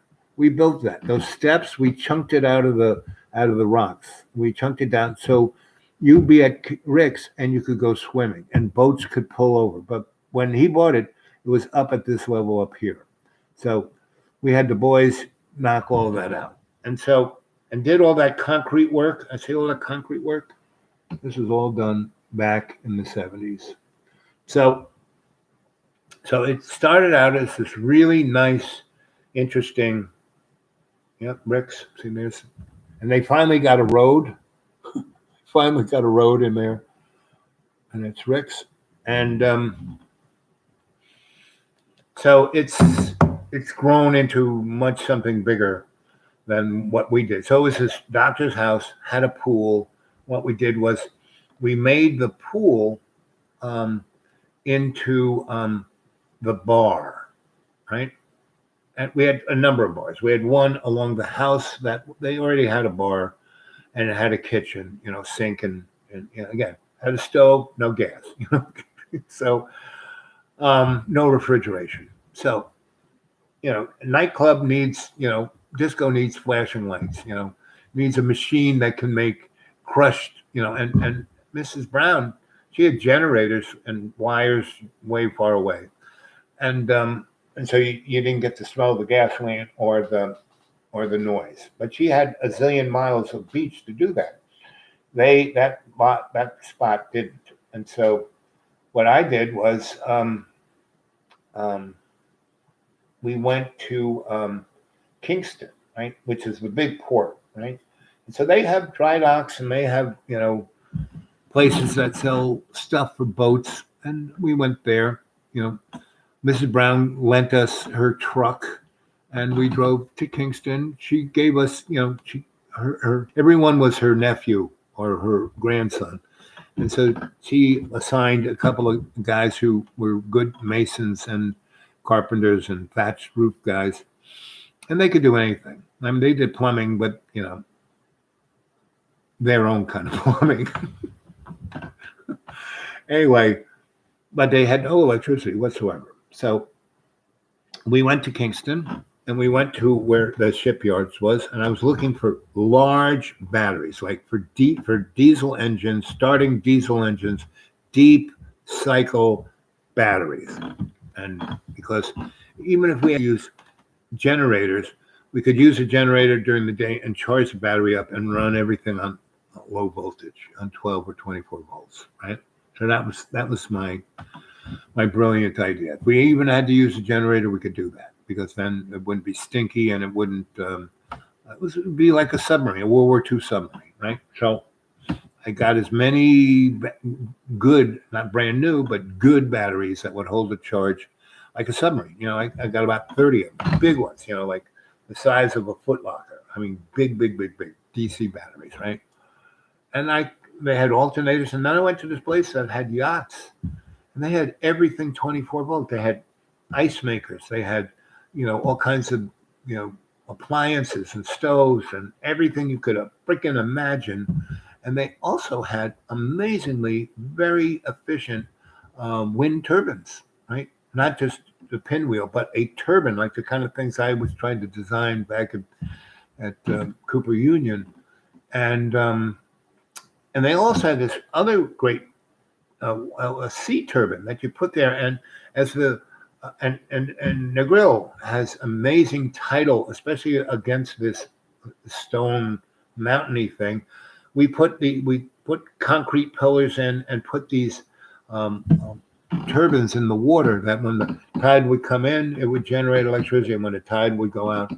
And we had 5 or 6 of these things out there, and 2 of them were AC, 110, and actually they were 220, and so we had 110, 220. We had a billion, not a billion, but a shitload of DC power. And so we lit the place up. We had, ice makers. We had, blenders to make drinks. We actually had a margarita machine that, ran on 110.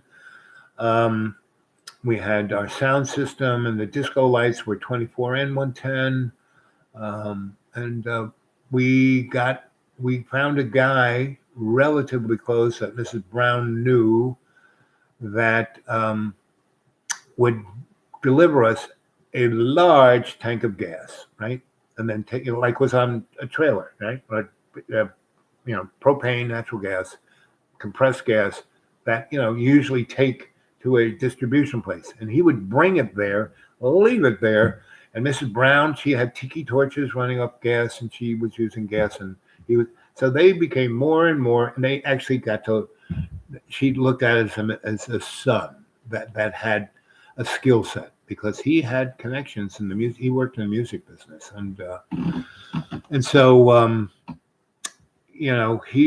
there were all this great talent of reggae music in the Negril and up in what is known as Red Ground, and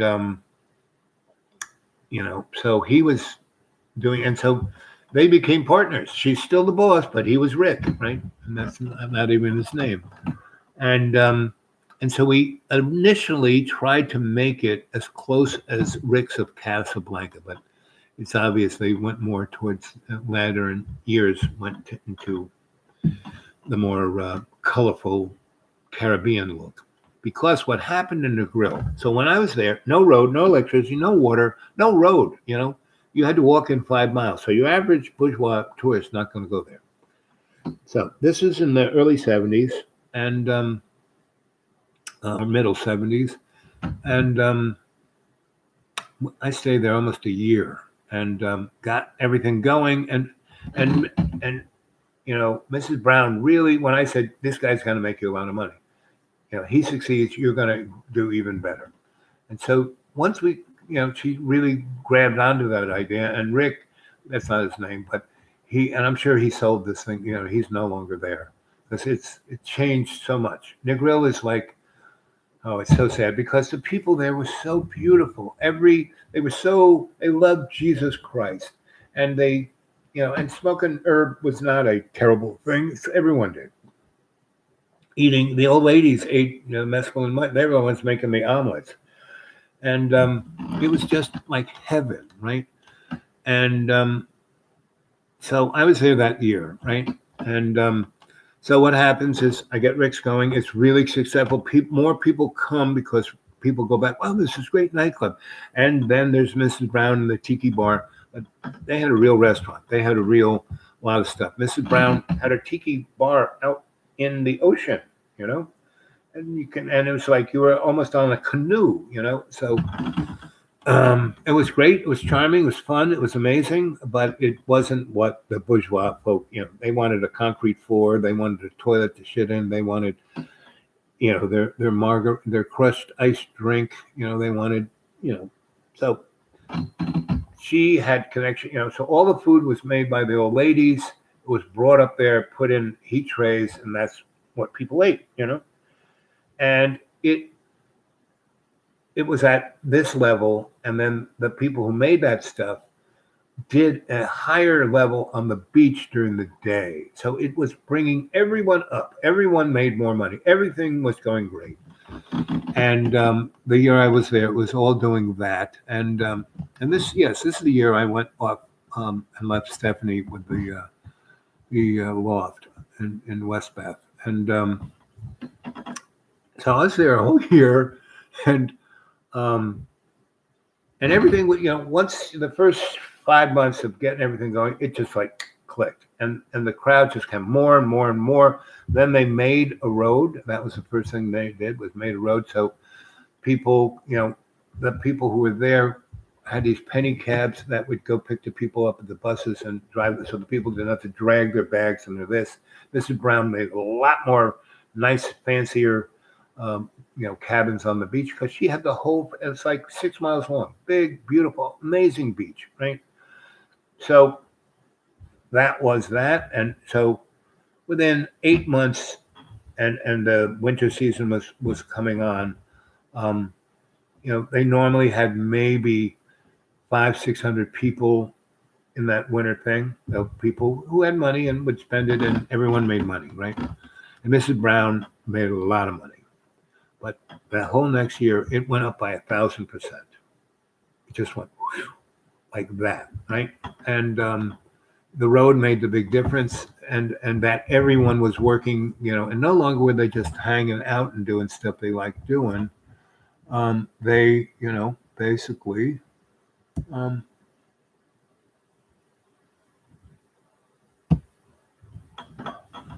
were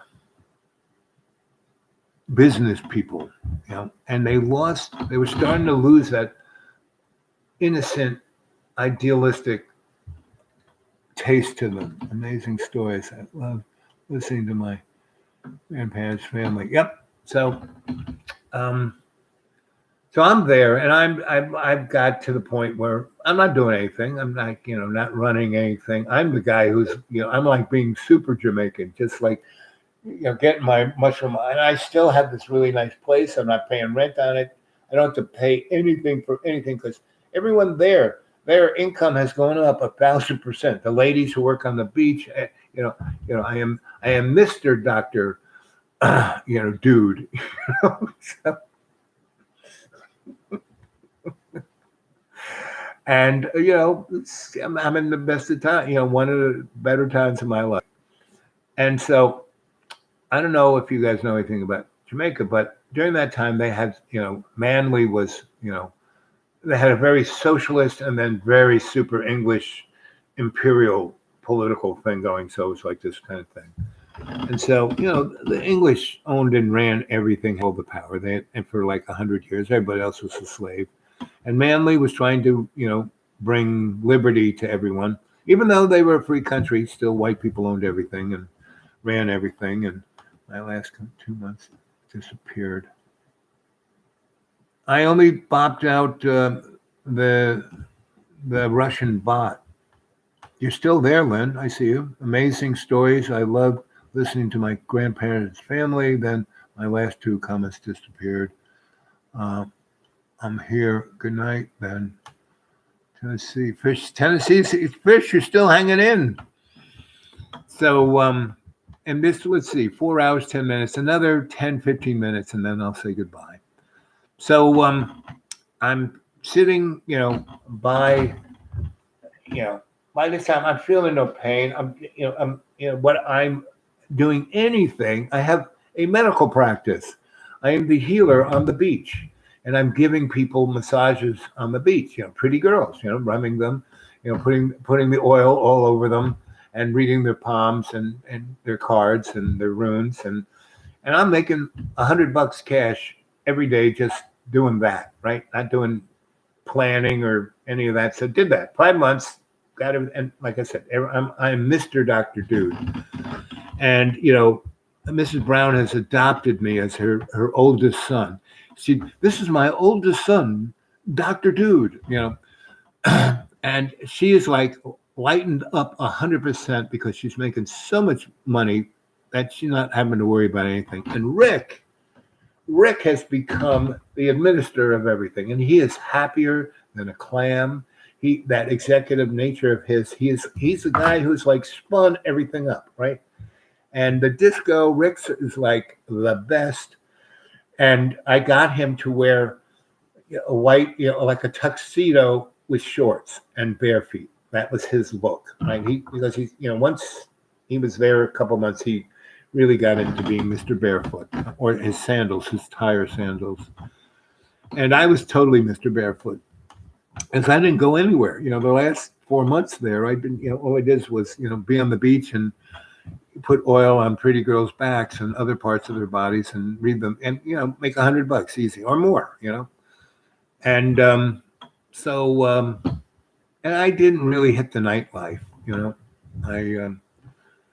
because I was just so laid back. And if I went to the tiki hut or to Rick's, I would have to like put on the show, read things, do this, do that. No. I was the Rick behind the Rick, pretending to be Sam at the piano, right? I'd have my table and I'd do readings. And so I'd have piano at the table with my cards and stuff. Anyway, but so the last 4 months, I was the most relaxed I think any human has ever been in their frigging life. And there was no problems. There was no arguments, no bickering, no nothing. Everyone was just, but I could tell that innocent lovingness was, everyone was getting to business, right?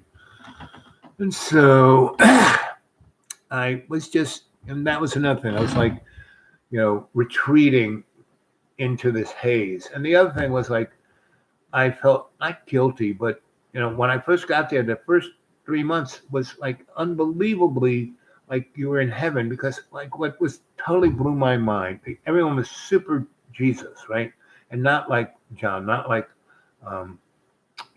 being transactional. Oh, well, if I pray this much, I'll go to heaven. Oh, if I talk enough about the Bible and God and Jesus, I'll go to heaven. No, they lived it. And it was coming out of their eyes. They were Jesus. Once the money was rolling in, and it came like that, like a lightning bolt. They were still great and sweet and nice and everything, but that the light was dimming because the dollar signs were showing, right? So, and I was kind of instrumental, but I wasn't. The person who really did it was Rick, because he had this business mind, and he had these contacts back in America. He was like telling all the Rolling Stones came there to cut a record, and because they had a road to bring the equipment. Anyway, so he was doing stuff like that, and not quite when I was there, but it was heading that direction big time. So like I said, within the first 4 months, everyone's income went up 1,000%, and there was no barrier for that to keep going. Mrs. Brown, when we showed up, she did everything, and she definitely had barriers. Like, she was looking at us with binoculars, like, uh-oh. But it was the uh-oh, because it was like I was sneaking in backwards, And if, Rick, Charlie and his cousin came in by themselves, none of this would happen, because Mrs. Brown and Rick wouldn't have ever, become, he was the other son, right? There's, Dr. Dude, and who's my oldest son, and then there's Rick, who's my he's the good son that always makes me lots of money. But this guy had all the it wasn't for him. This nothing big happened. So that was everyone's understanding, right? Mrs. Brown was the boss. Rick had the connects and was like, wee, and I had the vision of what it could be, right? But there was no way I could stop it. So that's why I spent 4 months totally whacked out on lamb's breath and psilocybin mushroom omelets and pretty girls' oiled bodies. And even that, I mean, I wasn't like lecherous or having sex with everything. No, I was just being, you're making me feel, oh, you make me feel so good. Oh, and, made $100 or more, if I did it to some sweet thing that, I mean, I had $100 tips, I had $500 days, it depended on what kind of bourgeois person was there, right? Anyway, I mean, I'd still be there making who knows how much. But there's another one of those places. So I was there. I was a picture. I had a house. She said I could live there till the day I died, because I was like her rabbit's foot. And Rick, same thing, So then other people came and bought other chunks that went right on the beach, that were a little higher up on the hill. And because people, I mean, I remember the first time I walked up to rent ground, because this kid, one of Mrs. Brown's kids, I got the house, I'm there, the lady's rolling the splits for me, and her son would go up and pick the plants, because the orchard of their fruit, their ganja, everything was up there, and they owned this big farm. It didn't look like a farm, it looked like a forest, but so he said, you want to meet some Rasta? And I said, how do they say that? I said, hi. And he goes, yes, that's those guys. Oh, boy, you even know that. You are Dr. Dude. Anyway, so he takes me up there. He's about 10, and we go up there. And it's a big, pretty high top of the mountain. And these guys were serious Rasta. I mean, real Rasta, not make-believe Rasta, not gangster Rasta, the real deal Rasta. And they had God coming out of their eyeballs. They were that stoned. And they had these, I would have these splits that look like cigars. They had these things that look like this, because they would take newspaper, right? Wet newspaper, put it out, then put, cannabis leaves there, and then put a better grade cannabis leaves, and then female bud, and then they put a line of these little purple hairs. So you would, pull the purple hairs off the buds and put them in the center, and then roll this thing, and you'd have a blunt. They call them blunts, this big, not split, but blunts. And so they rolled and gave it to me, and I lit it up, and it just keeps going. And it's moist on the outside, so it's like having a hookah. You're drawing it, and you don't cough, right? And they put flavors in there. It's like, and the first Jake, and because it wasn't harsh, and they said breathe all the way out and take it in, and they lit it up and got it like on fire at that end, and then blew it out, and just that embery thing just went all the way in me. And boy, I don't think I've ever been that toasted, right? And then they gave me another one, and not only that, but they had like the dried psilocybin mushrooms along with the lamb's breath, and that put me on another. So that put me in the location where they were, and that I could get there and not be like stupid white boy stoned. Like, I want to get stoned more. Oh wow, I want to get. I was like, just man. Ooh, yeah. And then they played music, and I was like, oh. And then I got up and danced, and they were like, ah. So that first time I went up there, I was, it was interesting because we were going up through all looked like a jungle. I saw this banana. I said, oh. And I saw a mango, and I took the banana and the mango, and then some guy jumped out of the forest and, hey, that's my mango. This is my farm. And I was like, oh, I'm sorry. And then he saw I was with his kids. Oh, you're with him. Oh, have it. Yeah. Are you Mrs. Brown's new boy? And I said, I think I am. Because it was already a month, and we were already in the process. And yes, good to meet you. I'm glad to meet you. They call you the doctor. Anyway, so that was my first walking up there. Lynn, still here. Good. So anyway, and you know why reggae music has that do sound, that 1 2 2 2 1 sound, is because those guys had guitars. They made them, out of coffee cans and stuff. But then, because of Sears and the post office, they could buy an electric guitar, right? Like Jimi Hendrix had, right? And so they got them, but they had no electricity. So they had to get a 2-stroke little generator. And so out there in the woods, you'd hear these generators going on and rock and roll music. And because the 2-stroke engine was cycling, it was causing the electric current to do that and put it into the amplifier. So that is where that reggae beat came from. People doing electric music to traditional music, needing a generator. A little bit of history for you. And so Jimmy Cliff came, knew Mrs. Brown, related, and so he would play there. And the movie The Heart of the Chem had just made him famous. And so there I am. The last 4 months, I'm just totally chilling. I mean, chilling to the point of illin. And but I'm seeing, because I have the sight of seeing what's coming down the road, right? And I'm seeing, oh wow, yes, these people are all doing better. Yes, the kids probably will end up going to school, and maybe their kids will go to college. And yes, but that beauty, because every Sunday and Wednesday they would have, religious fervor on the beach, and everyone would wear, and all the little girls would have these pinafore white dresses and just would be singing like angels. And, by the time I was chilling ill, and they weren't doing that anymore because there were too many people on the beach to do that, and they were making too much money. And I felt, and when someone said, do you regret anything? I don't regret doing that. I don't regret experiencing that. I don't regret anything I did there.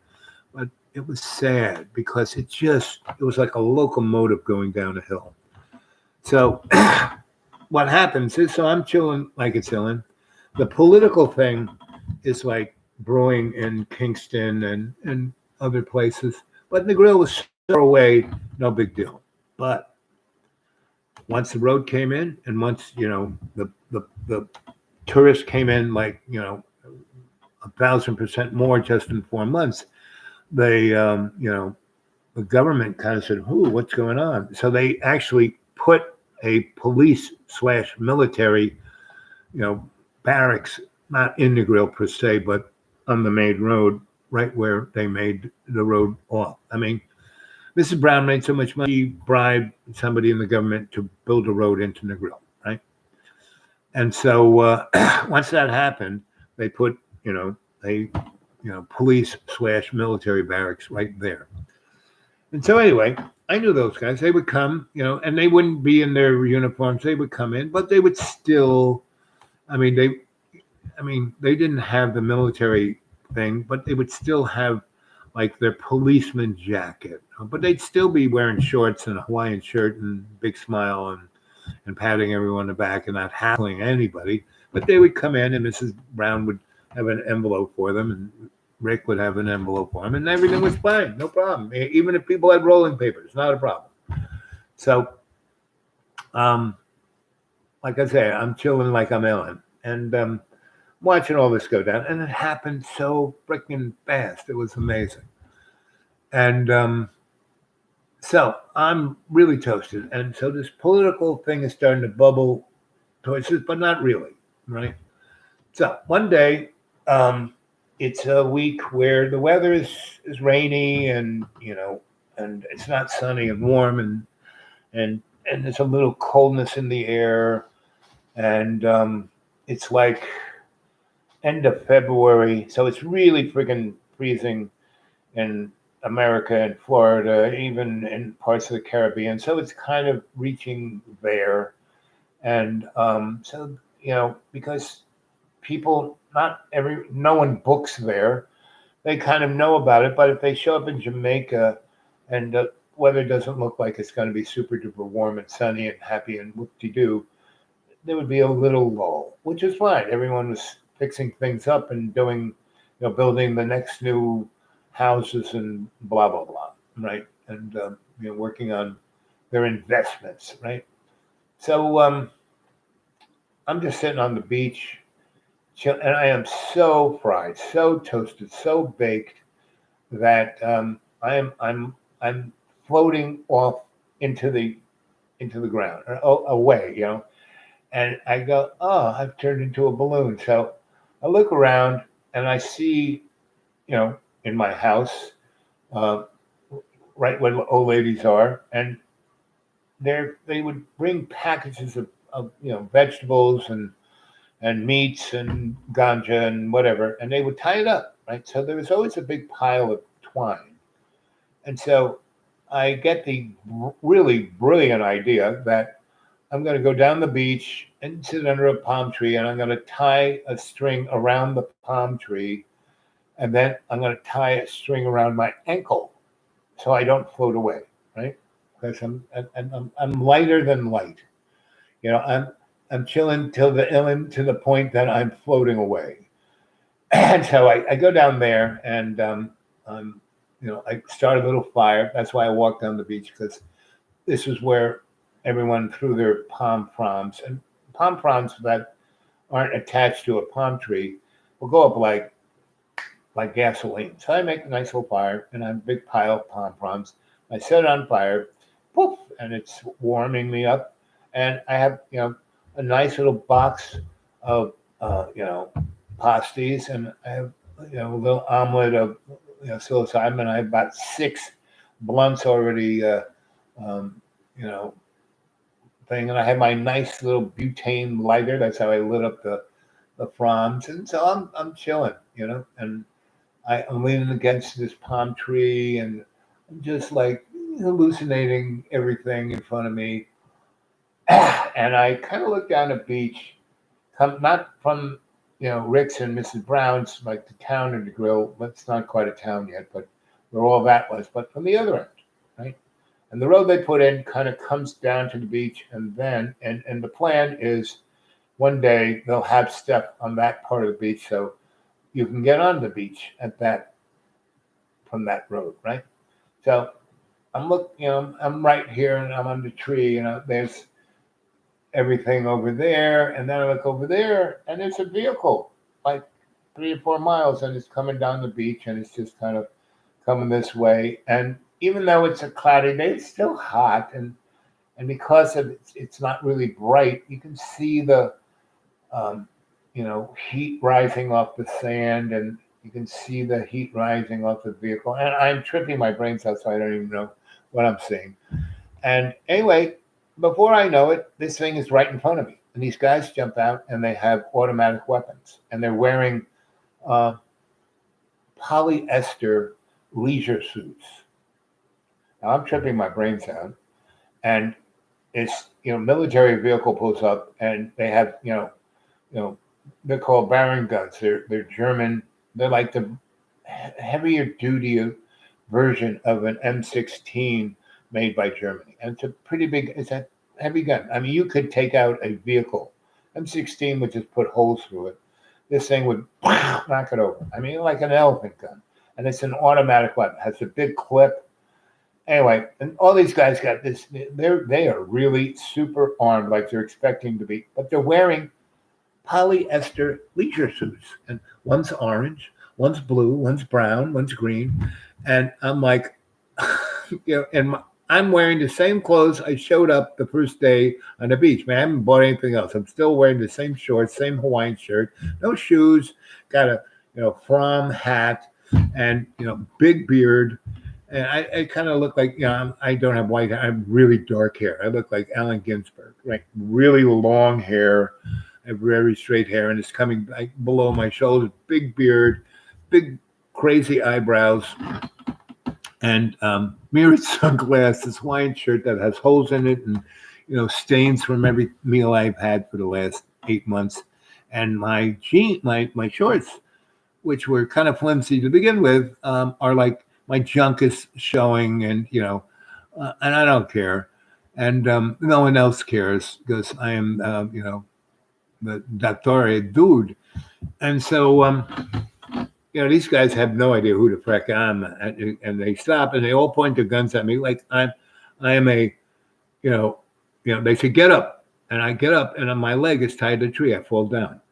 Get up, I get up, pull down, get up, pull, and then they realize that I have tied my leg to the tree, and they start to giggle. I mean, giggle, not giggle. But they stop pointing. Obviously, there's no gun in sight. You can see all of me. I'm not wearing hardly any clothes, and so they go, papers, and I go, huh? Papers? I have no papers. I've lost them already. I have nothing, right?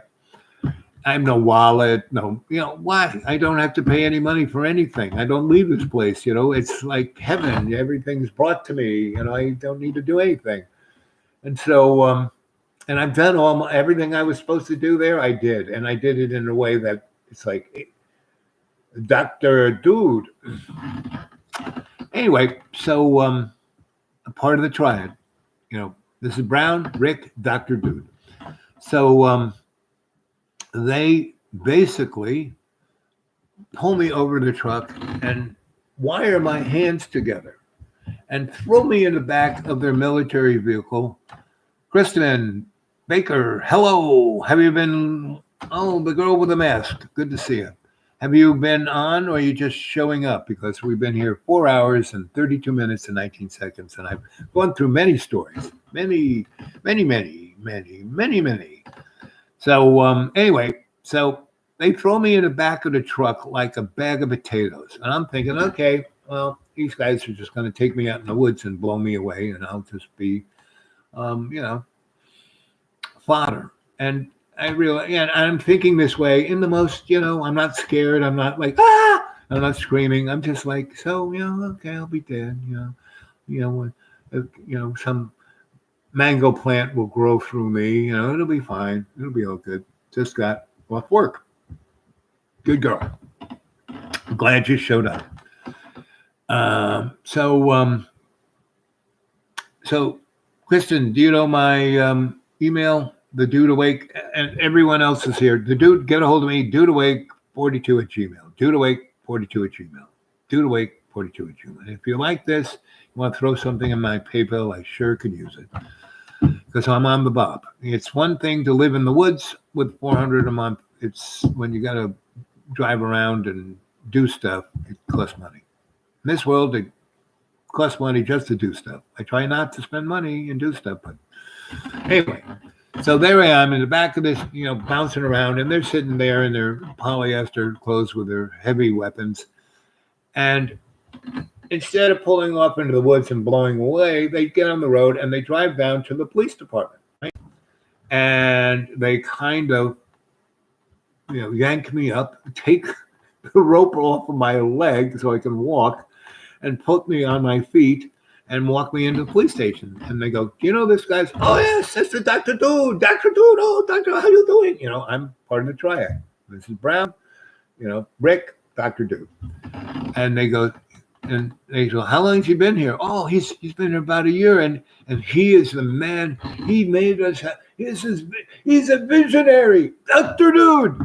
So they go, but he has, and these guys are serious military people, right? So they're not impressed like the policemen.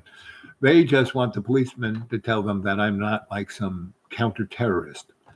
So the one guy who's obviously in charge, but really he didn't giggle when I kept falling down. He looked at me seriously. He was obviously the man in charge. He said, well, sir, you have no papers, no nothing. This guy signed for you. You're an American. Obviously, you belong in America. That's where you're going back, you know. And we're here because of everything you do. So we thank you for doing that, but it's time to go. And that's the thing, right? So I get into another vehicle that's not a military vehicle. It's more like a car, but it's more like, it's like a Land Rover, Land Rover, yes. They didn't have Range Rovers yet. So we got in that, and I'm basically still sitting in the back there. So there's the head guy and his sergeant or whatever he was, and they take off, and they're talking. They got the radio going, and I just kind of fall asleep in the back seat there, right? So I wake up, and this guy's kind of, jostling me, and he's got a pair of shoes that he's got like tire, not like American shoes, but my feet are still showing, sandals, but made out of tires. That's what everyone has there. So anyway, so I put those on because I'm going to be walking, on the tarmac, on the this, on the that, not on the sand. And so, he gets me up, and my hands are still like, wired together. And this other guy comes out and he has this big yellow tag, like a tag, like a tag that, a little tag that would be on something. It's this big, right? And he has written in magic marker that you smell so much you want to like fall over. He writes deported, but he writes deport ed, deport ed, right? Like, and puts it around my neck. And that's the closest thing to a severely important governmental ID they had, right? So, and that's in front of the building in the airport. And then they drive me onto the tarmac, take me over to an airplane, and they don't have the tunnel coming from the thing. The airport is like on the ground and more like a shack. And this is in Kingston, it's not even, it's not like out in the boondocks, but it's a big airport, and different airlines have different shacks, and some have them air conditioned, but the one I'm going on, it's Air Jamaica, and it's a very nice shack, and it's very, professional. And the people they have gates, but they're not tunnels into the airplane. There's a gate, and you walk out onto the tarmac and go up the stairs, right? So they drive me up there, and everyone has gotten. There's no, there's not people going up the stairs. They're like waiting for me to go up the stairs, but I'm still wearing a Hawaiian shirt. My junk is still hanging out, and I got these tires on my feet, and I have this like gigantic hat made out of palm fronds, and I got these mirrored sunglasses, and I'm still tripping and I still have like 2 spliffs in my pocket. They didn't like even search me, and I still have my little propane lighter in my pocket, right?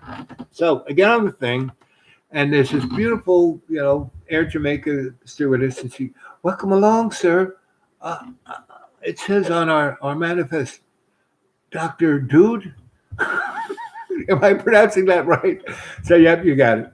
And she goes, well, you're in first class. And she walks me up, and they got these gigantic seats. And, they go back and your feet go up. And there's this lady, right, a fat lady next to me, about 60 years old. And she's got a mink coat on, and she's got pearls. And she's like, ugh, and she's like kind of red on her head. She didn't get a tan. She just burned the top of her head. And she's really annoyed and just, this is terrible, terrible service, terrible, these people, terrible. And she starts being not very nice, using um, racial slurs. And, we haven't even gotten off the ground, right? And so right away, they totally ignore her. And I'm in the aisle seat. And there is, and it's in the front. And so there's no chair in front of us, and there's like a wall. So this is the most space. Like I said, I'm in a chair that kind of goes back. And the lady's over there. She's not even in this groovy chair, right? I got the grooviest chair in first class. And all of these stewardesses come over to me and give me all their attention. Do you want a cocktail? You want some champagne? You want an hors d'oeuvre? You want this?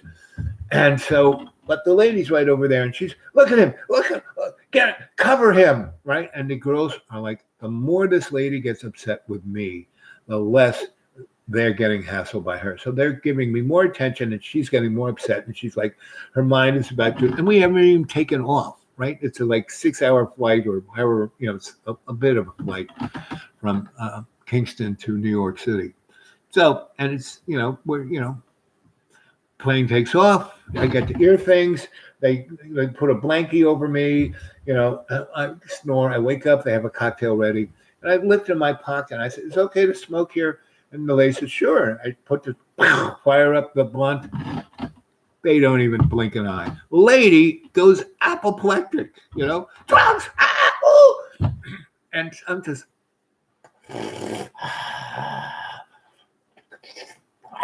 And they served dinner, and they said, "Well, what would you like, lobster or steak?"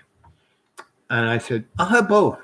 And so I got 2 dinners, and the lady, she had her special meal, and so I got her. I had like 5 meals. I had like 3 lobster dinners and 2 steak dinners, and tons of desserts. And she just got this little box because she needed a special dietary thing, right? And I'm just, food is flying everywhere, and it's getting on her, and she's like just unbelievably bent out of shape, the whole thing. And I got to hear things from I don't even hear her, but my lobster butter is like all over her, and she's just losing her freaking mind. And so anyway, we're playing there, and I'm listening to music, and I'm like dancing and sleeping and smoking the blunts and eating the blunt, and the stewardess are just laughing hysterically. Everyone's laughing except the lady next to me. Even the other first class passengers are amused. And it's like the entertainment. This is like before they had movies on aircraft, at least on this one. And so we get into Kennedy, and as soon as we came down, it was snowing hard. And it was like kind of a scary landing, and the aircraft kind of slid a bit. But we made it in, and they did have the tube, and I got off, and I still have the yellow tag around me. I didn't even take it off. I, had deported misspelled, and I'm wearing and the stewardess gave me an apron to put around my waist and hide my junk, right? But I'm my legs are still totally. I'm wearing tires. I got a Hawaiian shirt. I still got my gigantic, prom hat and my mirrored sunglasses. And it's dark. It's like, 5 o'clock in the February, and coming, and so we're going through customs, right? Because I had this deport, and I don't know how much travel you've ever done, but a number of, I don't know why they do this, but they have the international airplanes kind of land at the same time. So the customs things will be empty for hours, and then it's like packed full of people, right? So anyway, we are going to go to this, because we came off this plane from this part of the world, we're going to this section, and it's not like as many as the European section over there. So we're going through this, and I have this deported thing around my neck. So I get off the plane, and immediately, some guys kind of, put their, "Oh, come with us, sir." And they take me, and there's all these people waiting to go through customs. And they take me in front of everyone and put me right as the first guy there, right? And I'm looking at the guy, and I have nothing, right? I'm wearing a, Air Jamaica apron to hide my junk, and this Hawaiian shirt that has everything I ever ate on it, and so the guy looks at me, goes, "Well, sir, do you have anything to deport?" That's what he said. Do you have anything to deport? Instead of saying you have to declare. And he said, let me take this sign off you. So he does that. And the string is now hanging around my neck. And he can't stop smiling. And the lady, she's like 6 or 7 people behind me. He's a criminal. He was smoking drugs. And he goes, "Do you have any drugs on you, sir?" I said, "No, I smoked it and ate it all on the airplane." He goes, "Well, that's fine. You weren't in American airspace. And, it was fine. No problem. Not a problem." And he says, "No, but we do have a problem with, we have you on the manifest as Dr. Dude. What is that?" I said, "Well, that's and by this time I am not out of my mind tripping, but I'm still got a serious buzz on." And he goes, "What is that?" I said, "Well, that's a title like respect and affection." And he goes, "And I see you came from the grill. A lot more people going to, what's going on in the grill?" I said, "Well, it's a long story. That's why I'm Dr. Dude." And he's kind of getting it, but he's like, it's, and then other people, of the, immigration folks are coming over. But I am obviously a New Yorker. I'm acting like a New Yorker. I look like a New Yorker. I'm acting like a New Yorker. And he goes, "So where do you live?" I give him the address. And he says, "So that's nice, but how can you prove you live there?" I said, "Very easily. Call this phone number," right? And it's Charlie, right? The guy I went there with. And he only stayed there 4 weeks because, and that he spent 2 more weeks than he was going to spend, but he stayed there. He had to go back because he had a job. I had no job. I was a dude. I did what I do. And his cousin said, "No, Charlie, that's why he spent another 2 weeks. I need you, Charlie." And then he said, "Al's not going back with you. He's obviously, he is a major component part of everything going on here. He is Dr. Dude." And so anyway, so I said, I overstayed my visa by like 11 months and 2 weeks, and that phone number is my roommate, and he's the guy I went to Jamaica with. And I bet you if you look up his name in your records, you will find, all of that, and you will find my name, right? I gave him my name, not the Dr. Dude, because that was on the manifest. And they had computers in those days and said, "Yeah, okay, I see that. But still, how do I know you're that guy?" I said, "Very easily. Call that phone number, right? He will answer. You will say, 'I have, Dr. Dude here.' And he will say, 'A motherfucker, he owes me 18 months of,' I hadn't paid any rent, right? And he's been doing it. And he couldn't get, where we lived. It's the only roommate he could have was me.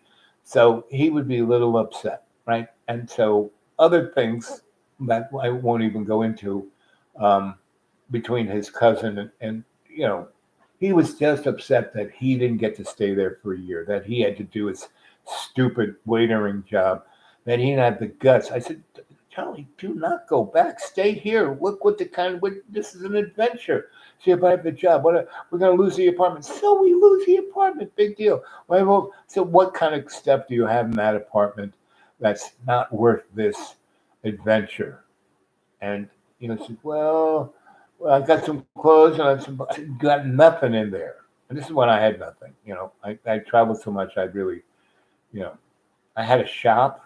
I had my tools and a few other stuff. But other than that, and my best friend shared that shop with me. So, he still has that shop, and I still have a corner with stuff in it. And this is 50 years later, right? That's how good a friend I am. And he says, "Well, it's like we have it as a shrine. we have candles there, So anyway, we, yes, so, but Charlie, was a worry kind of, oh, how am I going to pay my bills?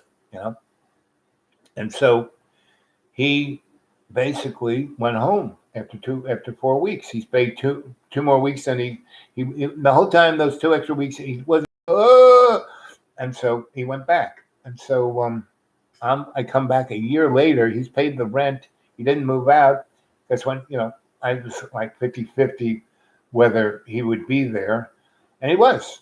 And he answered. And the guy said, this guy here. And he screamed, put him in, because he was really pissed that he did not have the guts to, live this amazing adventure. And his cousin kept calling him, telling him what amazing things were going on, right? And did not make Charlie a happy guy. Anyway, so, and here I hear, it's been, $1,800, and I have another one. Don't tell me, blah, blah, blah. It took a good year to thaw Charlie out, but he was a good guy. I got him another job that he liked. So, anyway, so the guy goes, well, okay, that's, I need another. I said, oh, you want one?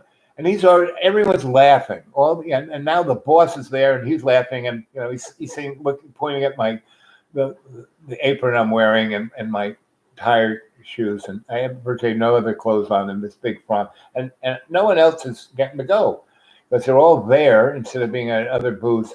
And the lady back there who sat next to me was screaming at she wasn't even being intelligible anymore. And so so I say, you really want to know who I am? Here's this one. This is my mother, right? And so, and this is my family, my dad, my mom's apartment. So they call him up, and and my dad answers, and I haven't seen my parents in 8 years. And when I was even 69, 77, 8 years. And I call him once in a while on my mom's birthday. That's about it. But my dad is furious with me because when I was going to college and he was paying for it, I had the first 2 semesters, I was like the dude there, because I only got in that college, really prestigious college, Hofstra University, because A, I could play lacrosse, and B, the lady who ran the theater department, Marion Tulin, I knew her a real long time. I was at Juilliard. I was the master electrician at Carnegie Hall. I worked for Lester Polikoff, who was the big-time designer at Lincoln Center. So she knew me really well. So she got me in that school. She got me to go to Ireland. That's how I met Dale Crone. So she's good bud. I should have called her. But when I was in college, my first semester as sophomore, I had a really great girlfriend. And to tell the story about her, you have to go about 6 months ago. I told that story. It takes too long. We're going on 5 hours here. And so, leave it to say, I didn't need to go to that theater school. Marion put me there only so I wouldn't go to Vietnam. And so I had my draft card. I didn't break any laws. And I thought, legally, I was working for Ralph Nader's New York Public Interest Research Group. So I knew a little bit of law. So I said, well, if I don't break any laws, they can't really get too angry with me. So what will, I will never I won't burn my draft card.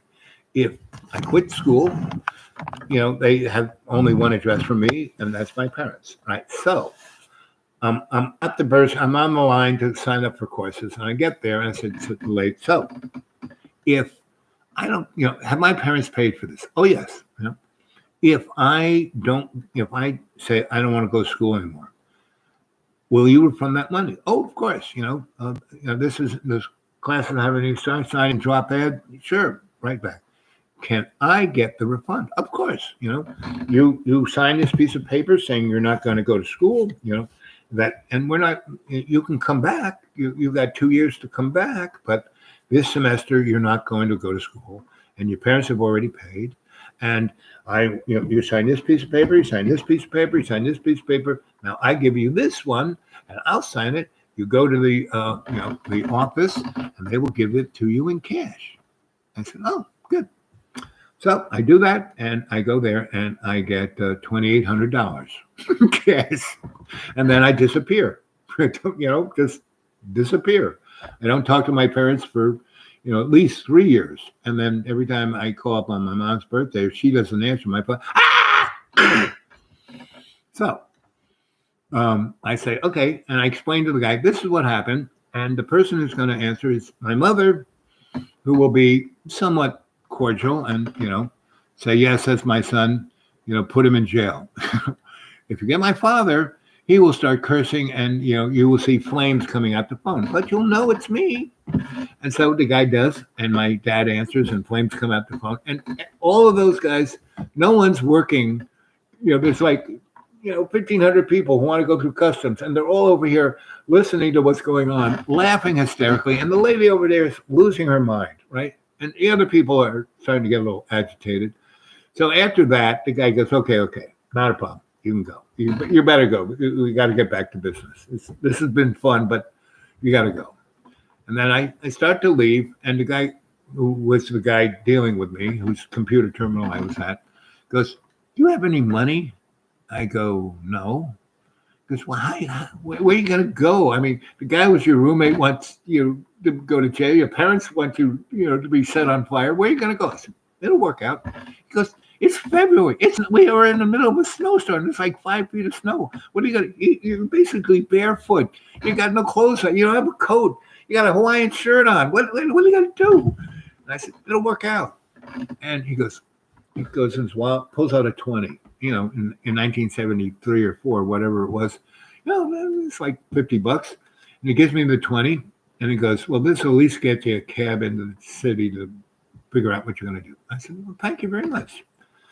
And so the lady's been screaming, she's like 3 back. And he goes, okay, lady, you may get here. And so things are getting back to normal. The guys went to their other cubicles, and people are going out. So, he gives me the 20. People are moving towards the glass door, and it's opening, and they're going out into the main building through, they're going through customs control. Anyway, so I walk out, and he gives me a little slip of paper, writes my name, writes my address, stamps it, and he says, this is so no one gives you any hassles about anything before. He says, do you have any kind of idea? I said, yeah, I have a safe deposit box. I have my passport and my this. And my. He said, why didn't you use it? So I knew this was going to, I travel very light. If I don't need something, I don't take it. And he goes, you're amazing. So he says, see you later, doctor. And I walk away. And the lady's screaming, right? So I'm still like in ears saying, lady, come here. He puts her bag up on the thing and goes, do you have anything to declare? And she goes, no, why did you arrest him? And she goes, nothing to declare? And she goes, no. And she says something snide to him. So he takes her suitcase, moves it over, drops it on the floor. She had it stuffed with booze, right? Rum. Crash. And the booze is drooling out of her suitcase. And the security people come, grab her hands, put her hands behind her back, and handcuff her and take her away. And she is in her mink coat with her pearls, and she's screaming. And I go through those glass doors, and the screaming stops. And now I'm out there in the free world, and she's being taken to jail because she had more. She had so much booze in there. It wasn't just a little thing. They're going to take her to court, put her in jail, fine her a lot of money, right? It's almost like, bringing in a key of cocaine. So anyway, and she might have even had that in there. So I'm, wearing virtually no clothes. I've got the Air, Jamaica apron on, hiding my junk, my Hawaiian shirt that's covered in food that I've eaten over the last 8 months. My big Fromm hat, mirrored sunglasses, like pitch black out there now, and tires on my feet. And I kind of, trudge through the snow from once I go outside. And as soon as I get to the curb, boom, a cab shows up. And it's a checker, meaning it's a big thing. It's not like a LTD. and it's decorated to the hilt. It's got all kinds, and it's got reggae music coming out. And I open up the door, and this like blue haze comes out, and it's ganja. And I get in, and it's this guy, totally, he's got his hair in this big hat, and he looks at me. He goes, "Where you from, man?" I said, "I just flew in from Jamaica." "Oh, where?" "Negril." "Negril? Really?" I said, "Yeah." He says, "Do you know Mrs. Brown?" I said, "Sure." He said, "You know Mrs. Brown's my auntie." And so he goes, "Where you going, man? Where you got a place to go? What's your address? Where are we going?" And I have no place to go. "I'm just about to get off. You're my last ride. This is my cab. I'm going to take you home and make you some chicken, some jerk chicken." He drives me into Brooklyn. We go to his apartment, and I spend about 3 weeks there, and reacclimate back to New York. He gets me clothes. I call up friends, "Hey, I'm back. You got anything for me to do?" And, "Oh, yeah, we got some practice." So I stayed with him for a couple of weeks until I found a place. So that's my story. So that's where I'm. 5 hours. 5 hours and 5 seconds. Just the right time. Just got up for work. So, Kristen, you got any other remarks before or anybody else want to say anything? And like I said, anybody want to get a hold of me, the Dude Awake 42 at Gmail. I'm pretty sure that's the Dude Awake 42. Is that my email? I have no idea.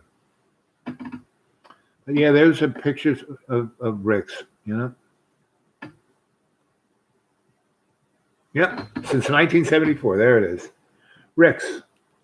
Since 1970. So it was 1974. That's the year. Now it sure looks a lot different than the thing I did to it. I made it look more like Casablanca. They made it look more Caribbean. But what happened in the grill is that the previous year, this gigantic real estate came in and gave Mrs. Brown like $10 million for all her holdings, and they set up a holding company for everything, right? And then they brought in people like Sandals and all those kind of things. And Mrs. Brown not only got like $10 million, but she got a cut of the action. Because Mrs. Brown's no dummy. And then she set up a thing to take care of her, the family, the community.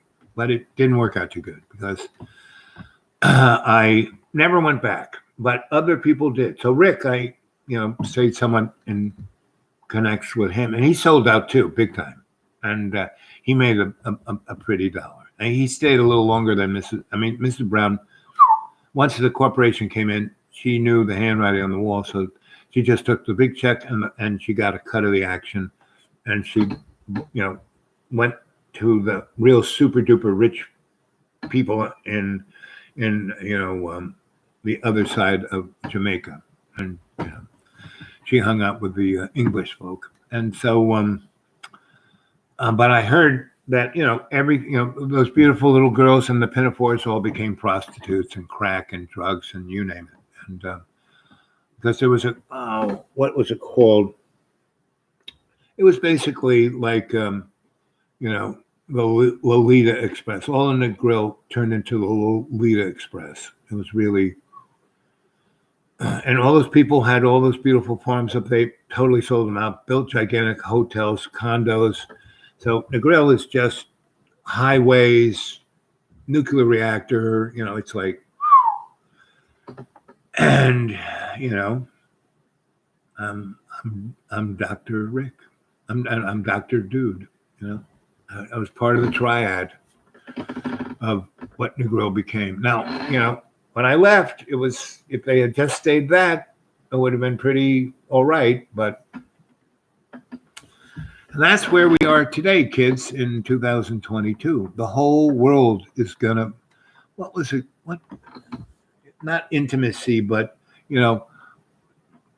there's a hotel where everyone runs around naked, screwing everybody else and going after all the little children that are up and down the beach. And it's part of the package, and that's where we're headed, and the neoliberals and the neoconservatives are just two wings of the same insane clown party, and it's a planetary, Mr. Global activity, and that's the play that's going to be played this year, and the the two linchpins of that is a red flag of aliens invading, and we were going to have a the movie Independence Day was just to get the storyline right, and the other thing that's going to be is the internet. Aliens will take down the internet. It will take down the electric grid. We'll have no electricity, no anything, and to save the world, we'll have to have the global, Mr. Global, lead us to salvation. And in reality, the aliens are just holographic Hollywood props brought to us by Mr. Global. So, and the only thing that can quite save us from that is if we individually realize, here it is, is it what time? Oh, it's okay. It's, January 2nd, right? We've had the first day, New Year's Day. We had that. Now we're into the second day, and now things are going to really speed up, just like what happened to Grill. Really speed up, meaning it went from this unbelievably bucolic, angelic place to Las Vegas in less than 8 months. So and the present derivative, or what do they call it? It's very, everyone gets it, but it's like the flu or a cold. Everyone gets it, but it's no more. It doesn't kill people. Yeah, there may be a few people who are about to die anyway, will die from it. But and we did not deal with COVID too well. Meaning, we should have never let the kids not go to school. They should have stayed in school. We should have never shut down everything, because pretty much everyone who was under 55 weren't going to end up in the ICU. And the people who, and the rest of the people, only a third of those people were, going to end up in the ICU. So if they had protected the people, what they did was they took people who were in the ICU who had it and put them back in the old folks home, and then all the old folks died. That was the major people who died. And if they had protected the vulnerable, my 3 rules. 1, doctor, do no harm. So if the doctor is doing no harm, 2, do not get involved unless you go in with an exit strategy that will take care of the innocents. Do they have an exit strategy? No. This is a never-ending thing. They want no exit strategy. 3, do not get involved unless you can learn something. Are they learning anything? Because they have a script that they're following. So 2022 is going to be a really interesting year, because there's a great opportunity. If everyone said not going to comply, New York State right now is on the 5th of August, Wednesday. The legislature of New York State is going to vote on a number of laws. One will be giving the authority to the state to take anyone into custody, not into jail, but just take them away if the state deems them as a threat to the public health. They don't have to even be sick. They don't have to have had been sick.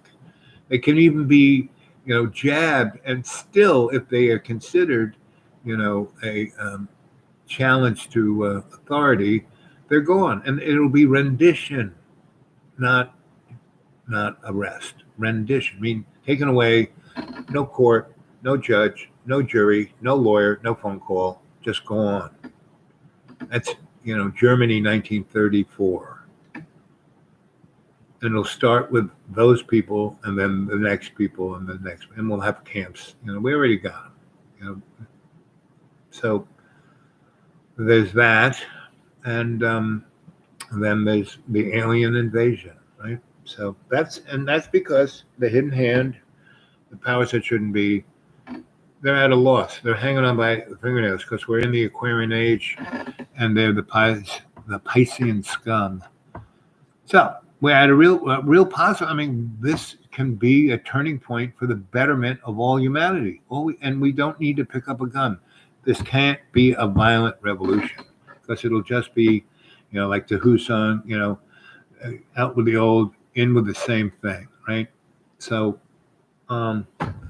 we have to do like in that movie V for Vendetta, when V sent everyone in England a costume, and they didn't yell or scream or have a gun in hand. They just went nose to nose with the army and just said, they didn't say, they just stood there wearing the mask and the hat and the cape, and it was grandma to little kids, and the army said, no, I guess we're not going to kill all these people, and that was the end of it.